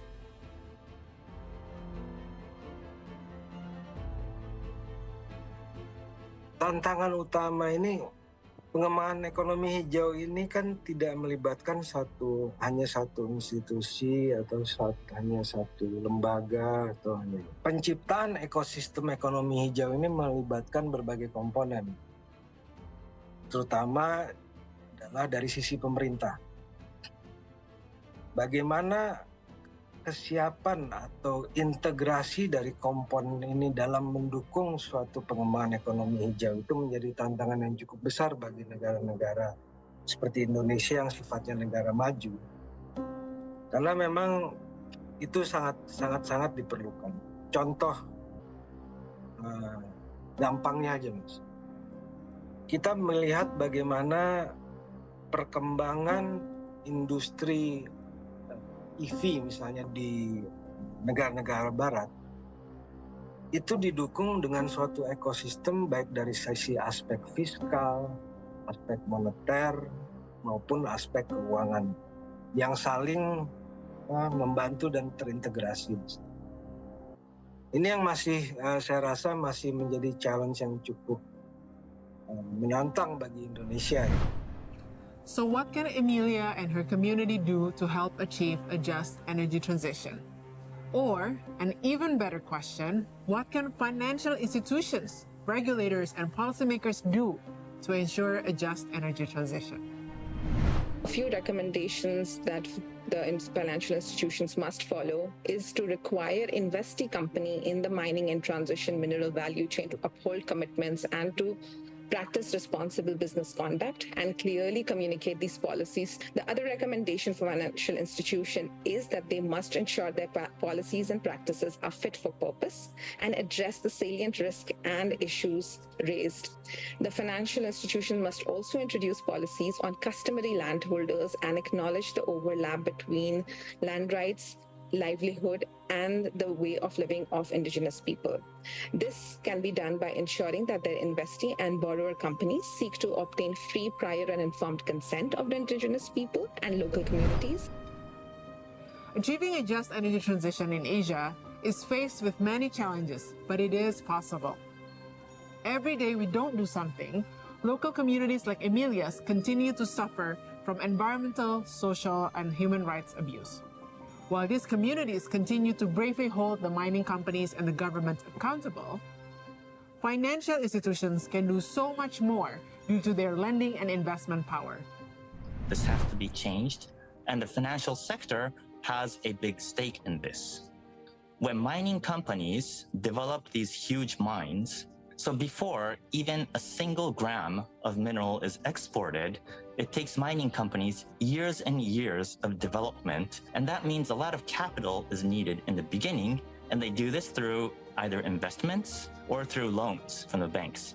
And that's why financial sector has a big leverage against these mining companies. So if the mining companies are not acting in sustainable ways, like there's too much deforestation, there's too much forced evictions, then it is on the financiers to say, no, that's not what we invested in, and to put pressure on the mining companies to change their course of action. And we as consumers and watchdog organizations need to then hold the financial institutions to account so that they too will be part of the change that is needed for a just energy transition. It is up to us to keep reminding them to do better.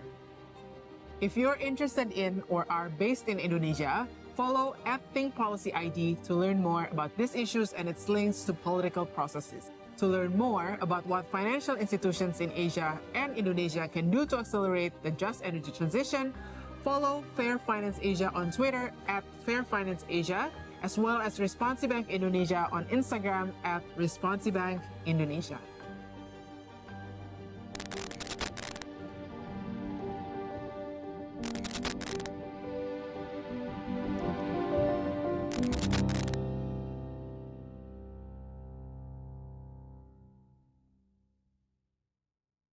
How can we enable a just energy transition? Is a just energy transition possible? This is a question that Emilia always asks. Emilia lives on an island in Indonesia where a coal-fired power plant is polluting their community's air and water. Not only that, she notices that the weather is getting hotter and hotter every year. Meanwhile, Arin is an employee from company Y. She tells Emilia that Y is mining minerals near the island that will be used to build renewable energy technologies like solar panels and batteries. She said that these minerals will make us no longer dependent on fossil fuels. At first, Emilia likes what Company Y is doing, as she also wants clean air and water for her community. So if the new minerals could stop coal power plants from emitting so much greenhouse gases, Emilia thinks that she's on board with it. But her community is skeptical. Yes, there may be new jobs in the mine, but what of their forests and lands? Aren't they going to be destroyed? The minerals are buried under their ancestral lands. And how will Emilia's community benefit exactly?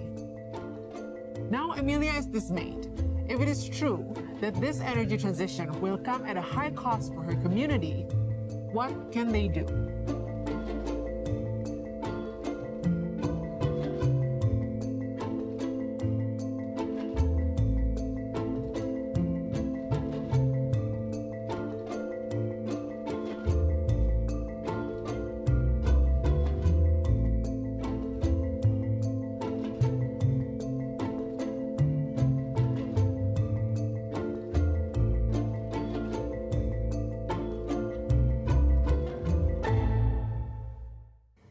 Communities across Asia, like Emilia's, have not experienced the benefits of Asia's energy transition.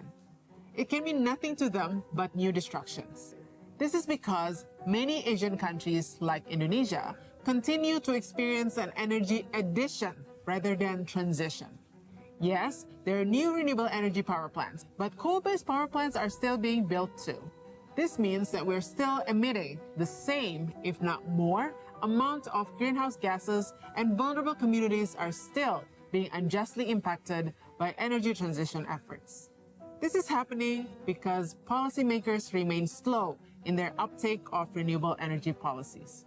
The justice element in Asian countries' energy transition remains lacking. This is evident especially in cases where existing coal power plant workers are losing their livelihoods and indigenous communities whose rights to lands, resources, and overall well-being are being violated to the development of both renewable energy and fossil fuel projects.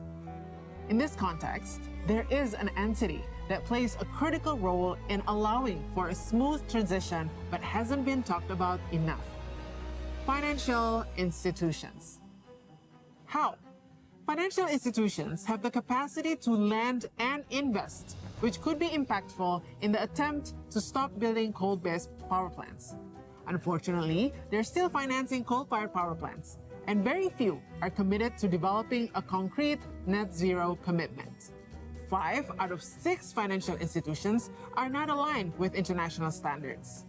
A study also found that only 14% of Asian banks' energy financing from 2016 to 2022 was directed towards renewable energy. And as of 2022, only 21% of Asian investors supported renewable energy projects. There are, in fact, financing models being deployed to accelerate the transition away from traditional extractive and fossil fuel towards renewable energy in key Asian countries, but not without their own problems. This includes the loopholes to continue investing in coal, distributing finance as loans, not grants, as well as limited participation from affected communities. Indeed, Asian financial regulators have adopted taxonomies that indicate which technologies and activities should be receiving financing and which ones should not. However, they fail to indicate that coal investments are unsustainable and should actually be phased out. So policymakers, financial institutions, and other stakeholders need to do more to achieve a just energy transition in Asia that benefits everyone.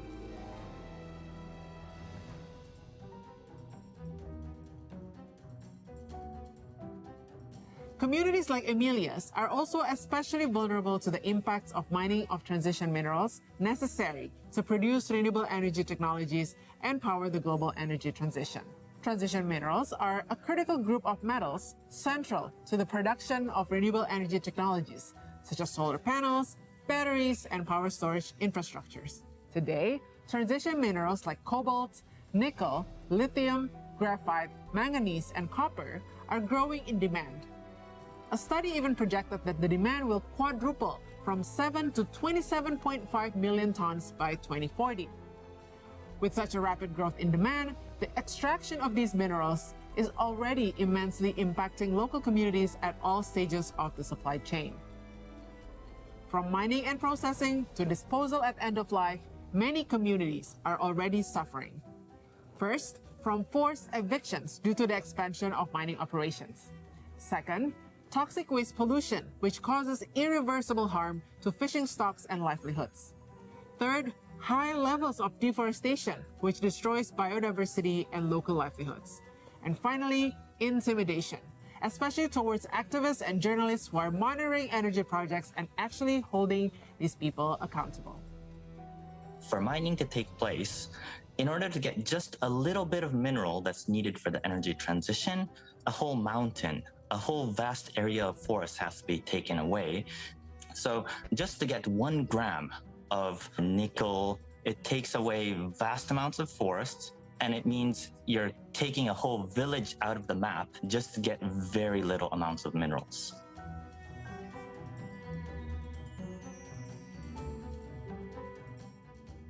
So where does Indonesia fit in the picture? Indonesia is at the front lines of Asia's energy transition. The country is a target of multiple energy transition financing mechanisms.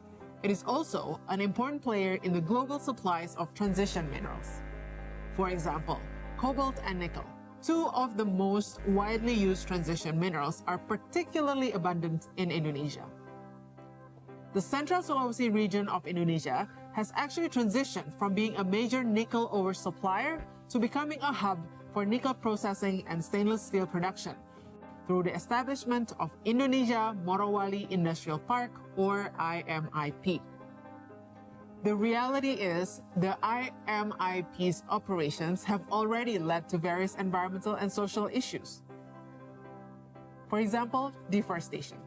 According to Global Forest Watch, Morowali has lost 165,000 hectares of tree cover from 2002 to 2023, or an equivalent of a 14% decrease since 2000. The region also suffers from flooding, contaminated river and seawater, as well as land conflicts with local communities. Melihat bagaimana proyek pertambangan hari ini yang masuk di Morowali Utara sungguh berdampak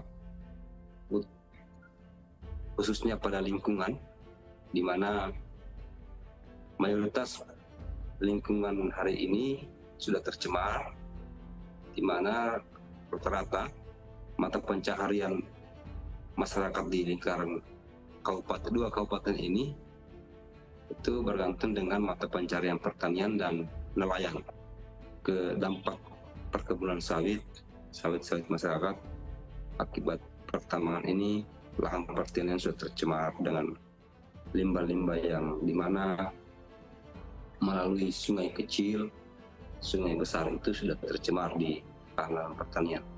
Yang kedua, begitu pun dengan lahan laut untuk teman-teman nelayan, para nelayan itu sudah semakin jauh untuk menangkap ikan. Karena memang laut hari ini dekat pinggiran pantai itu sudah tercemar dengan tanah merah, lumpur, jadi semakin jauh untuk menangkap ikan. This case underlines how large companies have profited in the nickel industry expansion at the expense of the local communities.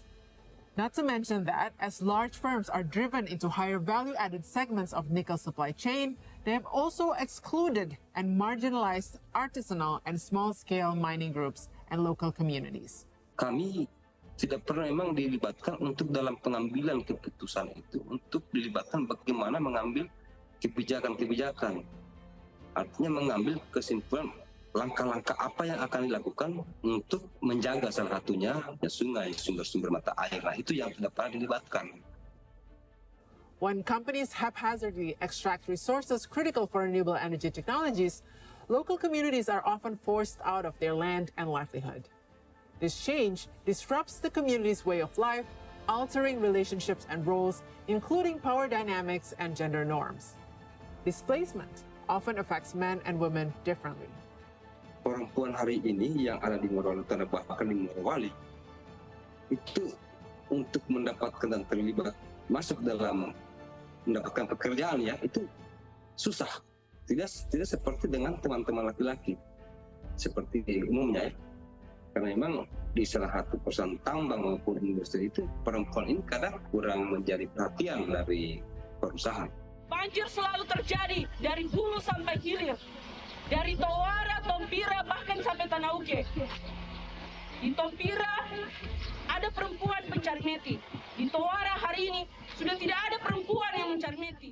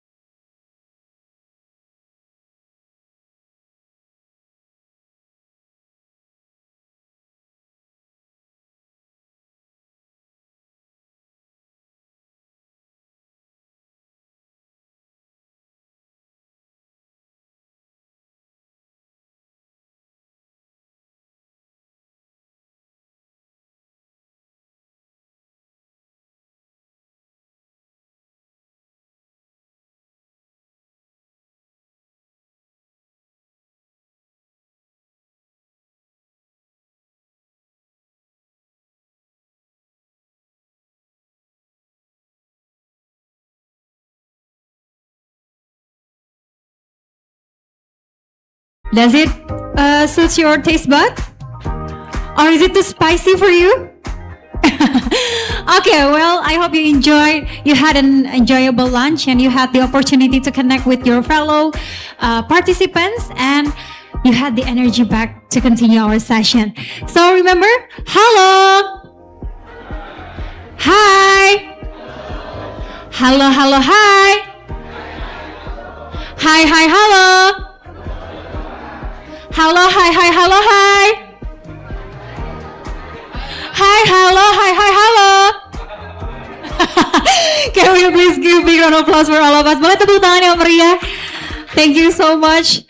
I hope the energy is back right now, and let's continue our session. But before that, may I kindly ask everyone to put your mobile phones on a silent mode, and then I would like to remind you who don't want to be seen in the videos or photos for documentation. You can wear the pink or green sticker, yeah, and you can sit at the designated seats, yeah, at the back of this room. And then later on the Q&A sessions, if you have any questions, you can use the microphone provided on the center of this room. So you have to use microphone, yeah, while you're asking questions. Thank you very much. And now let's begin our afternoon session with another important report launch entitled Extraction to Equity, Pathways to Responsible Finance and Trade in Asia's Critical Minerals Value Chains. But before that, please turn your attention to the screen to see the FFA works on critical mineral through the video. Please enjoy this video. How can we enable a just energy transition? Is a just energy transition possible? This is a question that Emilia always asks.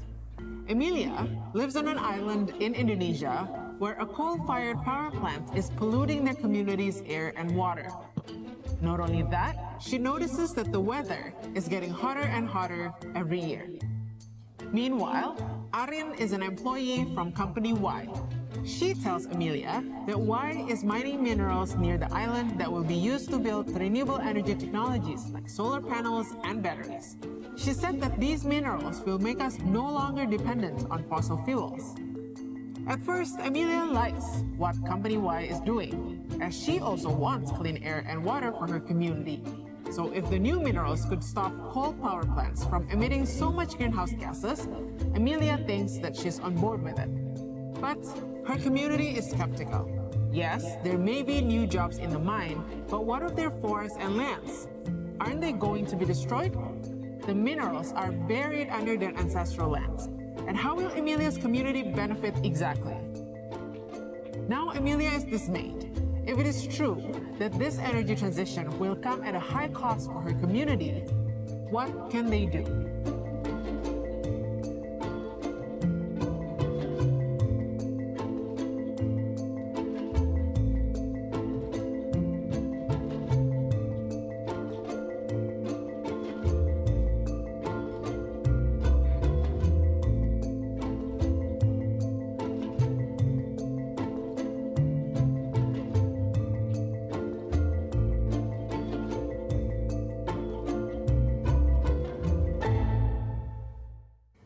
Communities across Asia, like Emilia's, have not experienced the benefits of Asia's energy transition. It can mean nothing to them but new destructions. This is because many Asian countries, like Indonesia, continue to experience an energy addition rather than transition. Yes, there are new renewable energy power plants, but coal-based power plants are still being built too. This means that we're still emitting the same, if not more, amount of greenhouse gases, and vulnerable communities are still being unjustly impacted by energy transition efforts. This is happening because policymakers remain slow in their uptake of renewable energy policies. The justice element in Asian countries' energy transition remains lacking. This is evident especially in cases where existing coal power plant workers are losing their livelihoods and indigenous communities whose rights to lands, resources, and overall well-being are being violated to the development of both renewable energy and fossil fuel projects. In this context, there is an entity that plays a critical role in allowing for a smooth transition but hasn't been talked about enough. financial institutions. How? Financial institutions have the capacity to lend and invest, which could be impactful in the attempt to stop building coal-based power plants. Unfortunately, they're still financing coal-fired power plants, and very few are committed to developing a concrete net zero commitment. 5 out of 6 financial institutions are not aligned with international standards. A study also found that only 14% of Asian banks' energy financing from 2016 to 2022 was directed towards renewable energy. And as of 2022, only 21% of Asian investors supported renewable energy projects. There are, in fact, financing models being deployed to accelerate the transition away from traditional extractive and fossil fuel towards renewable energy in key Asian countries, but not without their own problems. This includes the loopholes to continue investing in coal, distributing finance as loans, not grants, as well as limited participation from affected communities. Indeed, Asian financial regulators have adopted taxonomies that indicate which technologies and activities should be receiving financing and which ones should not. However, they fail to indicate that coal investments are unsustainable and should actually be phased out. So policymakers, financial institutions, and other stakeholders need to do more to achieve a just energy transition in Asia that benefits everyone.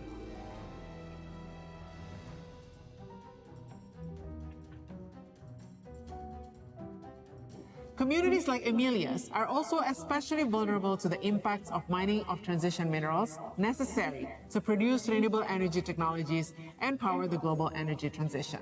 Transition minerals are a critical group of metals central to the production of renewable energy technologies, such as solar panels, batteries, and power storage infrastructures. Today, transition minerals like cobalt, nickel, lithium, graphite, manganese, and copper are growing in demand. A study even projected that the demand will quadruple from 7 to 27.5 million tons by 2040. With such a rapid growth in demand, the extraction of these minerals is already immensely impacting local communities at all stages of the supply chain. From mining and processing to disposal at end of life, many communities are already suffering. First, from forced evictions due to the expansion of mining operations. Second, toxic waste pollution, which causes irreversible harm to fishing stocks and livelihoods. Third, high levels of deforestation, which destroys biodiversity and local livelihoods. And finally, intimidation, especially towards activists and journalists who are monitoring energy projects and actually holding these people accountable. For mining to take place, in order to get just a little bit of mineral that's needed for the energy transition, a whole mountain, a whole vast area of forest has to be taken away. So just to get 1 gram of nickel, it takes away vast amounts of forests, and it means you're taking a whole village out of the map just to get very little amounts of minerals.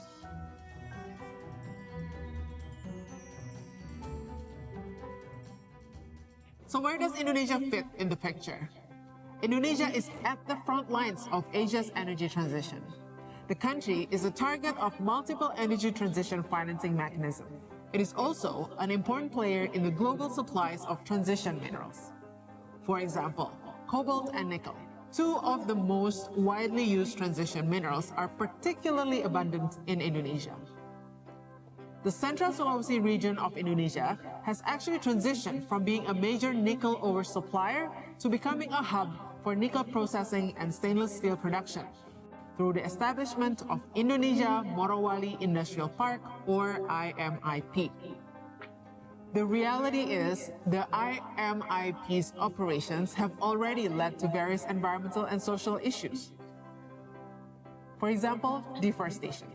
According to Global Forest Watch, Morowali has lost 165,000 hectares of tree cover from 2002 to 2023, or an equivalent of a 14% decrease since 2000. The region also suffers from flooding, contaminated river and seawater, as well as land conflicts with local communities. Melihat bagaimana proyek pertambangan hari ini yang masuk di Morowali Utara sungguh berdampak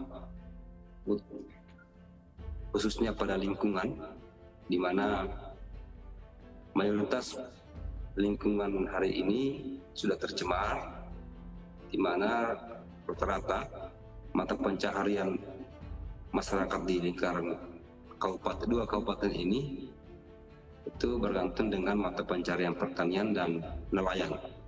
Ke dampak perkebunan sawit masyarakat akibat pertambangan ini, lahan pertanian sudah tercemar dengan limbah-limbah yang dimana melalui sungai kecil, sungai besar itu sudah tercemar di lahan pertanian. Yang kedua, begitupun dengan lahan laut untuk teman-teman nelayan, para nelayan itu sudah semakin jauh untuk menangkap ikan. Karena memang laut hari ini dekat pinggiran pantai itu sudah tercemar dengan tanah merah, lumpur, jadi semakin jauh untuk menangkap ikan. This case underlines how large companies have profited in the nickel industry expansion at the expense of the local communities. Not to mention that, as large firms are driven into higher value-added segments of nickel supply chain, they have also excluded and marginalized artisanal and small-scale mining groups and local communities. Kami tidak pernah memang dilibatkan untuk dalam pengambilan keputusan itu, untuk dilibatkan bagaimana mengambil kebijakan-kebijakan. Artinya mengambil kesimpulan langkah-langkah apa yang akan dilakukan untuk menjaga salah satunya ya sungai, sumber-sumber mata air. Nah, itu yang tidak pernah dilibatkan. When companies haphazardly extract resources critical for renewable energy technologies, local communities are often forced out of their land and livelihood. This change disrupts the community's way of life, altering relationships and roles, including power dynamics and gender norms. Displacement often affects men and women differently. Perempuan hari ini yang ada di Morowali, bahkan di Morowali, itu untuk mendapatkan dan terlibat masuk dalam mendapatkan pekerjaan ya itu susah. Tidak seperti dengan teman-teman laki-laki seperti di umumnya ya. Karena memang di salah satu perusahaan tambang maupun industri itu perempuan ini kadang kurang menjadi perhatian dari perusahaan. Banjir selalu terjadi dari hulu sampai hilir. Dari Tawara, Tompira, bahkan sampai Tanauke. Di Tompira ada perempuan pencari meti. Di Tawara hari ini sudah tidak ada perempuan yang mencari meti. Ingat, perempuan kehilangan dalam pencaharian. Itu karena apa? Tidak ada evaluasi yang serius. Harusnya memantau dan mengawasi setiap lingkungan yang tercemar di daerah Morowali Utara. Unfortunately, in Indonesia and globally, mining companies face limited consequences when their business operations pollute rivers and waterways, causing tailing dam collapse or causes harms and ills to local communities. Despite having a robust mining codes and policies, many countries continue to struggle with the implementation and enforcement of these regulations. This leads to a lack of protection for local communities and a culture where corporate abuses often go unpunished. When the financial penalties are extremely weak in comparison to company revenues and profits, mining companies can't afford to ignore these risks. There are also questions about the vested interests of government officials in the mining industry, as well as impunity for corporate actors.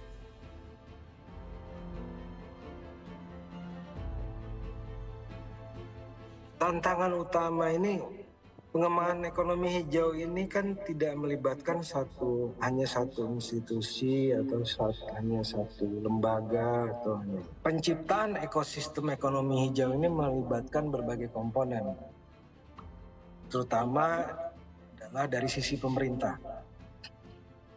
Bagaimana kesiapan atau integrasi dari komponen ini dalam mendukung suatu pengembangan ekonomi hijau itu menjadi tantangan yang cukup besar bagi negara-negara seperti Indonesia yang sifatnya negara maju. Karena memang itu sangat diperlukan. Contoh gampangnya aja Mas.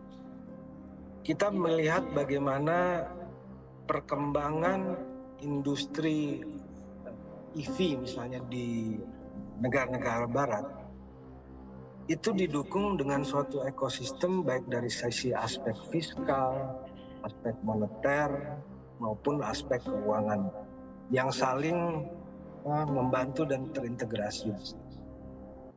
Ini yang masih saya rasa masih menjadi challenge yang cukup menantang bagi Indonesia.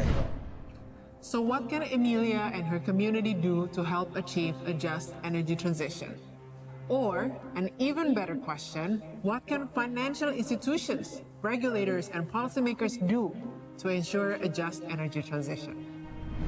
A few recommendations that the financial institutions must follow is to require investee company in the mining and transition mineral value chain to uphold commitments and to practice responsible business conduct and clearly communicate these policies. The other recommendation for financial institution is that they must ensure their policies and practices are fit for purpose and address the salient risk and issues raised.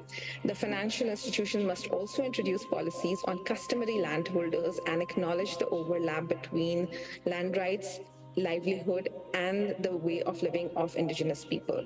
This can be done by ensuring that their investee and borrower companies seek to obtain free, prior, and informed consent of the indigenous people and local communities.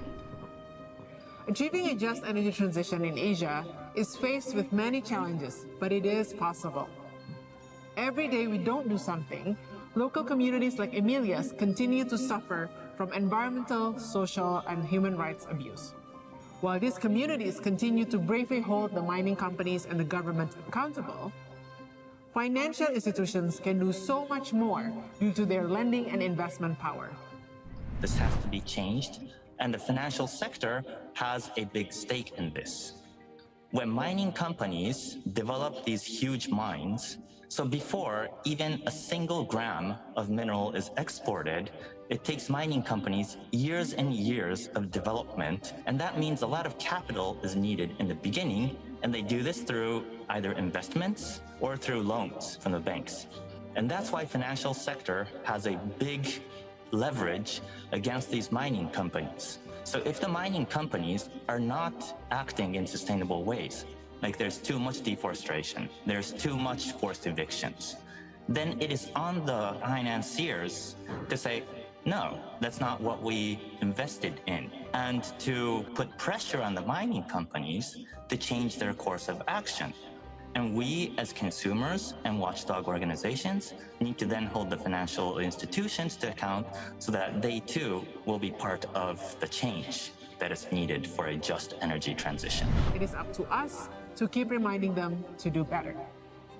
If you're interested in or are based in Indonesia, follow @ThinkPolicyID to learn more about these issues and its links to political processes. To learn more about what financial institutions in Asia and Indonesia can do to accelerate the just energy transition, follow Fair Finance Asia on Twitter @FairFinanceAsia, as well as Responsibank Indonesia on Instagram @Responsibank Indonesia.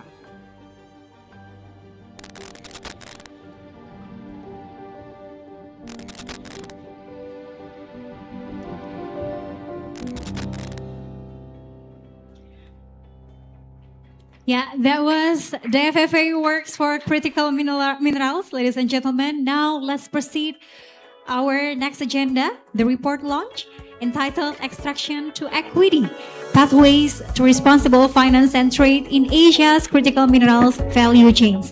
And therefore, I would like to invite our session manager, Ms. Srishti Anand from Fair Finance Asia, to facilitate this session. So please welcome Ms. Srishti Anand.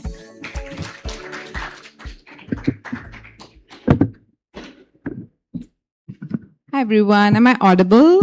Is it good? Okay. So the previous video kind of frames the soft launch that we are about to go into today in this session. So I'll not go into a lot of history of our work. It was pretty extensively covered. One thing I will say though, we launched a report called Unearthing the Hidden Cost in 2024, and in which Fair Finance Asia saw that we saw all the actions that are taking place in upstream in this video, but also links to midstream and downstream transition mineral supply chain. When I say that, it means what happens during processing in the midstream and in the battery manufacturing and sale. And all of these steps in the supply chain have its distinct human rights and environmental impacts. So that was the 2024 research that also saw that there are financial linkages between Japanese and countries from ASEAN, specifically Singapore, that are financing some of the manufacturers of EV in US, Europe, and in Asia. So that is one of the financial linkages that we saw. In last couple of years, actually last 1 year maybe, we have seen there's an amplified interest in trading with Asian partners on critical mineral of a variety of different kinds.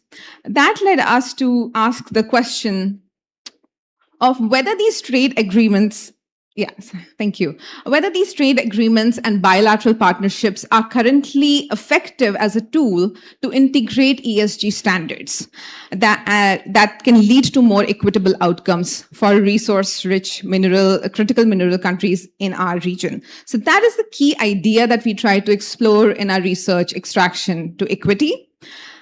The rationale of going through that and the things we looked at when in this research is to analyze what is the regional resource potential to assess the production and reserve potential of critical mineral to the electric vehicle value chain across these countries. So we are looking at the actual real-time reserve in 2025 for these for these critical mineral. We also evaluated some domestic benefit. How are these countries who are resource rich and are amplifying their critical mineral mining, how are they able to capture the economic benefits in the downstreaming process, which basically means instead of being only the supplier of these raw materials, are these companies or these countries also, do they also have ways to capture the profit by downstreaming, which is making the value chain addition within the country. So instead of just exporting the raw material, do they have way of processing them in the country, which I think you can link to some of the bans that have happened from Indonesia or even Philippines on, for example, iron ore and so on, to capture those interests in the country. So what do they look like? And the fourth was to map trade agreements and MOUs, and I'll go to the methodology to explain which are the countries, to map those trade agreements and to identify the sustainability practices and safeguards which are part of those or not part of those trade agreements. And lastly, the report will conclude with recommendations for governments and regulators at ASEAN and overall globally to incentivize a model that benefits local benefit sharing. So what was the methodology? So like I said, there were two parts to this research. We were trying to look at first the mining and the reserves that are by emphasizing on its role in the electric vehicle value chain. We looked at 5 specific countries that are listed here, which is Cambodia, Indonesia, Philippines, Myanmar, and Thailand. Minerals, like it was showing in the video, we have about 8 minerals that we tried to track. The timeline is critical because it is a very fast-paced and evolving space of trade agreements. So we did this research between November and December with our partners Profundo, and the source of literature was Grey Literature, Market Analysis, Industry, CSO Report, Company Disclosure, and media articles. Sorry. Can we go back, please? Thank you. And the second part of this research was to look at the trade agreements and whether they are following the sustainability safeguards. Again, the country focus was the same. The agreements that we looked at was trade agreements, MOU, and cooperation frameworks. And we are separating these categories based on their legalities and how legally binding they can or cannot be. Same timeline, and the sources were government, EU, ASEAN disclosures, CSO reports, and media article. Very important to focus on what were the sustainability safeguards that we were looking at. We were specifically looking at 4 of these, which is local benefit clauses, prioritization of domestic need, reference to international sustainability standards, and mechanism of fair pricing. And in the summary, I will try to explain what were the results of these. So for the first part of what the reserve looks like, I'd like to focus on first on the critical mineral graph that we have here. Like I said, we covered 5 countries, within each of which we saw 8 critical mineral and transition minerals. And depending on the country, of course, the reserve varies. But the long graph, which is the dark green one, which is also highest for Indonesia, followed by Philippines, shows the reserve that the country has. And the lighter green is the production share as it stands. Needless to say, this is all of this information is what was publicly available. We do not know all the trade that happens off the books. So when we were looking at this, we also saw what are some of the policies that the country has in terms of pursuing downstreaming to capture more economic value by shifting raw material exports to domestic processing and manufacturing, which is on the rise in many of these countries. We also saw hints of what we recently are seeing as geopolitical rivalries. So China, in all of these countries, has maintained a very decisive influence across many of these countries as trading partner and leading source of investment. For Indonesia, and it has been a driver of industrial growth. For Cambodia and Myanmar, it has served as foundational economic partner. And again, within Cambodia, it has tried to provide mining infrastructure through its Belt and Road Initiative. So these are the ways in which China has been playing the role behind the scenes for a very long time. But in response to that, we are also seeing that there is an amplification and intensification of trade agreements and memorandum of understanding, not just with China, but other countries. US, Europe, and others like Australia. Within EU, there are also specific agreements and trade partnership with Sweden, for example. So we are seeing those very specific trade agreements, and this is being... So US is now building partnership, or is trying to increase building that partnership in Southeast Asia, and it's complementing its maritime ties with Philippines and Indonesia. For the importing countries beyond clean energy, these minerals are explicitly linked to national security and defense application, including weapons and surveillance. These agreements are often aimed to reduce dependency on China, which currently maintains a decisive influence over the region's extraction and refining. So while trade agreements create binding obligations, many of these partnerships are MOU or just cooperation frameworks, which are not legally binding. So that is one of the limitations as well. The question that we ask is, why are we even looking at the trade agreements? How does this link to our question is, what has finance got to do with it? The key idea is, how is the profit being distributed? Who is the one making the profit? Often the ties are, of course, between the countries, but the benefits and the losses are distributed between communities and private sector. So we see that in local benefit sharing, the requirements are the concrete measures such as hiring quotas, community development funds, which are very critical for communities to access, local value content requirements for tariff benefits, they're almost entirely absent. Human rights and FPIC, none of the analyzed documents, that means the agreements and MOUs, include any binding commitments to uphold FPIC, which is free, prior, and informed commitment from the indigenous people. Stakeholder consultation. There is no agreement includes binding provisions for meaningful consultation with CSO and local communities. And talking about fair pricing, mechanisms to ensure equitable value distribution are completely missing, save one mention of price floor in US-Thailand MOU. So this is the state of sustainability standards linked with the MOUs that is also encompassing the trade agreements. And I want to highlight that because these trade agreements are taking place in countries where conversations, like in EU, we have CSDDD. So there are conversations of sustainability happening, but they're completely missing from these very new documents that we have reviewed. I will end this with the recommendations that we have. You can read this, the report for more detailed recommendations that we have for ASEAN member state, selected resource-rich countries, regulators, to create incentives for an alternative way forward beyond the current extractivist model that we have in mining and also in critical mining from these resource-rich countries. That they should endorse and commit to by implementing the UN principle to guide critical energy transition minerals towards equity and justice. Within that, we have areas that we have covered, which includes very specific detailed recommendations on human rights due diligence, mandatory environmental and social impact assessment, fiscal policy and benefit sharing mechanism, local value addition, sustainable finance taxonomy, and transparency and accountability. So those are some of the larger area of recommendations.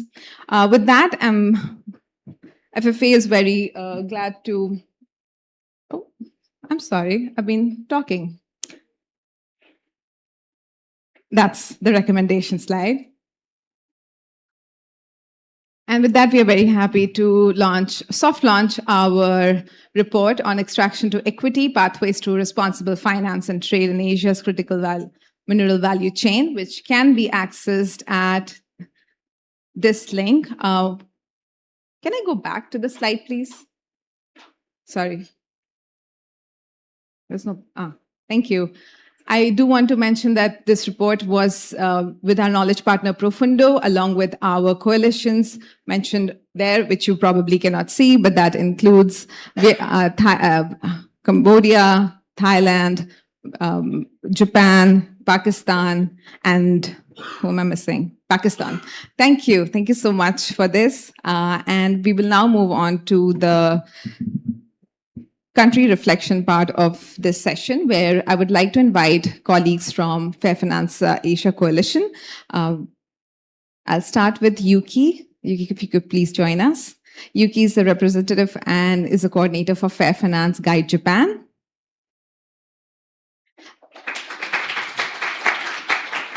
Asim, who's coordinating Fair Finance Pakistan. And Joel Chester Pagulayan, who we know as Cheng, who is the Climate Justice Portfolio Manager and Climate Finance from Fair Finance Philippines and Oxfam in Asia. Thank you so much for joining, everyone. I'll start first with one round of, I'll take off the mic. I'll start with one round of your very brief reflection on how this resonates with your country realities. So if you could, we could start with Cheng first. So how does any of these findings resonate with your country reality and some of the priorities, including the question on JET? Over to you. Yeah. Hi, everyone. My name is Cheng. Again, let me reintroduce myself.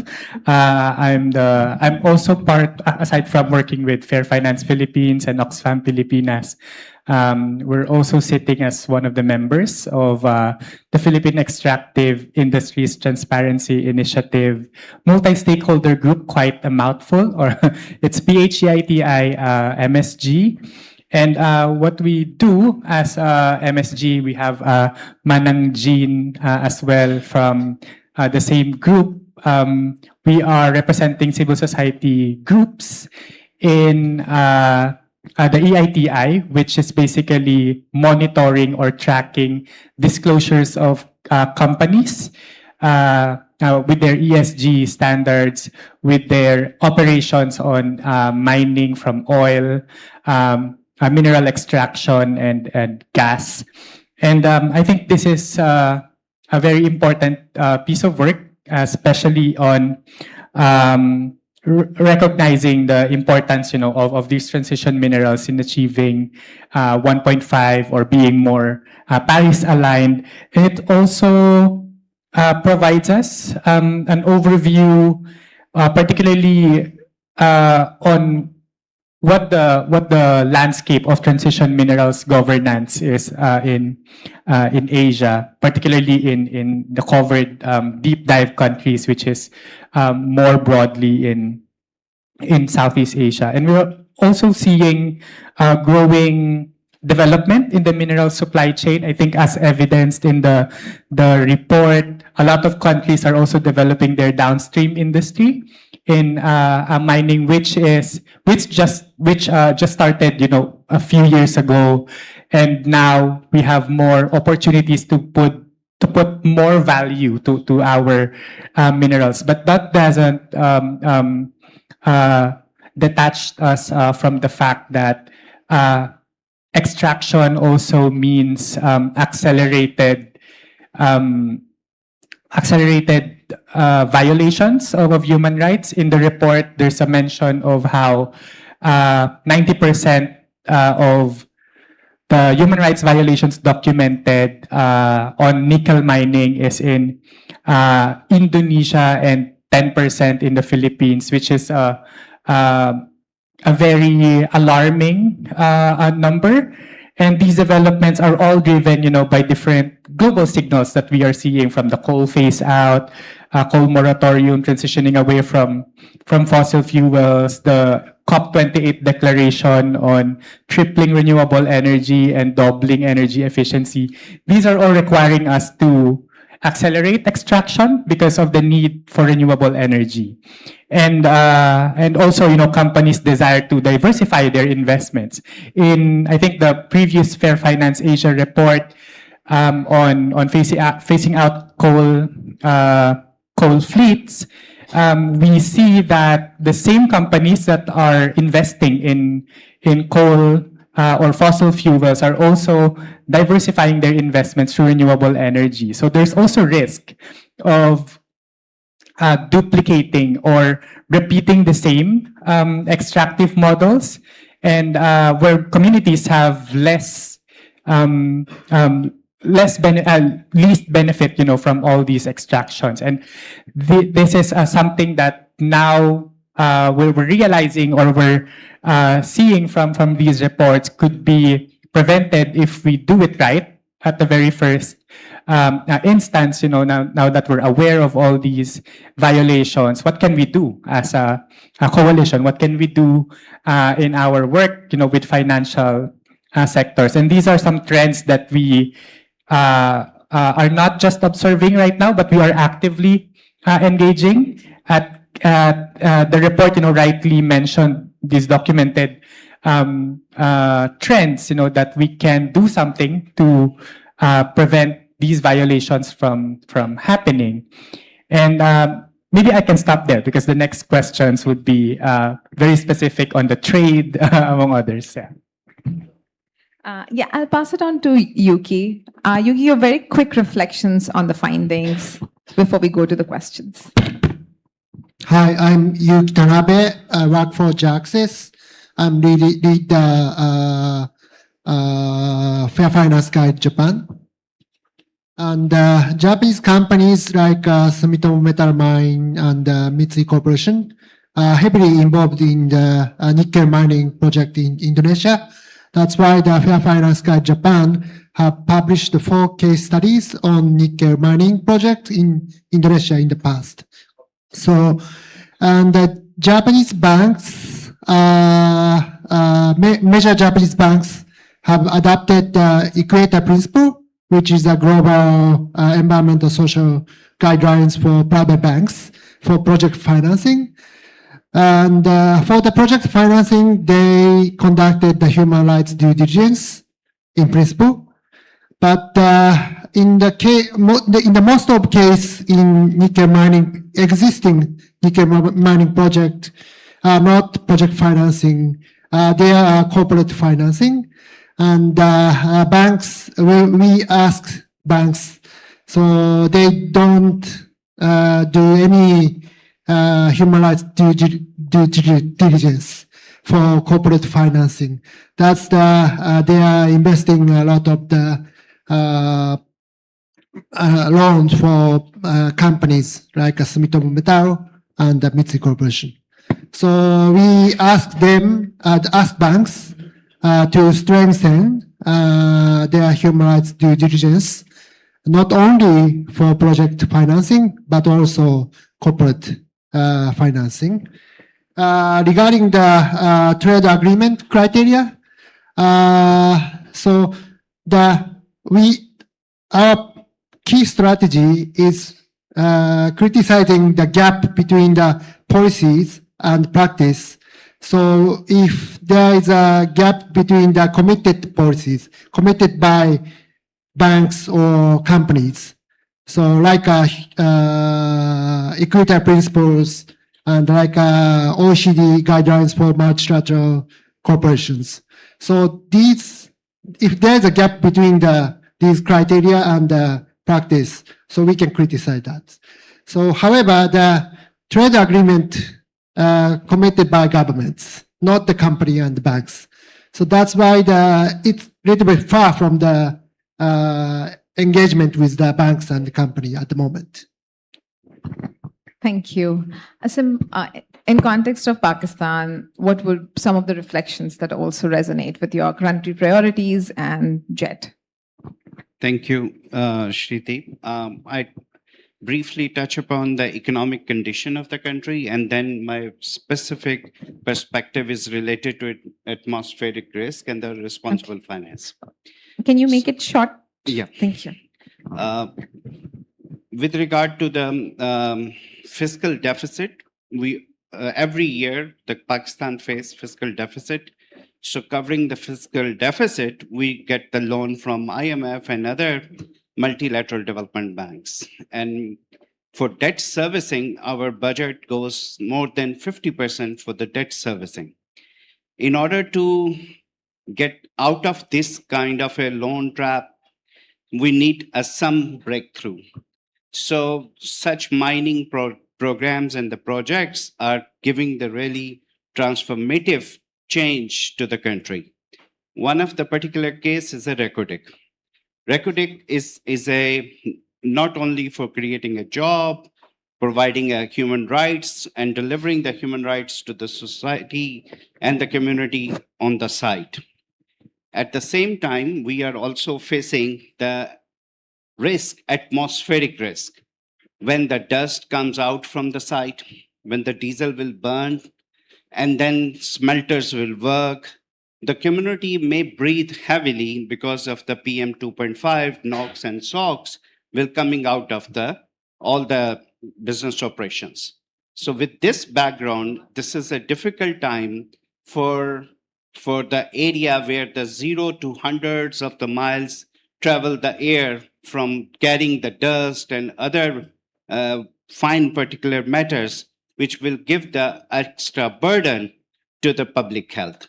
So there is a need when we go for financing to have a final check, either coming from the Multilateral Development Bank. Don't look at the national policies and be satisfied that the national policies are enough. There is a need to have a proper check and balance. Either the national policies are really resonating to the international standards. For instance, economic EIA, whenever the project is designing EIA, is very weak. Air pollution is not covered very well. Super pollutants are the emerging atmospheric risk in the country or globally, or we are facing the black carbons. We are facing number of other pollutants which are harming our earth, human health, and other atmospheric problems. In order to address that, so such a due diligence must be done at the national level, coming from the multilateral scale. Second, the financial institutions, whenever they assess the commercial loaning, project financing, investments, or any kind of the lending, they must have a risk assessment covering the air pollution and other aspects, that either the technological advancements are in place, or any kind of other breakthrough are available, which are practiced by the other developed countries, are really in place in the countries or the developing sites. For instance, At this stage, the copper is at the very beginning and foundational level.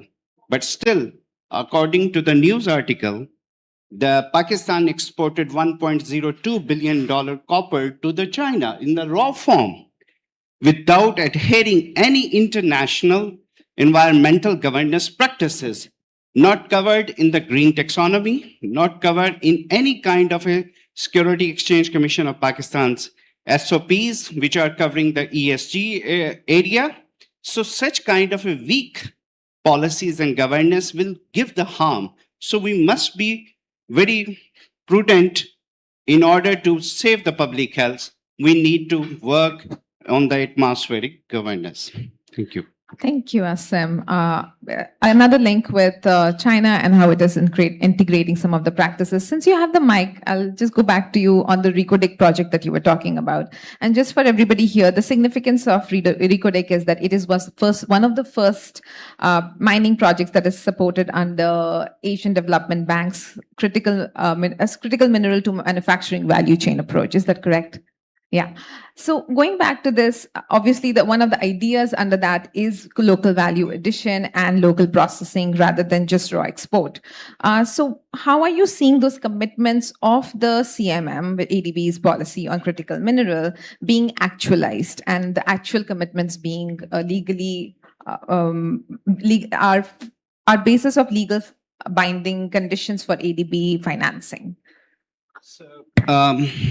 With this particular question, it is very unfortunate that the information are not disclosed.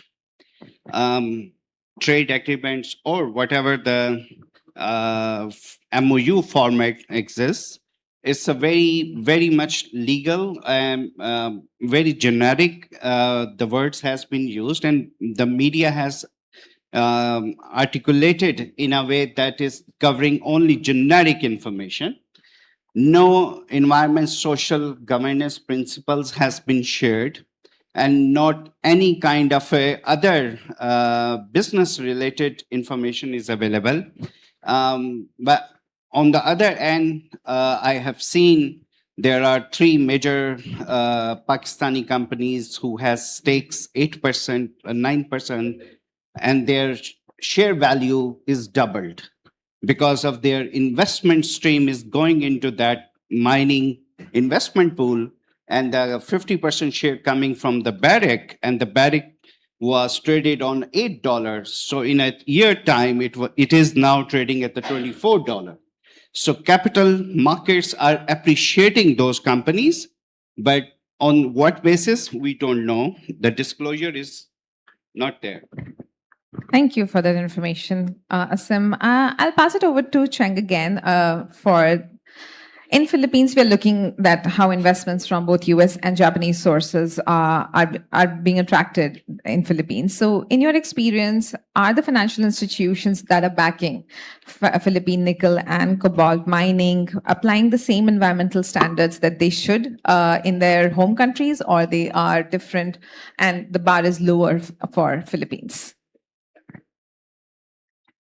Maybe I could start by pointing out that with the investments and trade agreements, coming in, I think the paper points to around, let me just count, the US, South Korea, Japan, Canada, Sweden, as ongoing negotiations on their either the MOU, Memorandum of Understanding, or a formal free trade agreement or FTA. But these, negotiations are more. I would, at least for the Philippine context, Philippines is are reacting to these engagements or reacting to these agreements rather than being actively pushing for policies at the domestic level. And what we want for the government is as part of their regulatory powers is to proactively engage in these free trade agreements, not to react when these things are being put into the table. And with the broader, trade and climate agreements or trade and climate negotiations happening, we can also add maybe the EU free trade agreements that are supposed to start in 2026. A bigger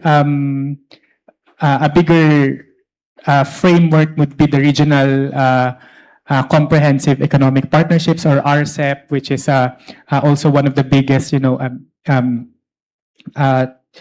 trade agreements, covering Asia and the Pacific. And these, different agreements and partnerships are shaping what the country is going towards, extraction.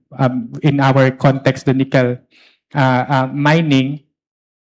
And financial institutions are merely complying, in all these ESG standards, and not going beyond, what it's required. I think they also benefit from it by just complying. And I think what we can do is to push for regulators to be more aggressive, in all these standards that we are complying. And in the Philippines, there's already a push for a trade climate interagency coordinating mechanism, which is which covers extractive industries.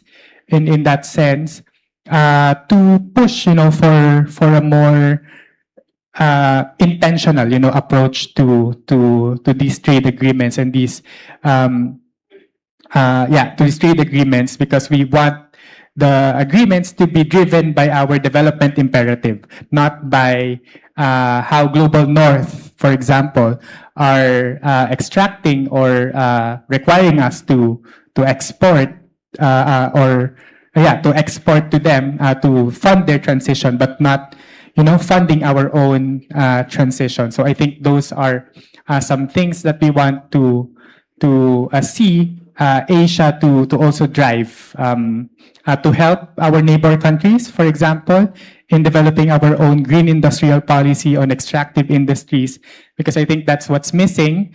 And we are only driven by the global demand, not by our domestic and our own regional demands. Yeah.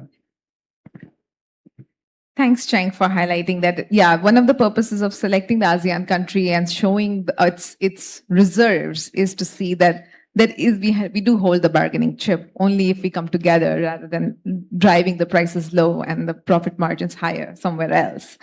Can I check with my team if we are bringing in another speaker right now online? Oh, okay. Hi, Anika, can you hear us? Yes, I can hear you.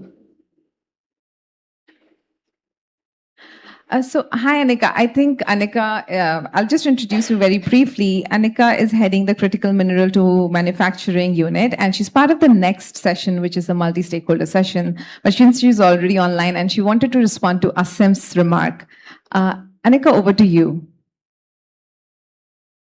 No, I just wanted to, and thank you very much. I just wanted to say that the ISHA, which is like a more than 1,000 pages document in 82 parts for the environment and social impact assessment of the Rekodi project, has been disclosed, and it's still disclosed, including on ADP's website.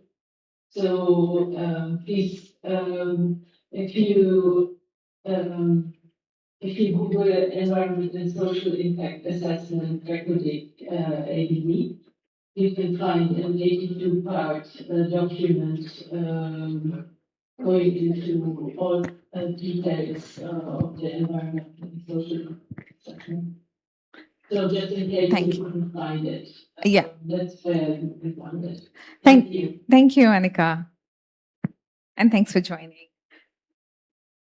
And then I'll go back to Yuki on the question of when we have done this analysis on the benefit sharing or the local value creation, we see that the clause of Japan and Indonesia, these are entirely missing in terms of there are no minimum standards, no definition of community development.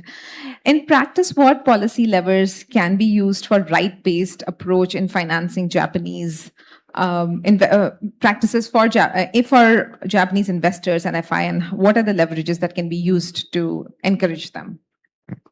So I already explained most of the answer, but I have one idea to strengthen the implementation of the criteria of the trade agreement.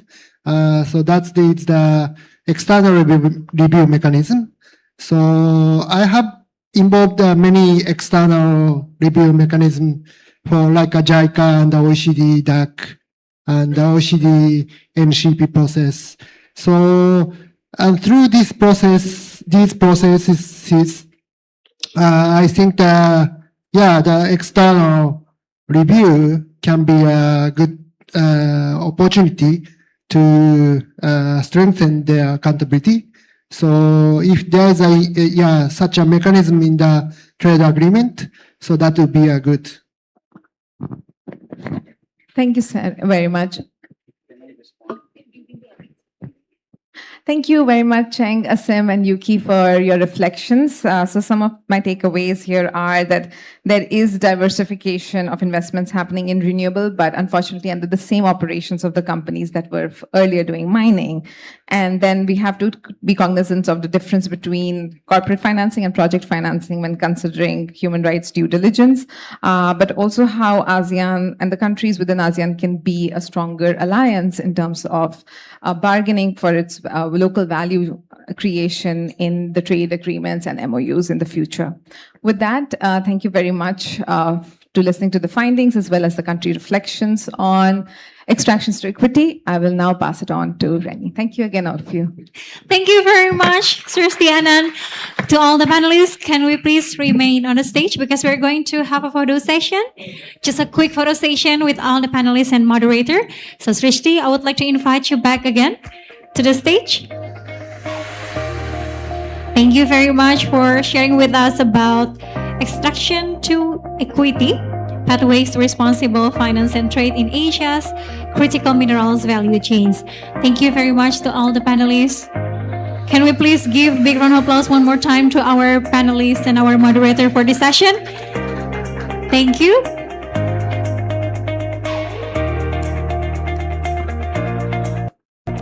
All right, ladies and gentlemen, building on the insights shared during the report launch, we will now continue with a multi-stakeholders dialogue entitled Can Sustainable Finance and Trade Drive Responsible Critical Mineral Value Chains in Asia?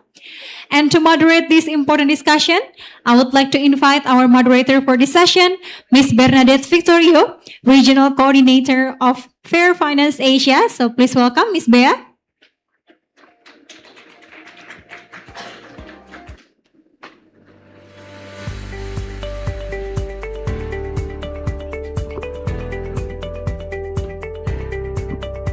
All right, good afternoon. It's me again. I'm so sorry about that.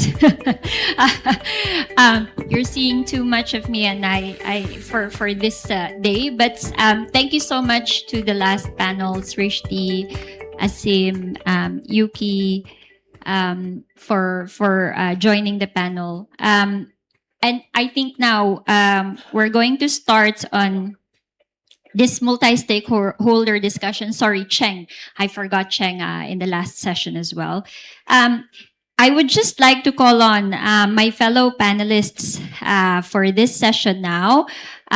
First of all, I'd like to call Miss Janira Godio Okubo from Bantay Kita, Philippines. Please join me on the stage, Manang Jean.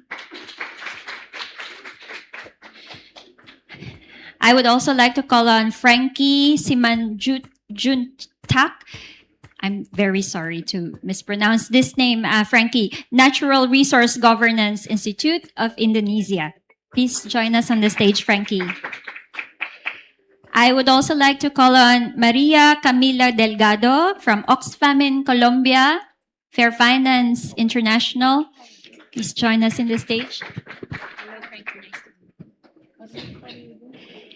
And finally, we have Miss Annika Saylor from Asian Development Bank joining us online. Annika, welcome.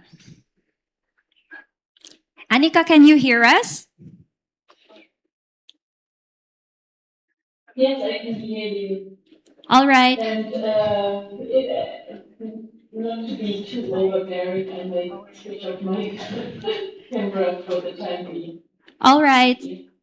Go ahead, Celia. Sure. Thank you so much, Annika, for joining us. And we will definitely like to see your face as well when it's time for you to share your thoughts. So, but before that, I think just because we are just fresh from hearing from the last panel about the critical minerals report that we had just launched from Fair Finance Asia and the work that we're doing here.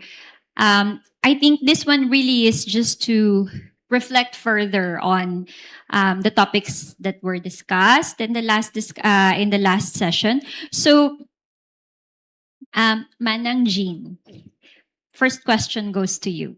First question is, where do you see the biggest transparency gaps today, from project approvals and financing to revenue sharing and benefit distribution, and how can they be addressed? First of all, thank you for having us. The whole session actually I found very interesting, but I thought we should anchor it as to why we're all here. The triplanetary crisis is keeping us all alert, and one of the mechanisms that we're trying to use is the just energy transition. So the transparency gap is actually seen on the way we deal with the community.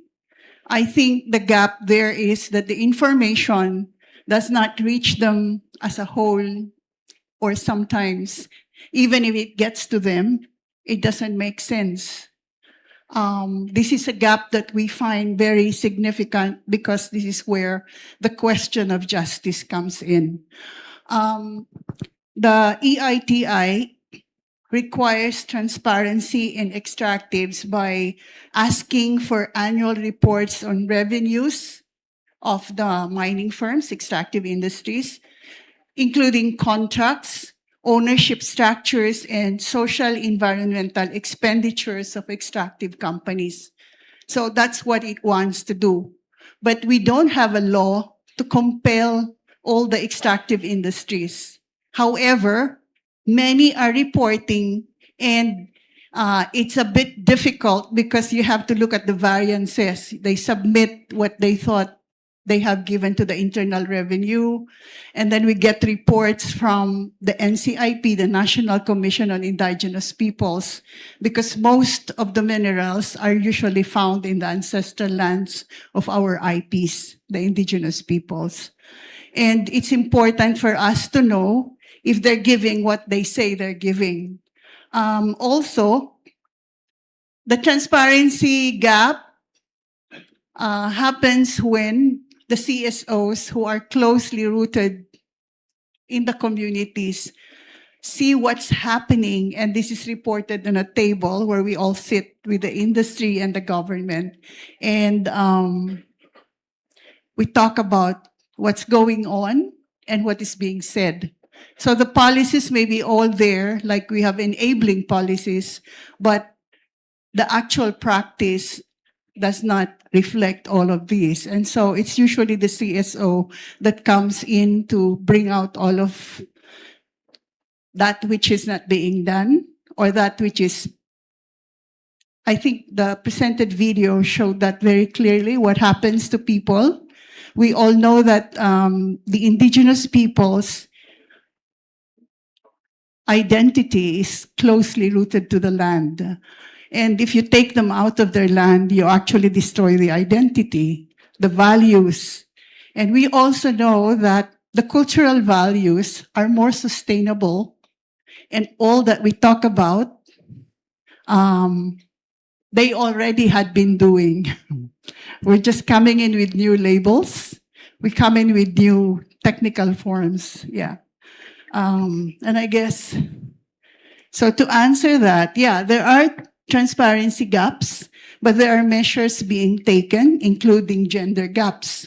Reports workforce and extractive remains male-dominated, and it's limiting inclusivity.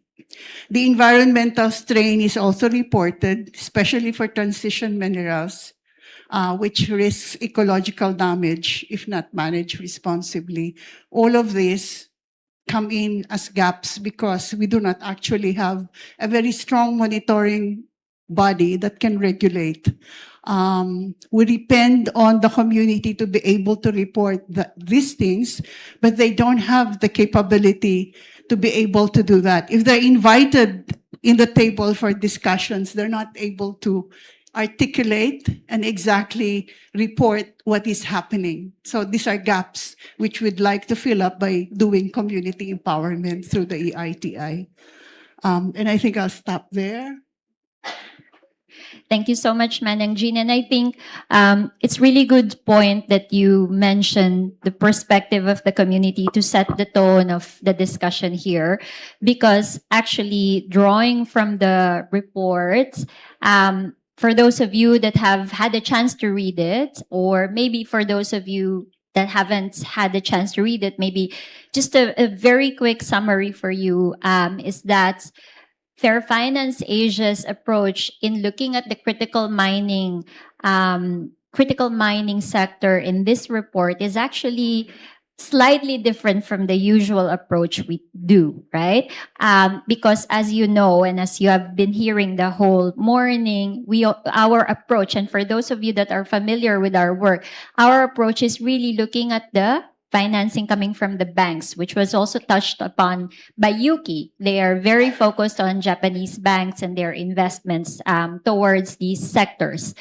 But in recent years, or in recent time, with the geopolitical landscape that we are dealing with, we are also seeing a very rapid increase in bilateral trade and securing these bilateral trade agreements with regards to critical mineral mining. And we know that when they are secured, these bilateral trade agreements, they are also backed by financial institutions, but from those countries where these agreements are being brokered from. So if they are US bilateral agreements with any country like Cambodia, Philippines, Indonesia, then American banks are going to be behind them. If it's a Japanese bilateral trade, of course, Japanese financial institutions would support that. So it's not a complete deviation from the work we're doing, but it's also adding a layer of nuance to the work that banks are now following their government's decisions when they are investing and acquiring these bilateral trade agreements to secure critical mineral contracts in resource-rich countries. So this is the angle of the report that we are doing. And I think what Manang Jean here has brought up is very important because what we have observed in these bilateral trade agreements so far, of course, not all information are publicly available, but based on the publicly available documents we have seen at least, not many of them actually mention the need for, looking at benefit sharing, looking at the well-being of communities, and indeed looking at how indigenous peoples, local members of the community should be taken together in the decision-making for these projects. And so this is the basis for what we are talking about in this report. And I think highlighting that limitation that we are seeing at the moment is very important because we know that bilateral trade agreements can also be a driver of change because a lot of these actually come with legalities and mandatory enforcement. So later on in the discussion, when we talk to Annika, who is with us, we might see a comparison of that with the multilateral agreements that are brokered by the likes of Asian Development Bank and other multilateral development banks, and how they might compare without saying one is better than the other. But before we do that, Frankie, I go next to you. Is there any evidence that producer countries are then using this leverage to negotiate better fiscal terms for development in the population when they are working with producer countries for investment, undermining their collecting bargaining position?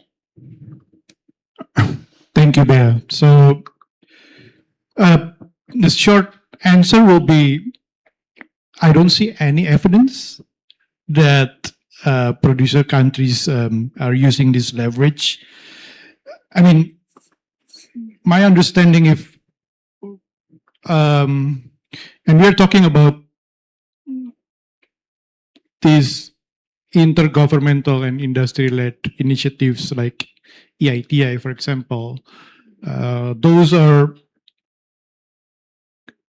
essentially built to promote transparency, better governance of extractive industry, but not as a negotiating or bargaining platforms. It's a totally different things. I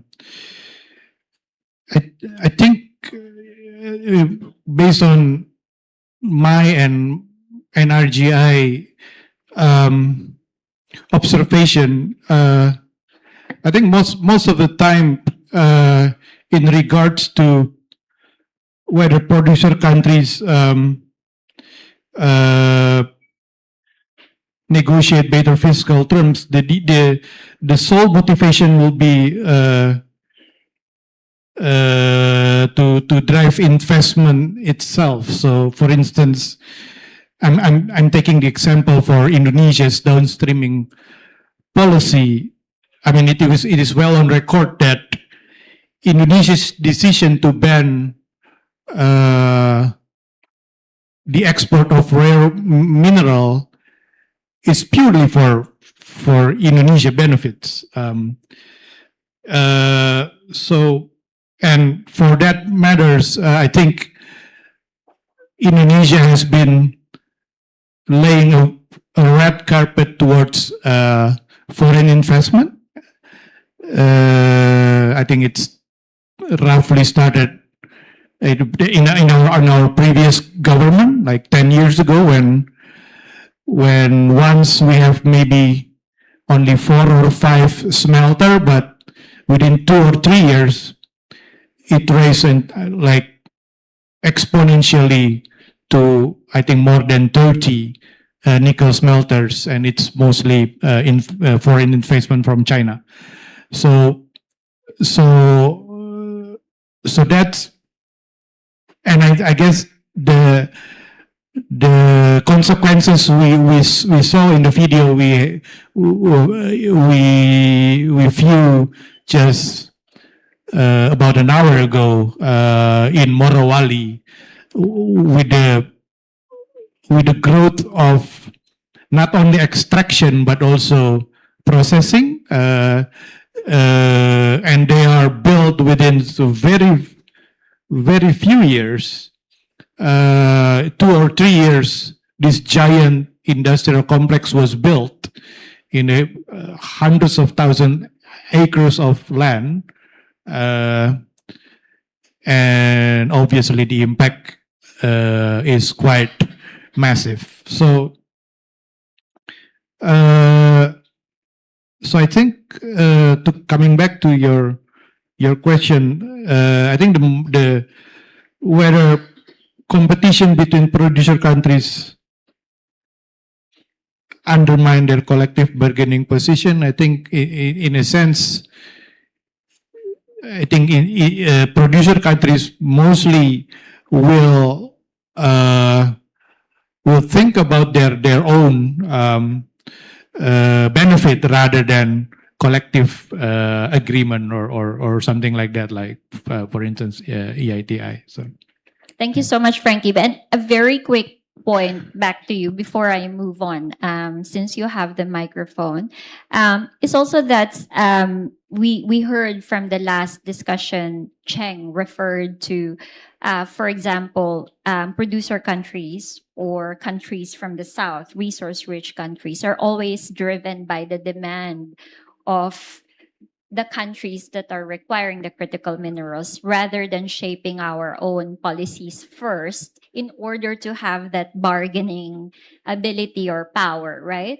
For a country as resource rich as Indonesia, you have one of the biggest deposits of nickel. How does that resonate to you that, perhaps it's better to develop the national policies first in order to be able to negotiate, better when you are dealing with trade agreements or even in multilateral development projects?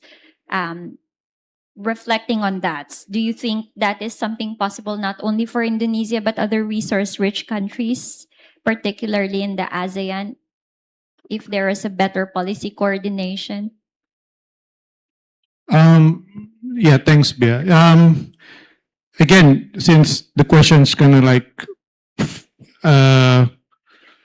putting the Indonesia context into the forefront, I guess in the case of Indonesia, and I mean everyone in this room know, in terms of nickel, I think Indonesia has the very strong leverage because our global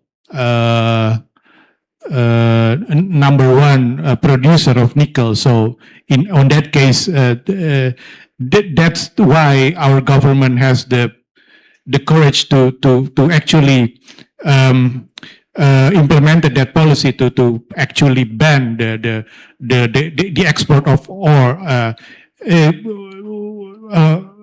And defy like the EU and the International Trade Organization because of that.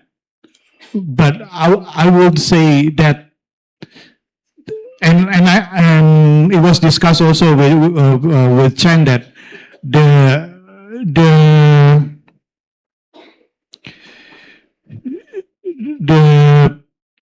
the ambition for value addition, I think in Asian that there are, and also in other producer countries in South America, in Africa, there are those ambitions to be able to not only produce but also create value addition in countries.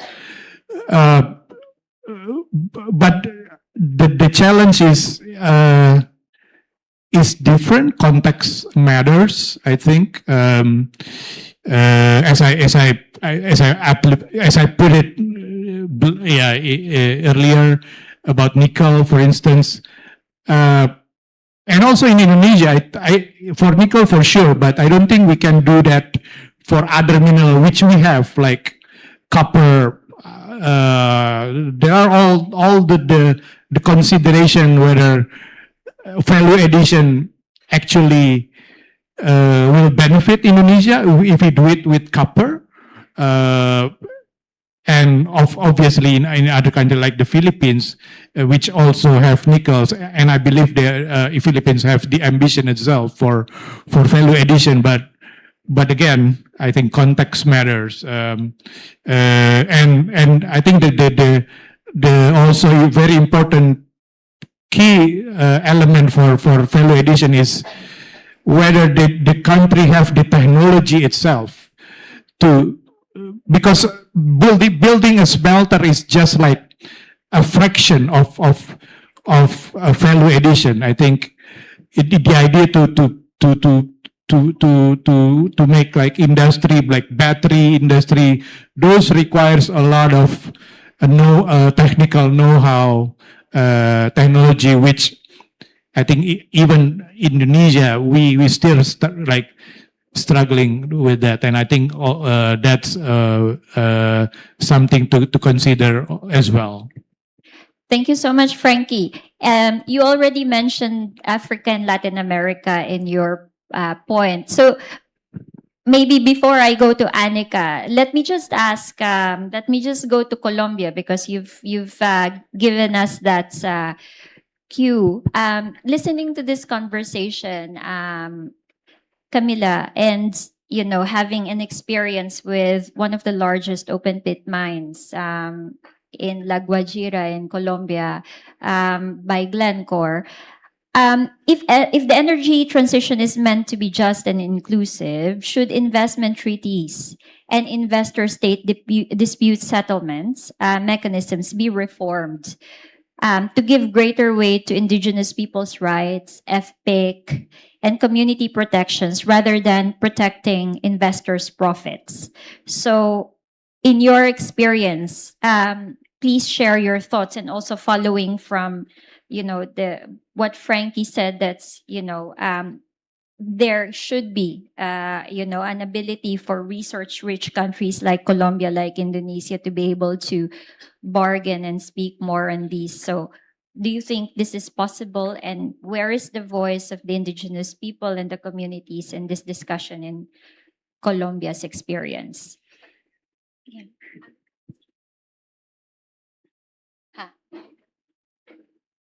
Okay, so she wants to speak. Okay. I just got word that Annika has to leave, and so she would like to come in. So Annika, maybe then before Camila answers the question, her question. So we go to you first. Multilateral development banks such as ADB have a very significant influence through your financing conditions and technical assistance and policy dialogue, working with financial intermediaries like the banks that are the focus of the work of many of FFA coalitions at the national level.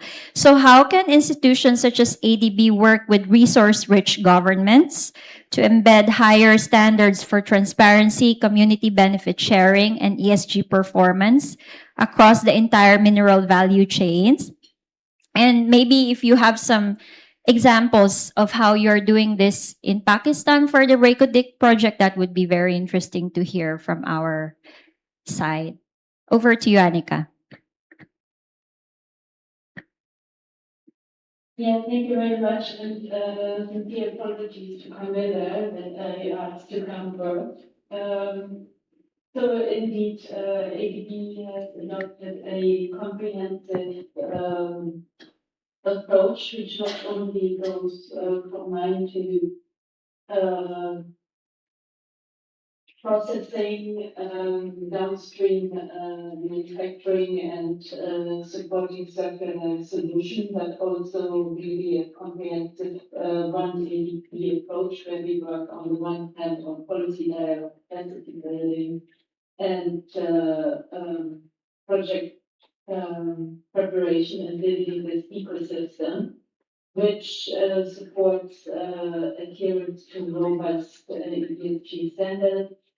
And, for us, bankability is part of robust ESG standards, and it's part of bankability debate.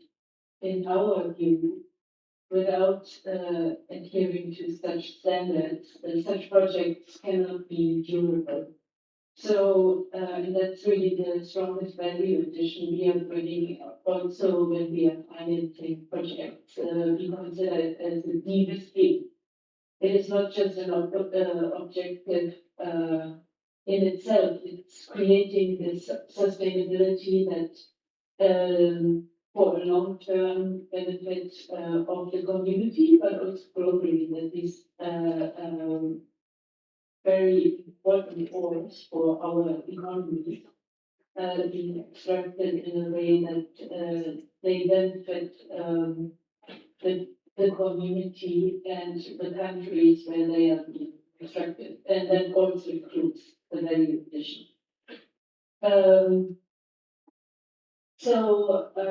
Just to say that we are very much committed, and ADB is also working with other NDBs to go beyond extraction and support this value addition. And how we are doing it, we are supporting regional value chain development.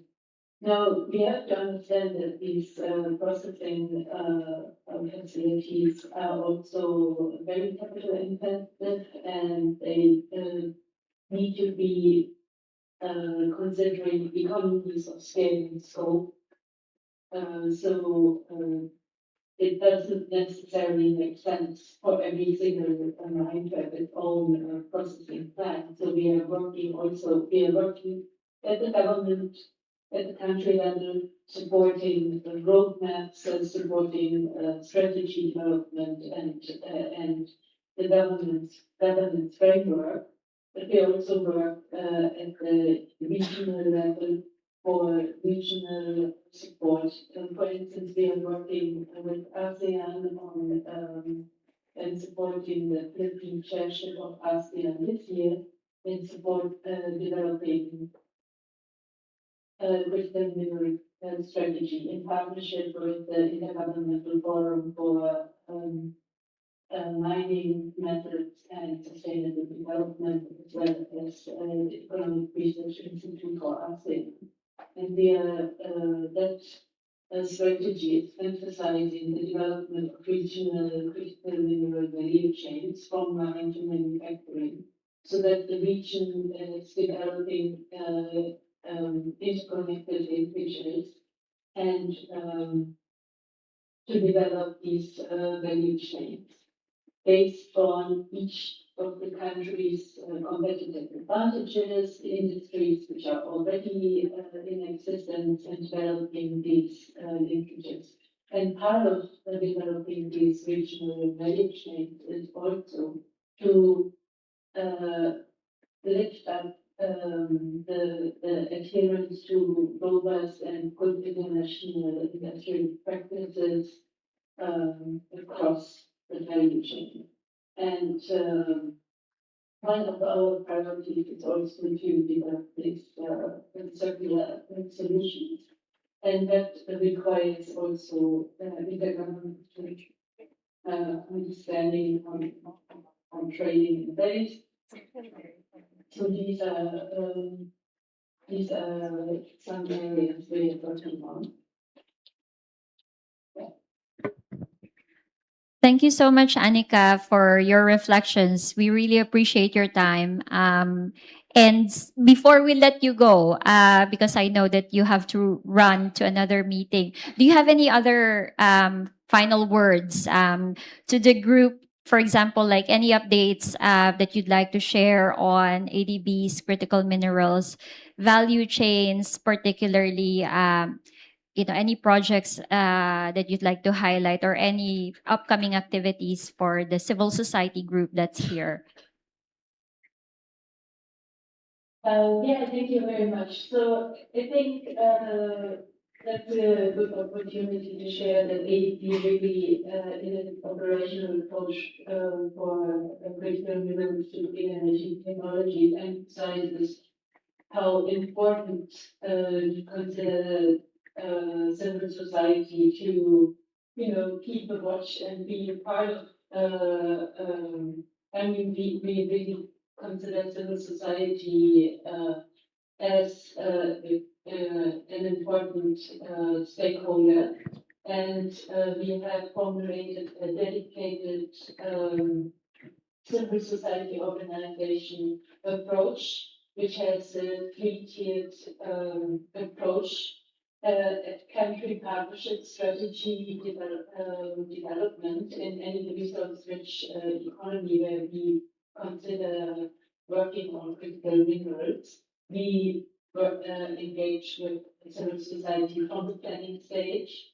Then when we work with government and on policy dialogue and capacity building, we engage with civil society and can be part of it. And we work directly in projects with civil society in some of the countries.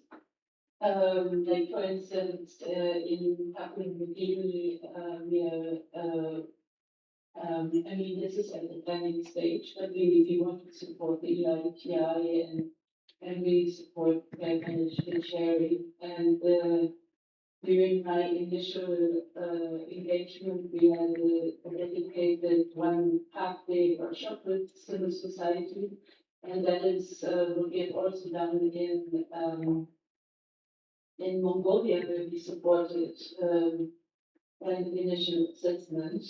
So the civil society is very much part of our approach and our partnership. And then, of course, any project we would be financing has to adhere to ADB's environment and social framework, which has very strong guidance on engagement with stakeholders, including civil society. So yeah, so this is our three-tiered approach, and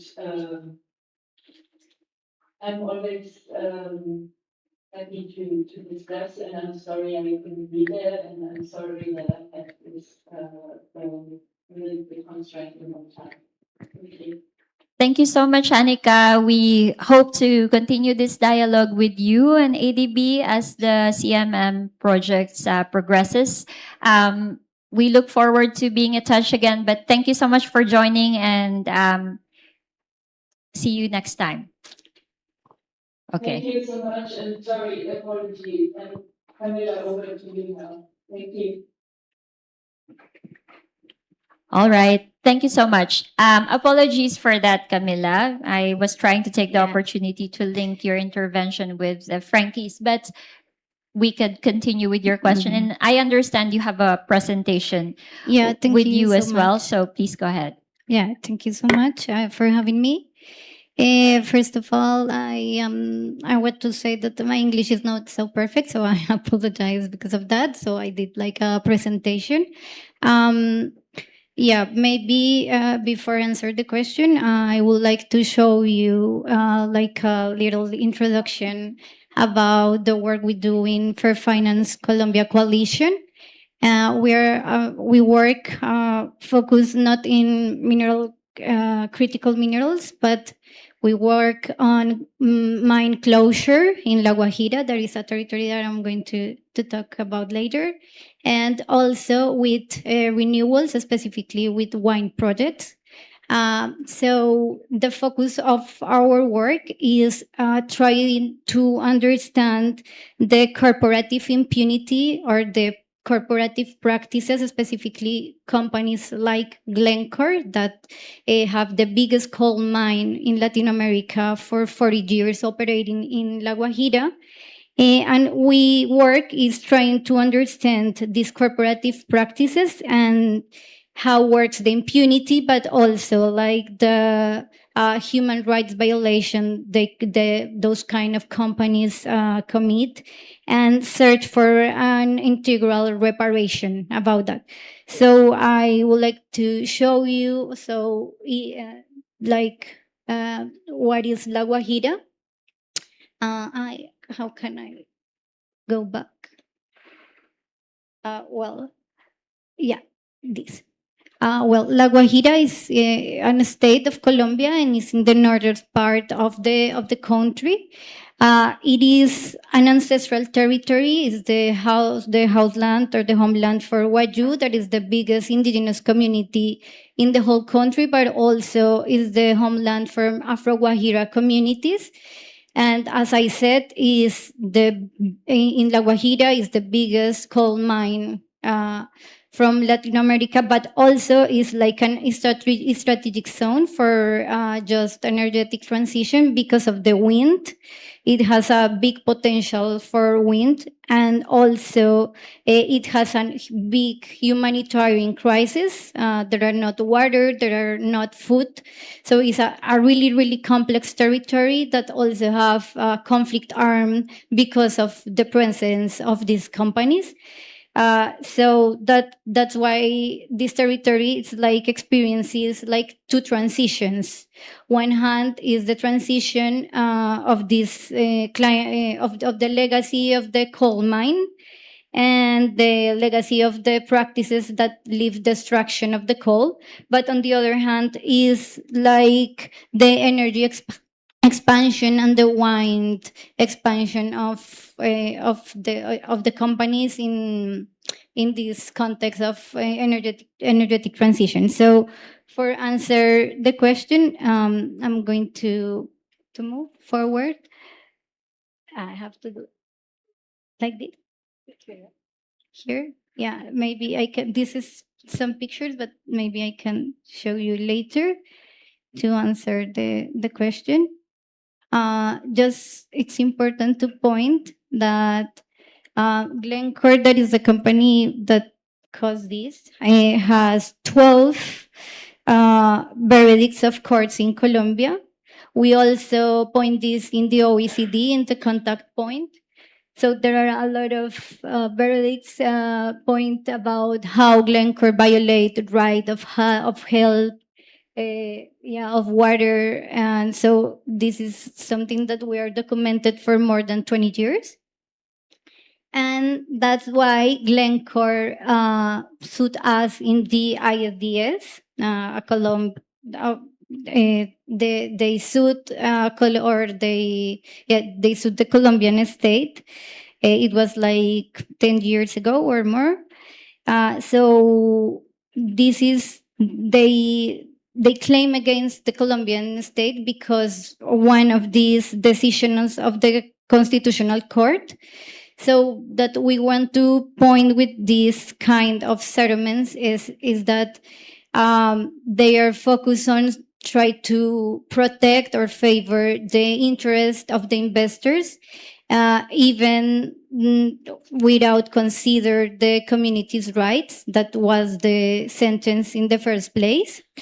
That's the reason our coalition advocates to Colombia leaves the ISDS, and our government in March, our president announced that the country is going to withdraw the ISDS mechanism. And it is also so unfair. It's like a contradiction because Colombia lost the suit, and it was a lot of billions of dollars that the country can use with invest in a territory like this with a lot of poverty and bad conditions. And it also exposes us to a fiscal risk as a country. So that's why we're trying to promote to change the mechanisms, like promote the interest of the investors and to advocacy with investors, showing them that it's important to focus on human rights. Maybe I can show you what we do. We do a tour in 2024 in Europe, specifically because the 50% of the loans of Glencore's are provided by European banks. So maybe it's a route that we do about how to show them how they have a responsibility to finance those kind of companies, and also that they need to change their policies. Because of their impact the companies cause. And we also, and to answer your question, our coalition focus on local solutions, maybe because this is important to support community energies, like with local solutions that they build in their communities, about the free, prior, and informed consent. We argue that it has to be continuously, not just at the beginning of the project, but also during the project, but also in the close of the project or post-project. That the due diligence have to be binding, like to have a legal support, and that is something that we are trying to impulse through a law in the Constitutional Court in Colombia. And also we are trying to proposed something that we call like a fair community-based negotiation model, because I think that on one hand, FPIC is important, but also negotiation models developed by communities are important too, because companies are going to talk with communities anyway without FPIC. So maybe they need also mechanism to negotiate with them in a balanced condition, like in a win-win conditions. Yeah. Thank you so much, Camila.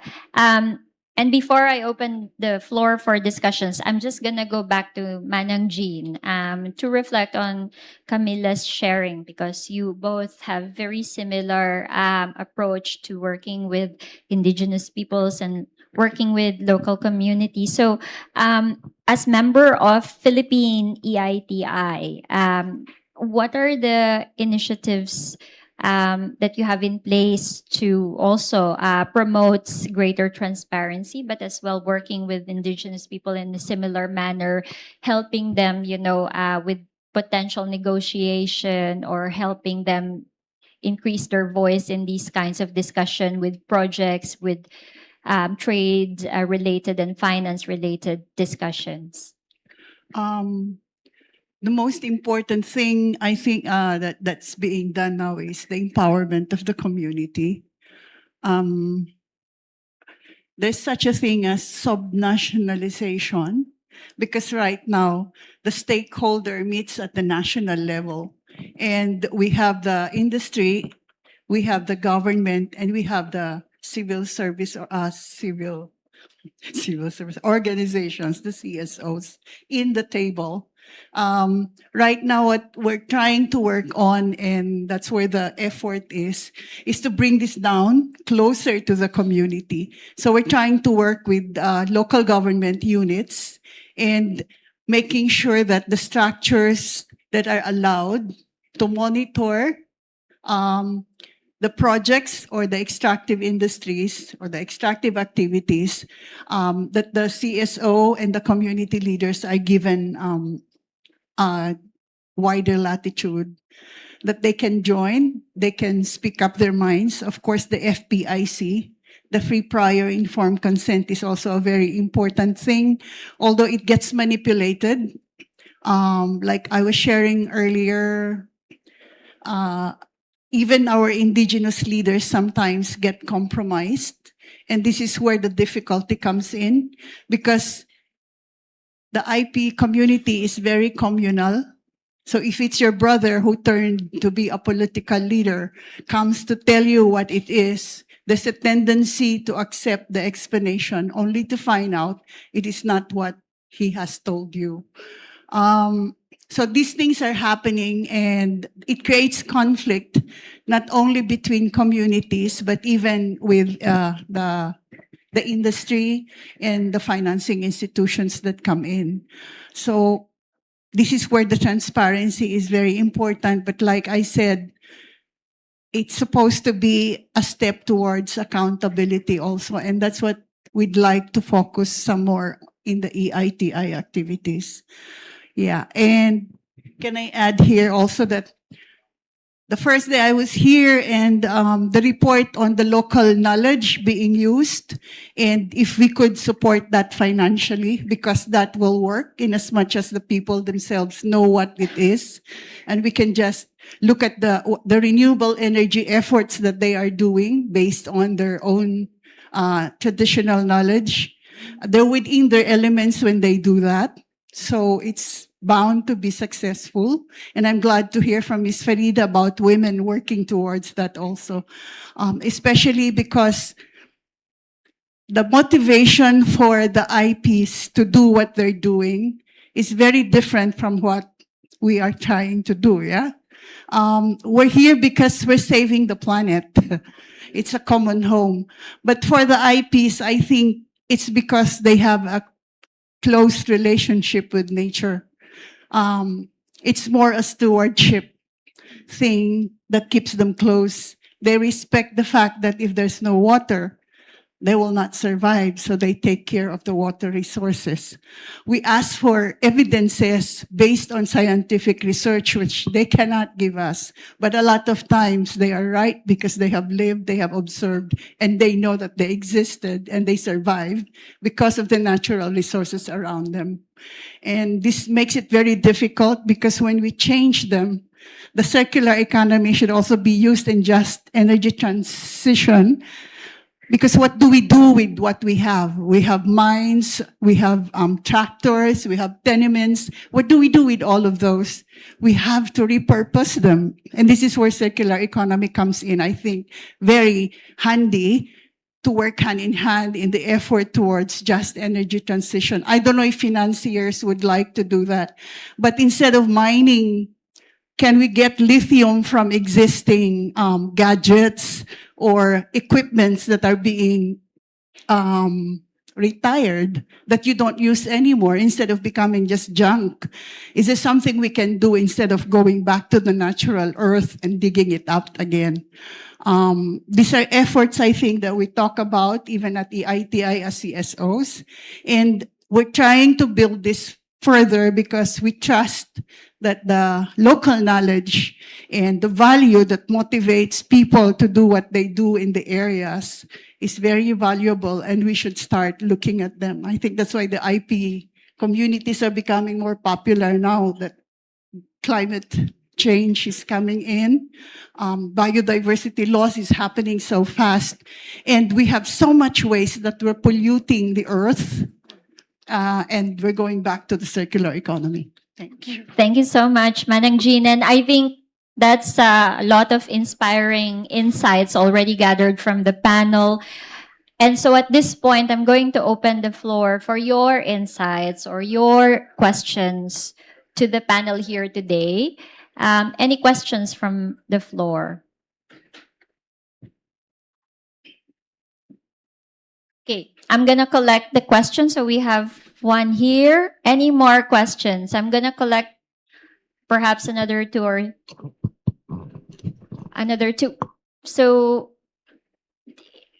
do we see other hands so we know after Jenna speaks? Okay, Jenna, you go first and then we'll see other questions. My question is for our Indonesian colleague in front.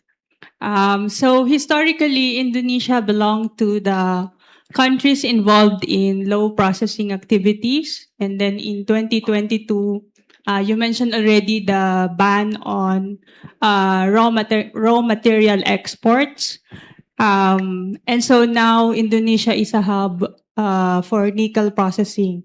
So my question is, what are the other interventions that your government implemented to support the ban? Either, I don't know, incentives for private sector or interventions to avoid environmental damage. And then on trade angle, how does the Indonesian government justify the ban on export raw materials under the international trade rule? I'm not sure, please correct me if I'm wrong, because generally export ban and quantitative restrictions are generally prohibited either on exports and imports. Thank you. Frankie, before you answer, can I collect other questions? Do we have any questions from online, Zoom? Is there one? There's another one from Vietnam. Hello, everyone. My name is Phương from FFA Vietnam, Vietnam. And I have a question. Many countries promote downstream processing to capture more values. Based on export restriction, what factor determines whether downstream industrialization will actually success? Thank you. Could you kindly repeat it again? I did not catch it. Okay. And bring your microphone many closer. Many countries promote the downstream processing to capture more values. Based on export restrictions, what factor determine whether downstream industrialization will actually success?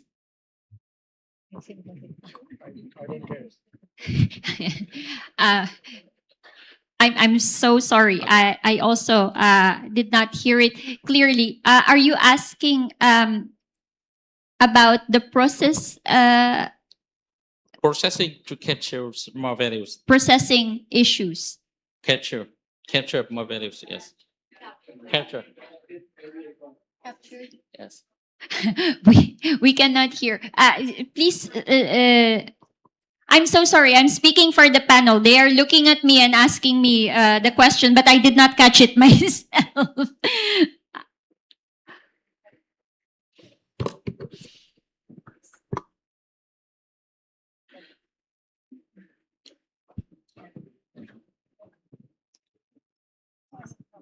Oh my.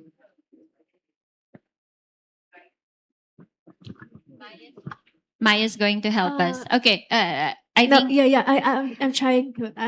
Actually, I still don't really get it so clearly. But like he was asking if like many countries promoting downstream processing to capture more value. So beyond export restriction, what factor determine whether downstream industrialization will actually succeed? Okay. So what value is captured with processing, and if there are any success to be shared? Is that correct? Did I capture? Yeah. I think so. Yeah. Yes. So I think two questions for Frankie, but I think if any other reflections from the others, you are free to share. Yes. Thanks, Bea. So for the first question from Jenna from the Philippines. In regards to your first question, our governments, as I mentioned, I think previously, when they decide first to ban the rare mineral export, the idea is obviously to build the capacity for value addition, and the only way to do it is to open the country as wide as possible for foreign investment. Because as I mentioned, the technicality is something that we don't have at a time. But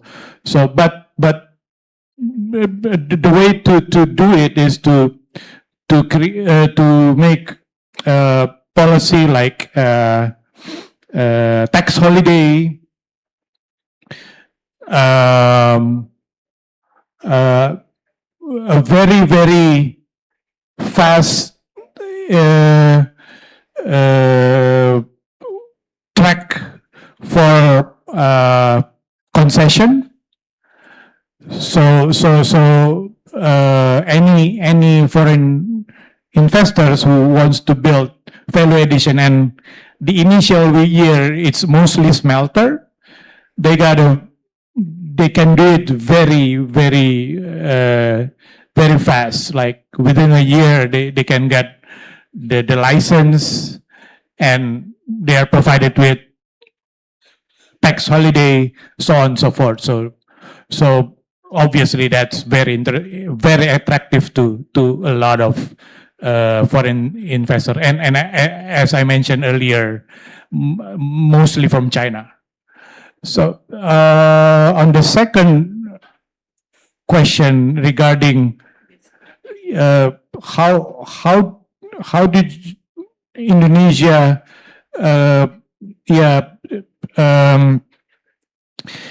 overcome the situation where we actually lost in the World Trade Organization actually brought us to the court, and we lost, but we don't care because we own like the majority, so our government doesn't care. It's just simple as that. Yeah, thanks. There was a question value about addition. Yeah, well, value addition. Trying to Well, essentially, for nickel, the value addition, especially if we are looking at nickel for battery, then the value addition can be very, very much in like multiplication level. So compared to selling the rare nickel towards like already processed nickel pig iron, or better yet, if we manage to be able to build nickel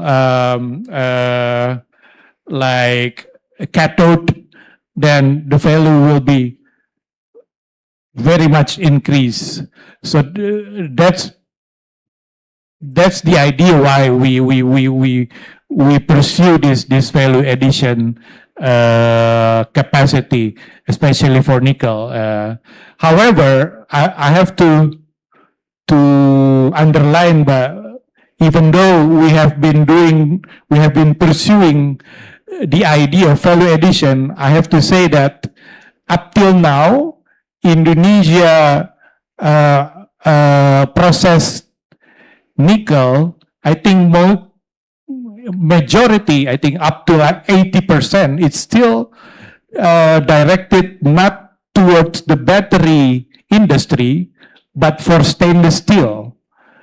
So even though the idea itself is to kind of like towards supplying the transition, I mean energy transition, but the fact up till now we are still as I mentioned, mostly nickel from Indonesia is directed not towards battery industry, but stainless steel. So that's the big that's the big question that has been asked. Why are we? I mean, our government said it's the process, but the fact it's as I mentioned, the number itself, it's we are still not supplying the most towards the energy transition industry itself, but mostly on stainless steel. Thanks. Thank you so much, Frankie. There's something unexpected to learn from Indonesia's case there about compliance to international law. In this case, they are so important enough as a producer country that they could, not care. And in fact, it was actually supported by the investments that came after that from Korea. For example, LG has then invested in their plants here. So that's a very interesting thing to learn. Perhaps some countries like the Philippines will have the courage to say that next time. There is one question from Cambodia. I will make this the last question, and then I will ask for final. So maybe for the speakers, this last question is coming, but please think of also your closing words after this one. So Kim, the last question, please. Okay, thank you for the last question. Okay, so could you speak louder, please? I think this microphone is. Come here.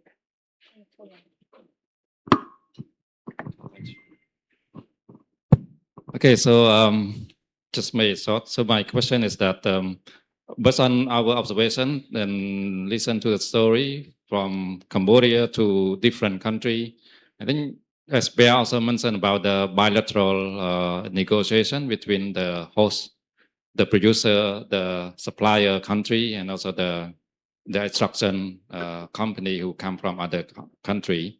This kind of negotiation, I think, is depend on the capacity of the local government and how they can negotiate in a fair and just agreement.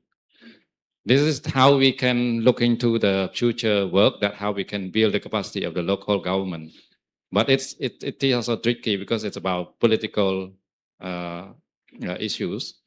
Because sometimes when we try to build the capacity of the government officials at the line ministry, sometimes they could not do anything because of the higher political direction that try them to make kind of decision that favor to the investor. So in this kind of situation, how can we work with this kind of situation? Because like now we experience from different countries in this, especially in the Asia region, and also Africa region. So then how we can, so Latin America also we can see that the case from our friend from the Latin America also saw that case.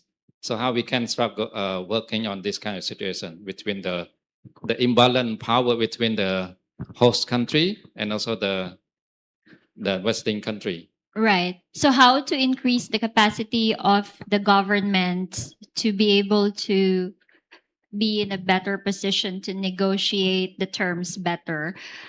For that, Kim, you can find recommendations in our report on how you can support as a civil society with the agencies that you're support or engaging with. There are some very clear recommendations in the report that we just launched.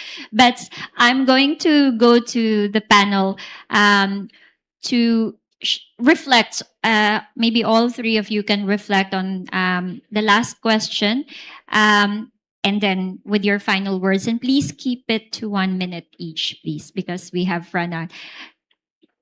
The question is, how do we strengthen the capacity of local government actors in order to be able to better negotiate, as producer countries with the countries that are trying to do bilateral trades with us. So I think let's start from that side, going to this side. So you will have the last word, Manang Jean.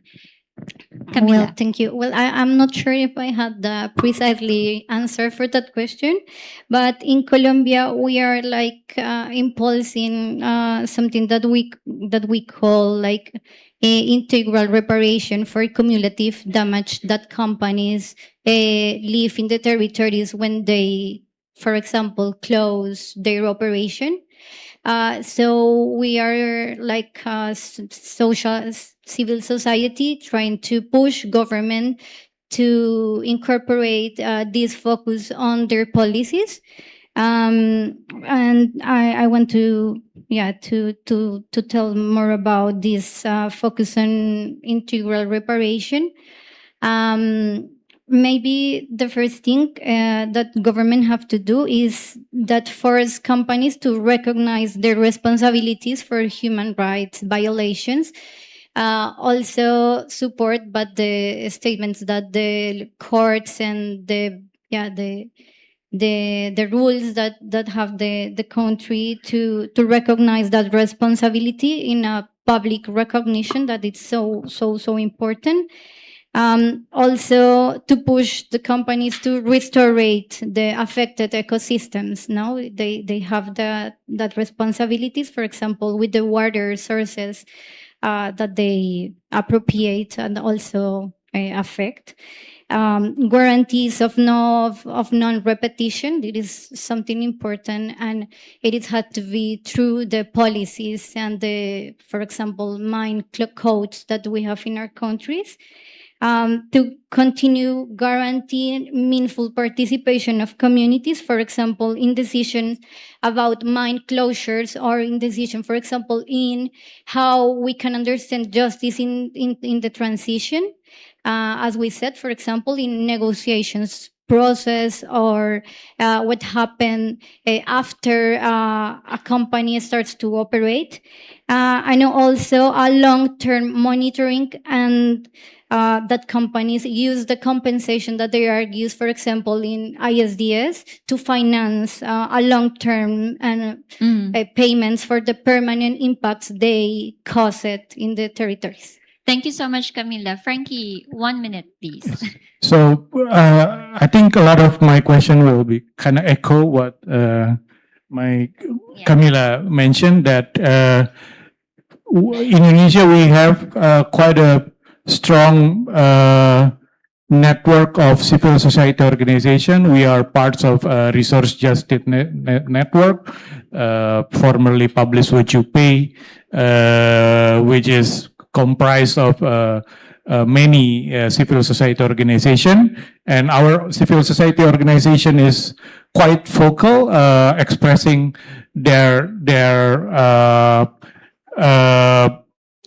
voice in regards to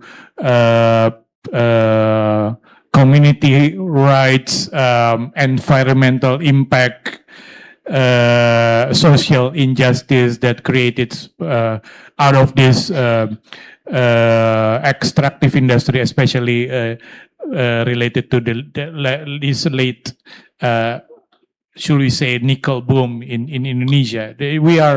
We are quite strong, and the government, even though obviously we a lot of motivation is how they can get like a lot of foreign investment, but at the same time, Indonesian government is part of EITI, for example. In that regards, then we have to follow a lot of EITI standards. We are also part of the UN human rights in business application, and other initiative where we have to follow. I think what I'm trying to say is a lot of international standard that it was, which is Indonesian government as well as civil society part of. That can strengthen the level of compliance in terms of environmental and social standards in our country. Thank you, Frankie. Manang Jean, the last word, please. Yeah, this is very difficult for me because I know you all know what's happening with my government in the Philippines. But anyway, the CSO's role becomes very important in influencing, in pressuring the direction that the government takes. And it's very difficult, but we find inspiration in each other. Like in gatherings like this, I see passion for what is good. And we always see the human being as the center of what we do. We may get lost in the technicalities, but we always come home to the fact that we are here because life of every human being should be considered. Like from the very first day, we were told no one should be off the grid. No one should be left behind. It should be inclusive. And with this commitment and passion, I think the CSO will continue to pressure if we have to. We've always been red flagged. You suddenly find yourself not invited. Everything you need isn't there anymore. It's a very subtle way, but a very strong way of telling you they don't want the way you speak, but that's the way it is, and we have accepted that. So we trust that the CSO will be a very strong factor in influencing the way the government would move towards priorities, towards justice and peace. And thank you all for being here, the inspiring each other. Yeah. Thank you so much, Manang Jean. And thank you so much to everybody for participating in this discussion. Thank you, Manang Jean, Frankie, Camila. We had Annika as well.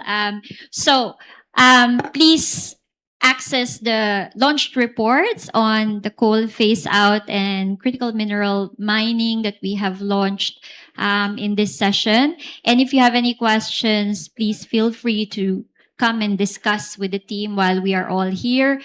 This is what the GA is for. Now, we are all going to the break, I believe. So, Rani, lead us. Thank you very much, Ms. Bea. I'm taking over the session from now on. And I would like to invite all the panelists to have a photo session together before taking on the stage. Once again, thank you very much to Janira Jodio Okubo Frankie Simanjuntak and Anika Saylor, who join us virtually. And of course, our moderator for this session, Bernadette Victorio. Thank you very much.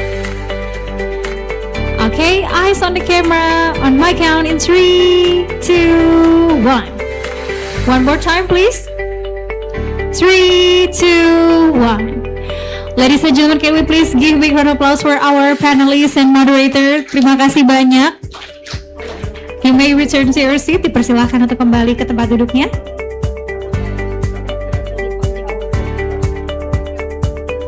Okay, ladies and gentlemen, before we're having a short coffee break, I would like to invite all of you to kindly fill out the feedback form that will be displayed on the screen. Yeah. Of course, we really appreciate your feedback, and once again, we would like to invite all of you, all the participants, to fill out the feedback form. Yeah. Your feedback is really highly appreciated. Yeah. And ladies and gentlemen, we are going to take a short coffee break. So we invite you to enjoy the refreshment just outside this ballroom. And you may take the opportunity to capture the moment at the photo booth area. And don't forget, we'll come back again, yeah, at 4 p.m. And we're going to continue with our final session of the day and have a pitching session for Marketplace. And if you think the coffee break is too short for you, you can bring the snack, yeah, the coffee break into this room, yeah, into the meeting room, and you can continue enjoying the coffee break while we are continuing our session together later on 4 p.m.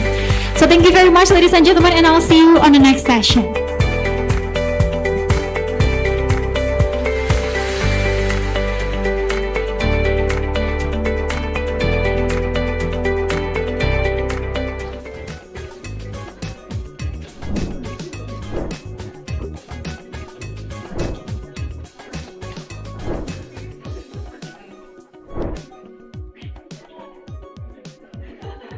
Because of this, we are able to be more innovative, we're able to be more creative, and I think that kind of creativity is what has led to, I would say, a successful enough campaign from us at Yakab. If we would like to ensure the effectiveness of the campaign itself, I believe it's also important to include especially those who are not familiar with the issues. So our call to the government, the state, to youth and children in the decision-making table, not only for optics, but to give them power, or to share the power with them also, to decide on the future of the local community.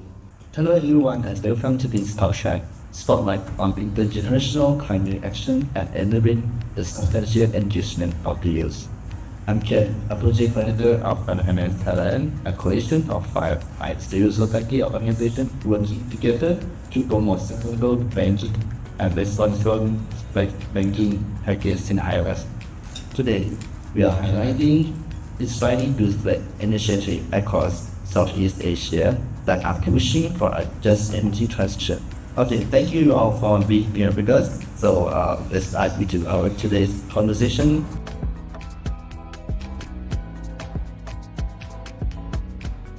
And hello everyone, my name is Aaron from the Youth Advocates for Climate Action Philippines, or YAKAP. So YAKAP is a youth-led national alliance of different organizations, student councils, and individuals who are all striving for climate justice and for climate action, especially in the Philippines.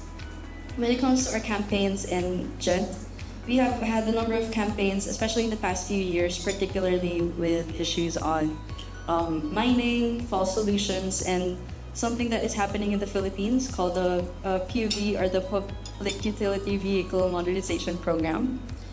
And we also had, for the recent 2025 elections, national elections, we were able to produce the Youth Climate Agenda, which is kind of a challenge that we were giving to running candidates.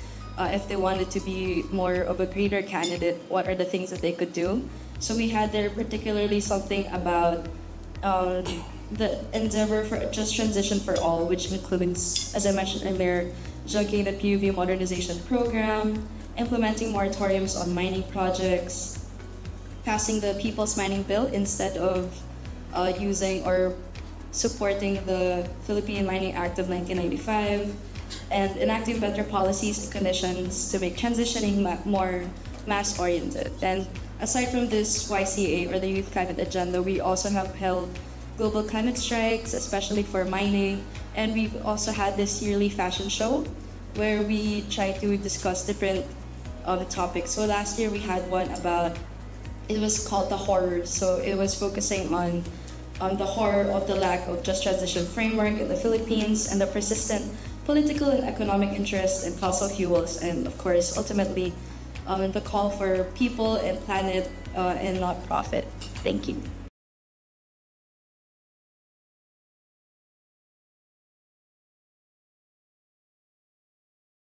You search climate crisis in Indonesia language on Google, you will find more or less like 19 pages of words of information. However, if you're typing like just energy transition, you only find around 17 pages. It means Indonesia currently more familiar to the climate crisis as a topic compared to just energy transitions. However, the thing is, despite that,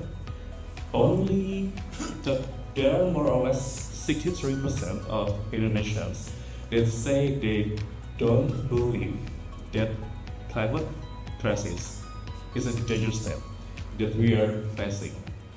Hence, what we are doing, what I'm doing at 2030 for Indonesia, when we are talking about just energy transition, we are always using the perspective of climate crisis as a pathway to introduce the topics, because it's what familiar.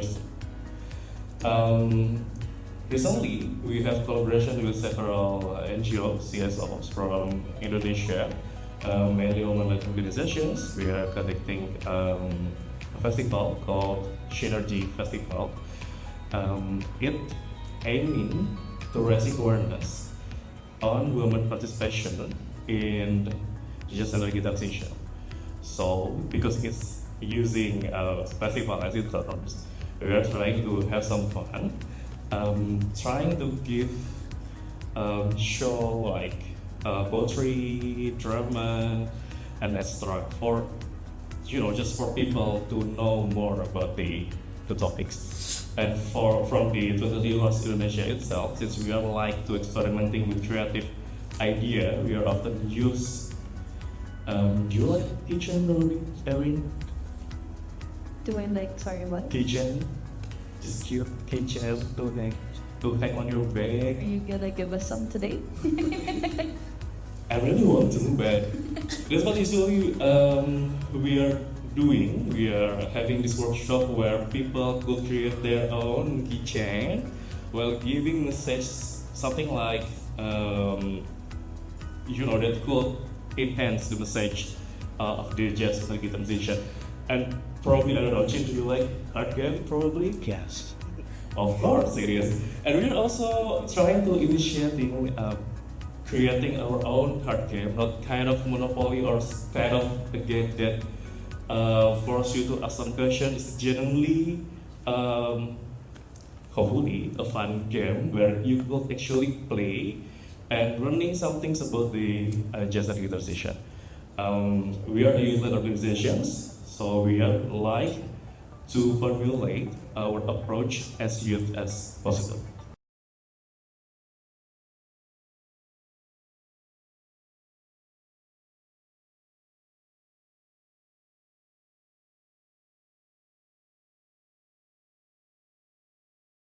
We were founded last 2020.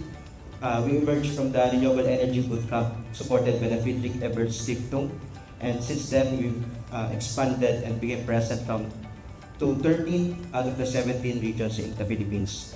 We both work through transdisciplinary approach grounded in climate and energy and intergenerational justice, reaching youth, community organizers, and vulnerable communities with policymakers, educators, and energy leaders. So our work includes developing knowledge products, running training programs, and influencing energy policies, and also convening local and subnational youth organizations.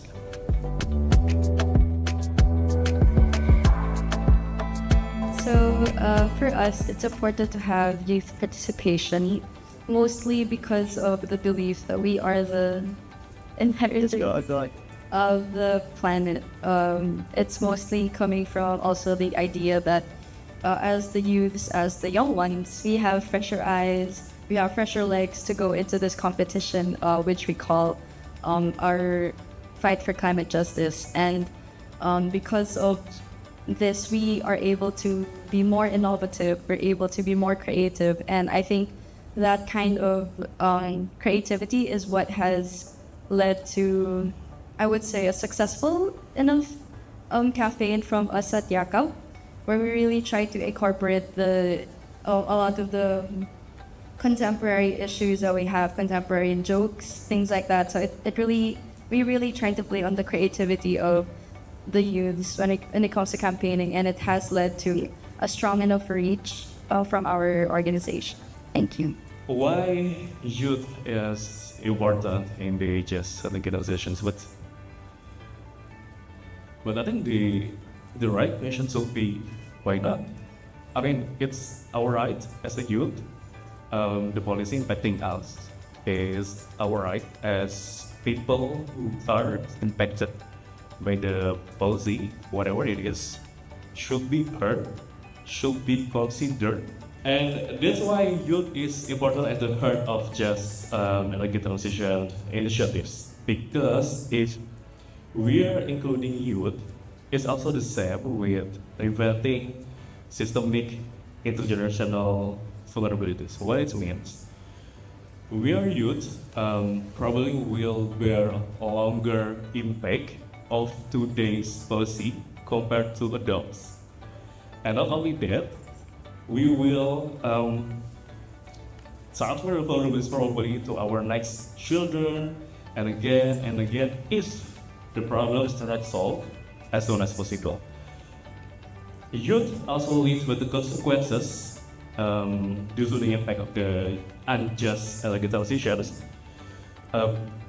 such as they will endure the disturbance on their education, because oftentimes when their parents were losing their job due to their lands got taken by the development plan or something, it will also impacting their educations, and oftentimes. Good afternoon, distinguished guests, ladies and gentlemen. We would like to invite all the participants to kindly make their way back to their seats as we're going to continue our next session, which is also our final session, immediately.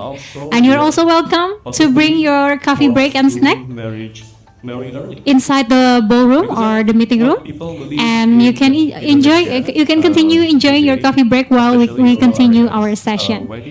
Sekali lagi Bapak dan Ibu sekalian, selamat sore. Kami persilakan Bapak dan Ibu sekalian untuk kembali menempati tempat duduk yang tersedia, karena sesaat lagi rangkaian acara akan segera kami lanjutkan. Dan kami persilakan Bapak dan Ibu untuk dapat membawa coffee break dan juga snacknya untuk masuk ke dalam ruangan, jadi bisa dilanjutkan menikmati coffee breaknya sambil kita lanjut sesi berikutnya. Terima kasih. Youth also have their own creativity initiatives that really need to be heard. Because again, when we are talking about meaningful and inclusive youth participation, it will be just make sense to include not only youth, but everyone who are impacted by the policies to be included in every step of decision-making process. So I think my answers are already covered by Aaron and Rivian, but just want to reiterate that for us, we both youth engagement is not only central to our work, but is also matters for the good, because we believe that aside from we believe that we should not treat the youth as a sector that is just one of the sectors that was affected by climate crisis, but also the fact that some of the best leaders, the most strategic and the visionary leaders that we have today came from the sector of the youth. And the fact also that the youth today are very energetic, so we have to harness the energy of youth towards achieving and ensuring that the energy transition will be just and inclusive. I think yes, youth will be very much affected by climate change, and they will affected by climate for a very long term. And of course, they have very fresh idea, they have fresh energy, and they can be energy leaders. Okay, so the challenges that we have experienced in organizing the youth in the communities actually listed two.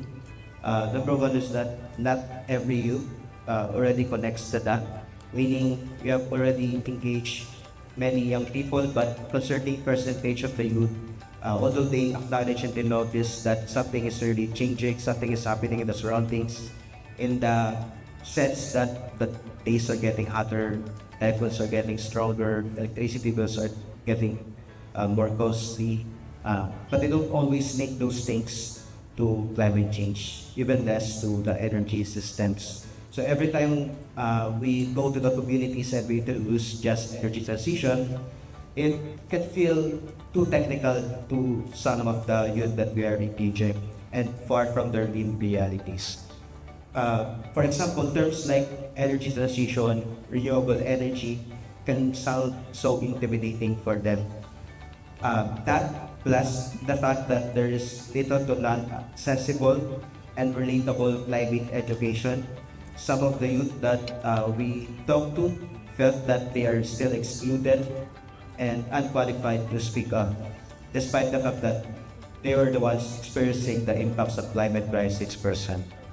So for good, this is why developing climate and energy literacy materials or knowledge products is a must foundational step in mainstreaming climate change and energy transition. Second one is there's always a risk, and the risk of intimidation and surveillance whenever we organize in communities affected by controversial projects. For example, just recently before I go here in Kuala Lumpur in May 2030, we conducted our Climate and Energy 101 in Smoky Mountain. Smoky Mountain being an area that will be affected by the proposed 100 megawatt waste to energy project.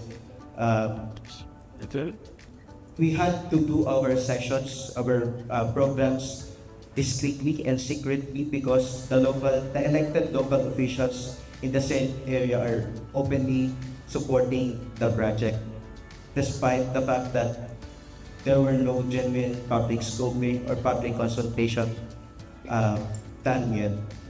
So we raised the concern to the said local leaders, but instead of addressing the concern, we were met with a series of questioning and intimidation. So yeah.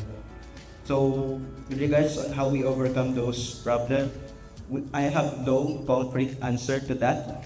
My answer is we just continue doing those things because we believe that although now it's difficult to engage the youth because of the risk of intimidation and surveillance from the private proponents or government forces, we believe that the youth that we engage in the community will be the ones that will protect us in the future engagement. Sure. I feel you change because that's what happened in Indonesia as well. The civic space getting stronger. Good afternoon, distinguished guests, ladies and gentlemen. We would like to invite all the participants to kindly make their way back to their seats. as we're going to continue our session immediately. And you're also welcome to bring your coffee and snacks into the ballroom so you can continue enjoying your refreshment while we continue our session. Once again, we would like to invite all the participants to kindly make your way back to your seats as we're going to continue and proceed our final session. Possible as well, especially if we are talking about. And you're also welcome to bring your coffee and snacks into the ballroom so you can continue enjoying your refreshment while we continue our session. Bapak dan Ibu sekalian, kami persilakan untuk dapat kembali menempati tempat duduk karena kita akan melanjutkan ke sesi terakhir pada sore hari ini. Dan kami persilakan juga Bapak dan Ibu untuk dapat membawa snack dan juga kafenya menuju ke dalam ballroom, dan silakan boleh melanjutkan menikmati coffee breaknya sambil kita melanjutkan ke sesi yang terakhir. Terima kasih. Activism fatigue is real. I mean, Arian Chen probably experienced it as well. Arian doing climate strike every year, probably Chen as well. But I think we are on the lucky side because I believe we already graduated from university. But imagine you who are still in schools or university. Every day, they are dealing on what happening in their homes, and plus dealing with whatever happening in their schools, university, dealing with their ex, dealing with their I don't know, everything, but they are dealing with the community and dealing with the situations that they don't actually understand. And when they're trying to actively participate and voicing their concerns, they don't have a room for that. But for me, one of the biggest issues that we have is that we have a lack of financial support. I'm sure this is something that Chin and Rabian could also attest to. It's really difficult for us to try to reach out because some institutions don't necessarily see the youth as that close of a partner when it comes to some projects. So if there are any financiers here who are willing to support us in the next few years, please do reach out, because a lot of us, most of us are still students or working students. So it's also difficult that we have to, like what Rabian said, that you're balancing so many things that are happening in your life, all these circumstances that you have. Next, similar to what has been expressed already, there's this concept of you're too young to be doing something, but in terms of, for example, activism, you're too young to be an activist. You should stay in school, you should focus on getting a degree. And I think a good counter to this is it's because you're too young that you should be doing something. It's because you're still in school that you should be pushing for, the kind of policies that would support you as a student, as a commuter, as a young person in general. And lastly, I would also like to share the sentiment with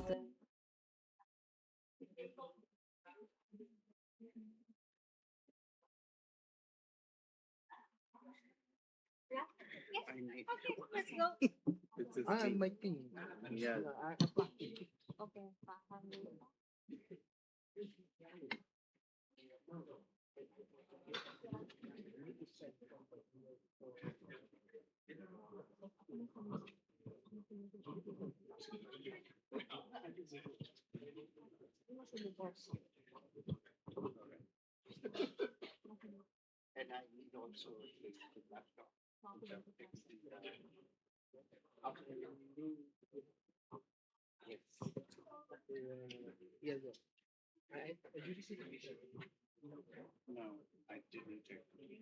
How much?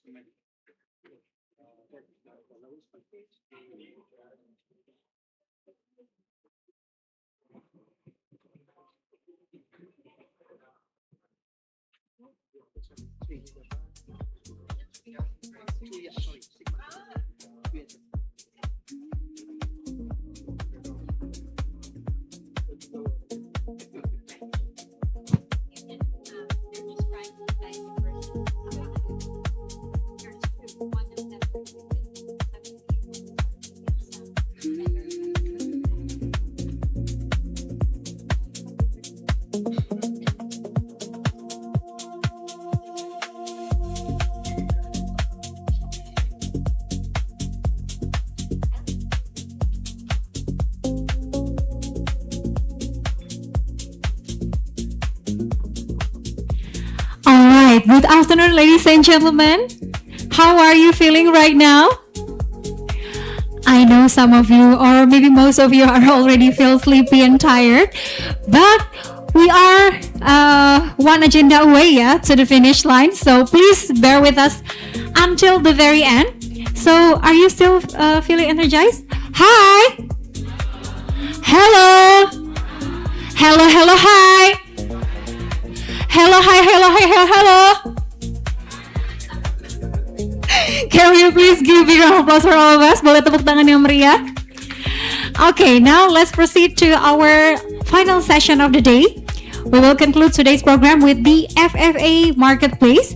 This interactive session provides an opportunity for participants to exchange ideas, showcase initiatives, share experiences, and strengthen collaboration across the Fair Finance Asia network. And to lead us through this session, it is my pleasure to invite our moderator, Ms. Geraldine Grace Hoga, and our facilitator, Mr. Hubert Ciencia. Okay, so we would like to welcome Ms. Geraldine and also Mr. Hubert.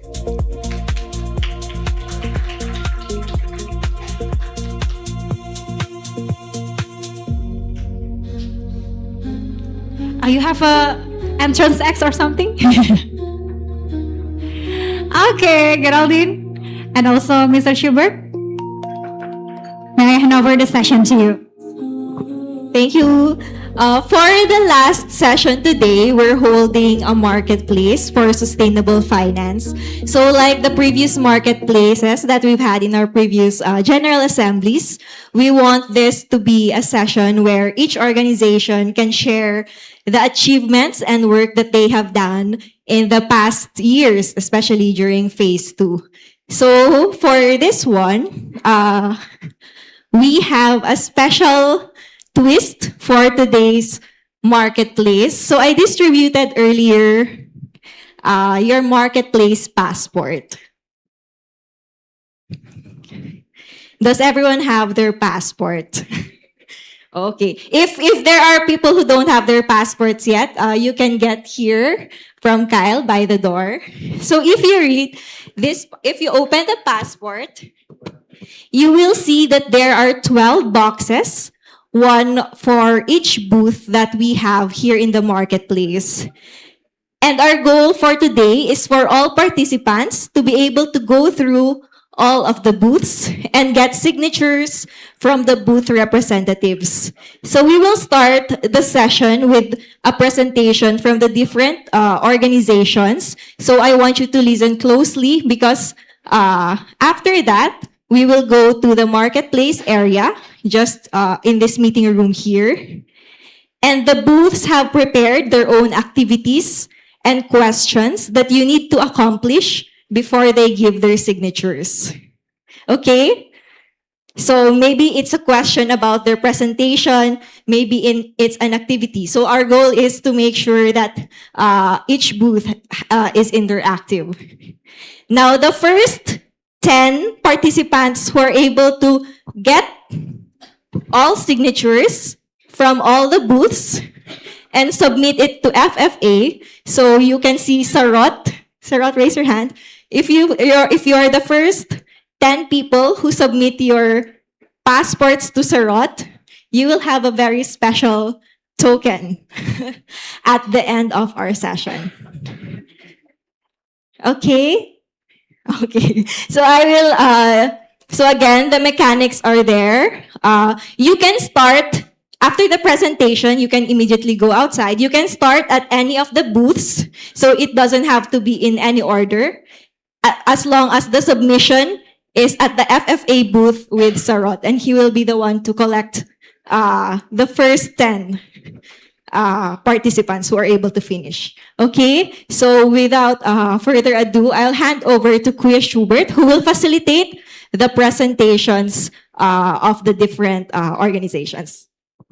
Thank you, Jay. I'm not actually Schubert, I am Mark Zuckerberg. Okay. Anyway, I'm just showing you that my jacket has a hood. Actually, it's not for cold weather, but for warm weather to protect us from ultraviolet rays. So this is the new normal. Instead of the cold from the heat, because of the intense heat due to climate change. So this is our new brand. I'm from iJet, and this is our core message: a future. What's it again? Powering a future shaped by people. All right. Okay, no, I'm not doing that. Okay, so before we go to the market, who among you are first time in this place? Everyone?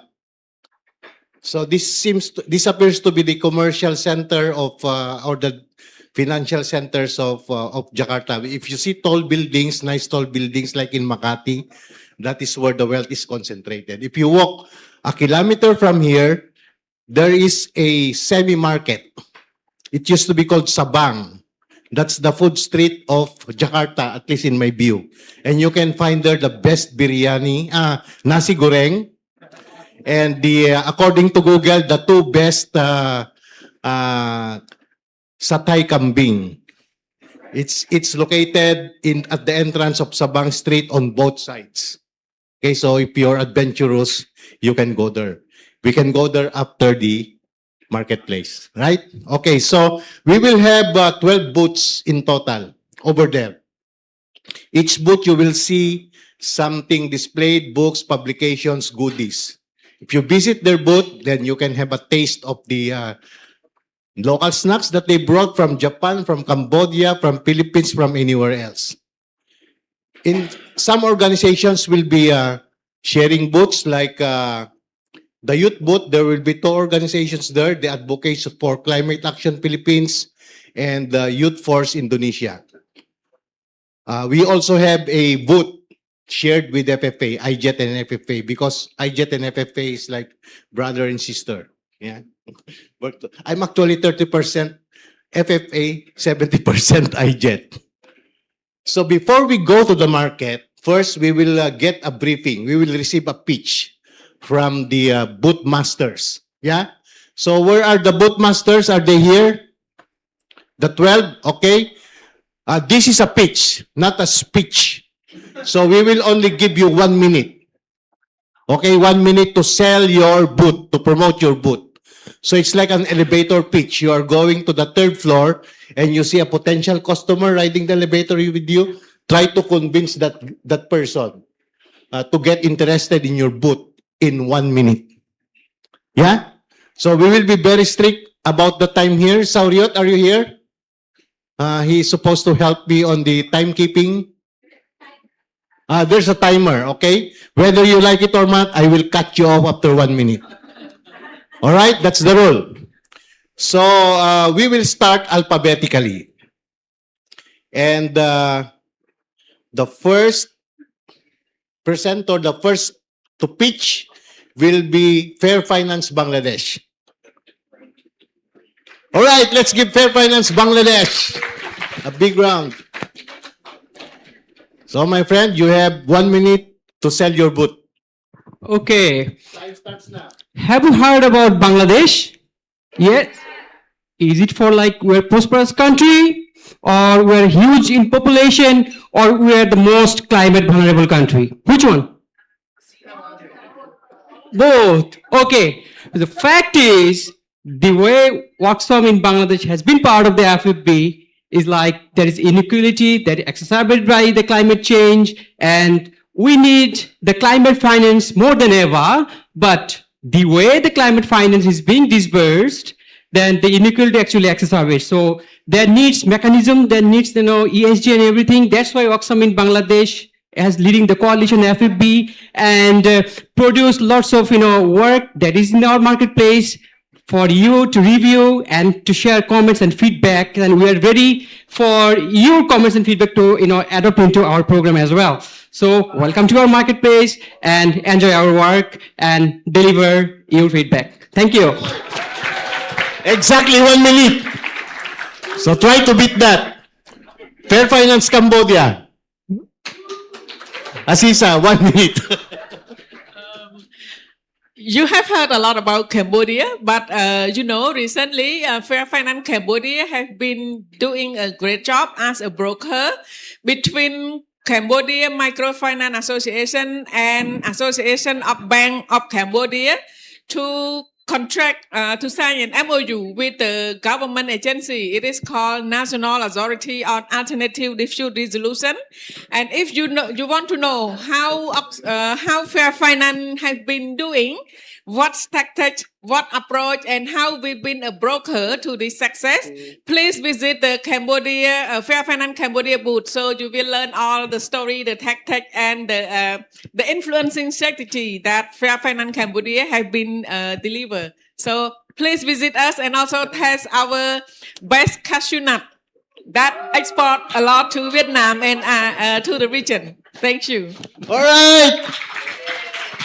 Less than 1 minute. Okay.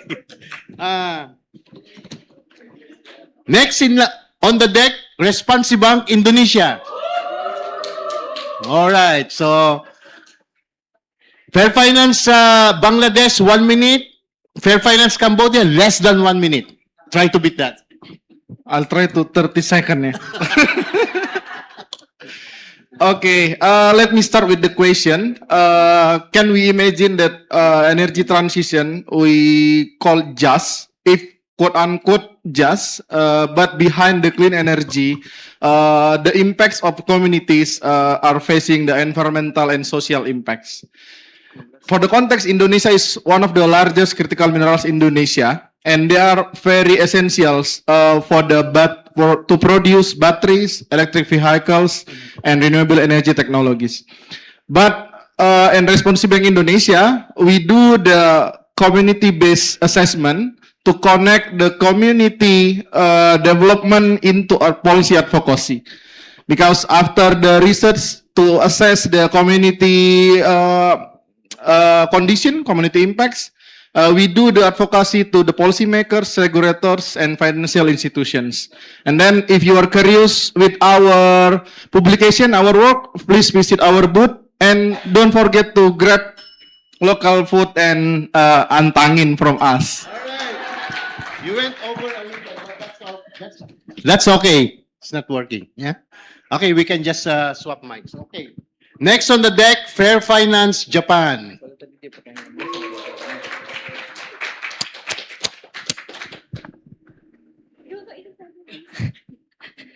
So since 2014, Fair Finance Guide Japan has conducted many advocacies, and we have many achievements through our policy assessment and case study reports. So then if you visit our marketplace, you will be able to find our achievements. And the most important thing is that we are preparing nice Japanese sweets like matcha chocolate and wasabi snack. So please taste it. So we are welcoming all of you. Thank you. All right, the new record. 30 seconds from Fair Finance Japan. Next, my friend. That's 30 seconds for you to beat. From Fair Finance Pakistan. Hello from the land of humble and brave people. So this is the journey of the clean air. So we are right now at the position of learning at the scale and reaching to the point where we are today showcasing the exposure map of the air pollution live on 22 cities. And then showing also how much the commercial banks are investing in those cities, especially the economic zones of the exports. So it's a very interesting thing. You will see it live. Thank you. All right, that's a new record. Less than 30 seconds. Thank you, Asim. Next on the deck, mga kababayan, Fair Finance Philippines.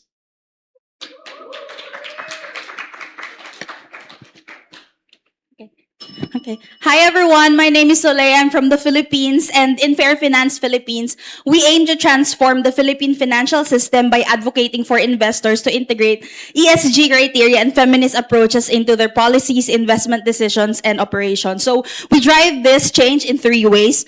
First, through our bank policy assessments, and then we advocate for banks and investors to shift financing away from initiatives that may harm communities as part of our divestment campaign. And lastly, we support the development of a feminist framework on climate change and just energy transition.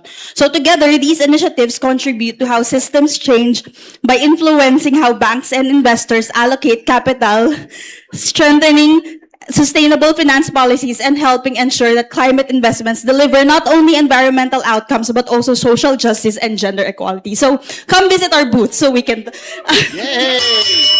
Thank you. So before we move on, today the Tour de France is taking place, so they have a team individual time trial. The best time usually stays in the hot seat after waiting for another one to dislodge that cyclist. So right now, the hot seat is occupied by Asim. All right? Let somebody try to dislodge Asim from the hot seat. So, Fair Finance Thailand, Ken, is that you? Okay.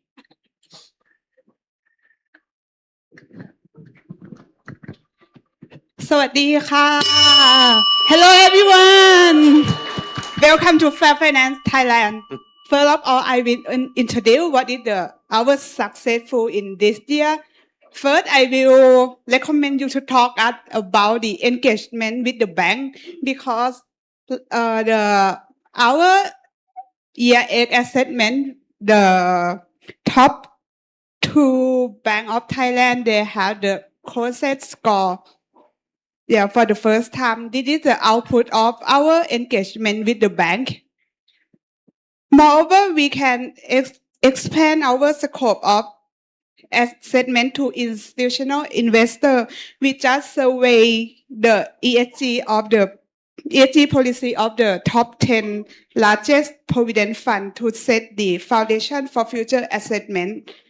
Lastly, we are heavily focused on biodiversity, and we actively work with the IKBI.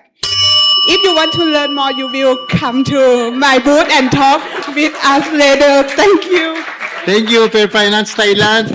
Next on the deck, Fair Finance Vietnam.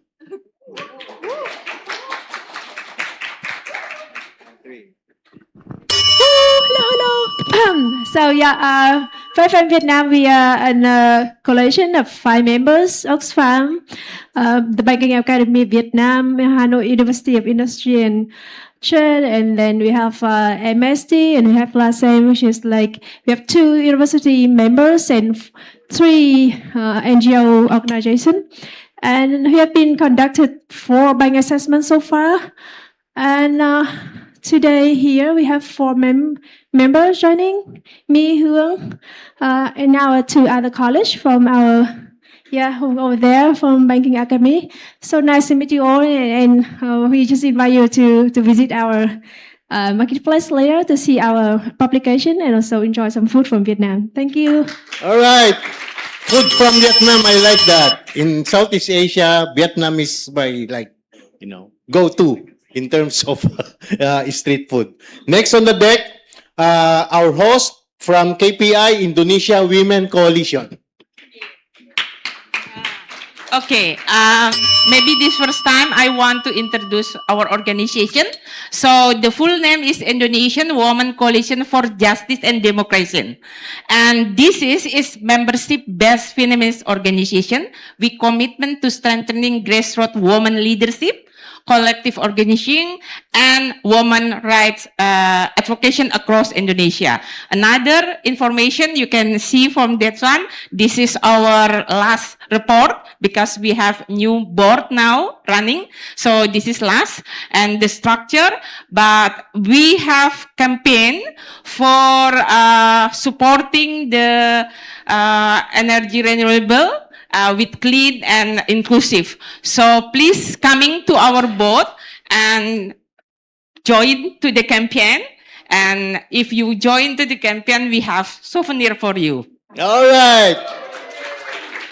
And this is one of those souvenirs. I already got one. Yeah.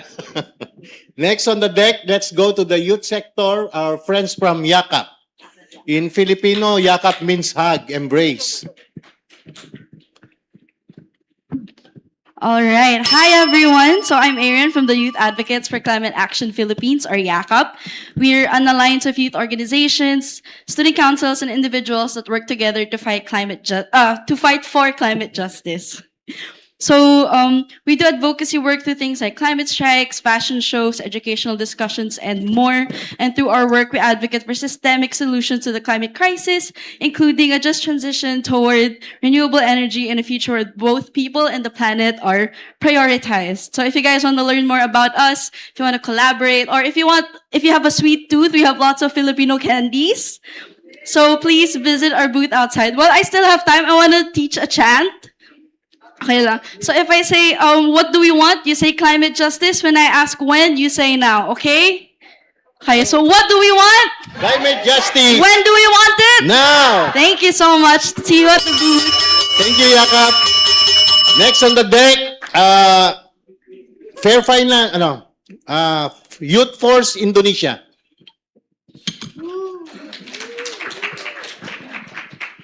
Good afternoon, everyone. All right. So I'm Ravian from 2030 Youth Force Indonesia. We strive to push youth to create their own green initiative. We do a lot of creative campaign and advocacy to ensure more youth to be involved in each process of decision making. We talk about climate with different perspectives. We create playing cards. We talk climate from K-pop or even Pokemon perspective. And just join to our booth. We also create a free online course climate, which you can register and get a magic pencil that you can grow into plants. So visit our booth. Thank you. All right. Thank you. Before we move on to the last three pictures, who among you were able to use the electronic gates on immigration? You were able to use it? Some of you did not. You have to go through the human immigration, yeah? So next time you go to Indonesia, you need to register 3 days before. Yeah, 3 days before. So you can just... But beware, there are fake immigration portals. Use the official one, Imigrasi Indonesia. All right? I only realized that after 5 failed attempts using the e-gates. Okay, next on the deck is Fair Finance International.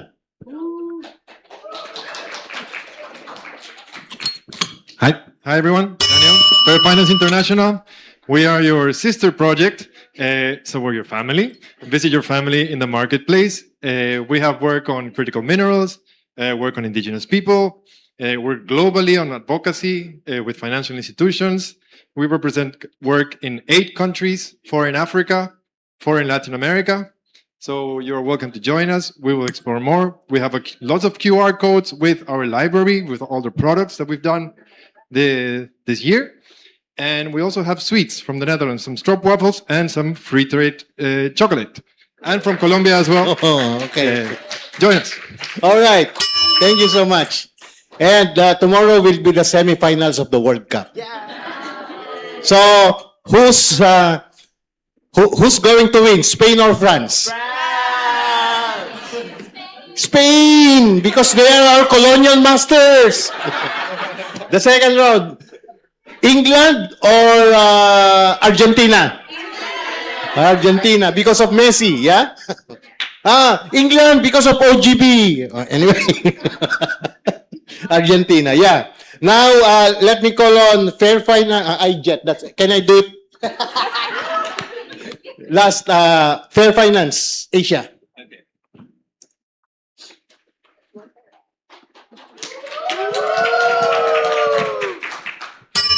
Hello everyone. So Fair Finance Asia is a network of over 90 civil society organizations that try the financial institution across Asia to be accountable and transparent.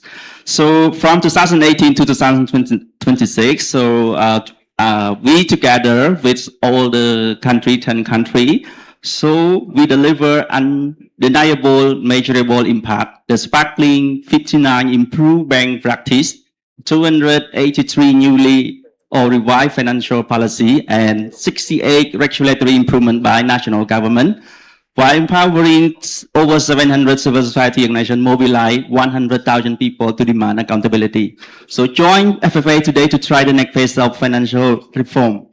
So our booth is here, and investment is also welcome to visit us here. Thank you. Thank you, Saryot. My foolish forecast in the finals, Argentina versus Spain. And Argentina will win. Oh, okay, sorry. Anyway, IJET, we promote a gender-just inclusive energy transition by supporting the capacitation, supporting CSOs to engage in shifting the narrative from fossil fuel dependence to renewable energy solutions, by enabling policy frameworks at the national and regional level, and by mobilizing finance to support sustainable community-owned renewable energy solutions. So we share about with Fair Finance Asia, and we will tell you more about our amazing stories while we eat the snacks that you gathered from the other booths. Okay, now we will proceed to the marketplace. So there will be 12 booths. Remember, you have your passports. Have them marked. And then you will submit it to the Fair Finance Asia booth over there once you are done, 10 minutes before 5 p.m. We will try to conclude by 5 p.m. So the earlier you can submit, but don't sacrifice the time for the sake of it. Just try to go around all the booths, enjoy the snacks, and listen to the stories. And okay, let's go to the marketplace now. We only have the first 10 finishers, First so 10, make sure, first 10. yeah, to get your passports here if you don't have yet.